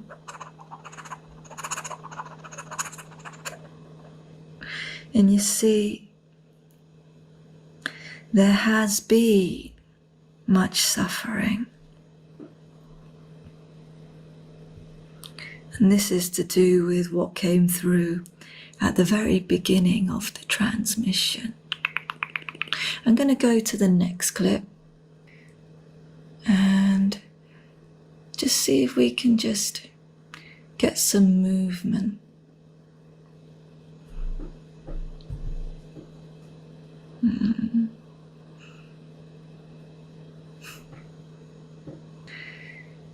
Yeah, there is a higher knowing. It's actually a higher order that she is connected to. Higher order. And then what she brings through, but what she chooses to bring through. No one is telling her to bring through.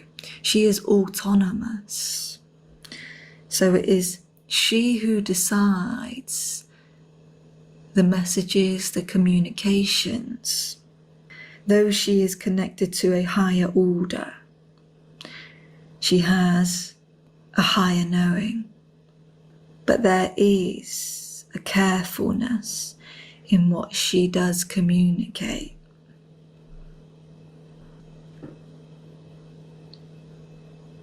She chooses intentionally. And once more, there is a carefulness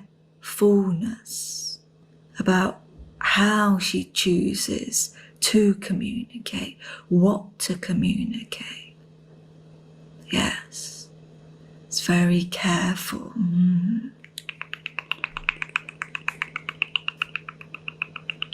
that does then tie back. That is then coming back to this ulterior motive. The two are connected.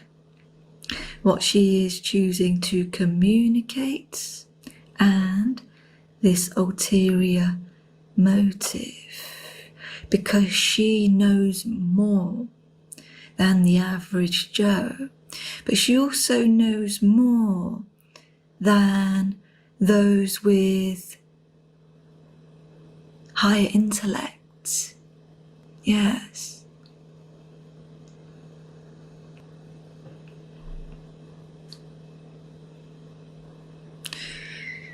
Just going to pause it there because I am on a timer now, so I'm not going to have much long here.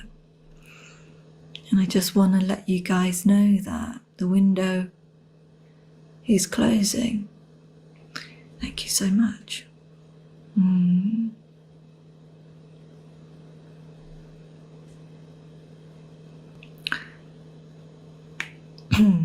Yeah.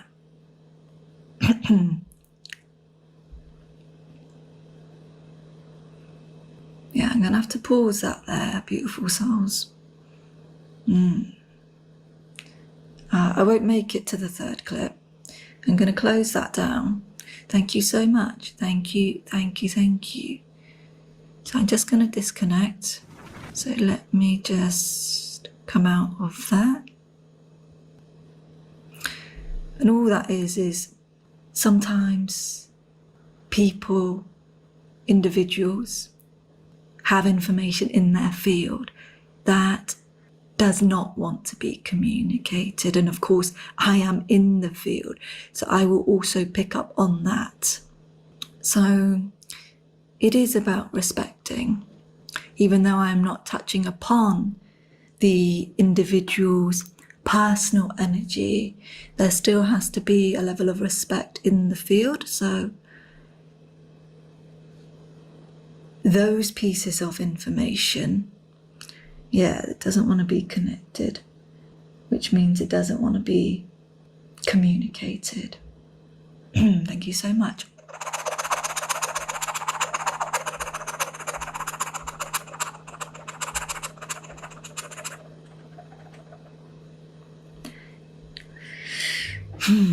Okay, so let me just see if I can gather my bearings for you. And yeah, there was quite a bit there, but it doesn't want it to be public information. Yeah, it did start to become quite unsettling in there, quite uncomfortable. And I do believe that there was a mission, a very particular mission this woman is on. And it was that mission that doesn't want to be public information.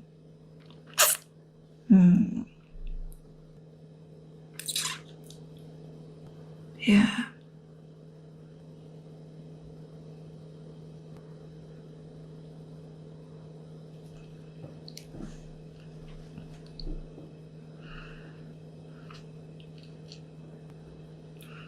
And of course, during that reading, I began touching on a few places, a few words, energies that then started to close the window down.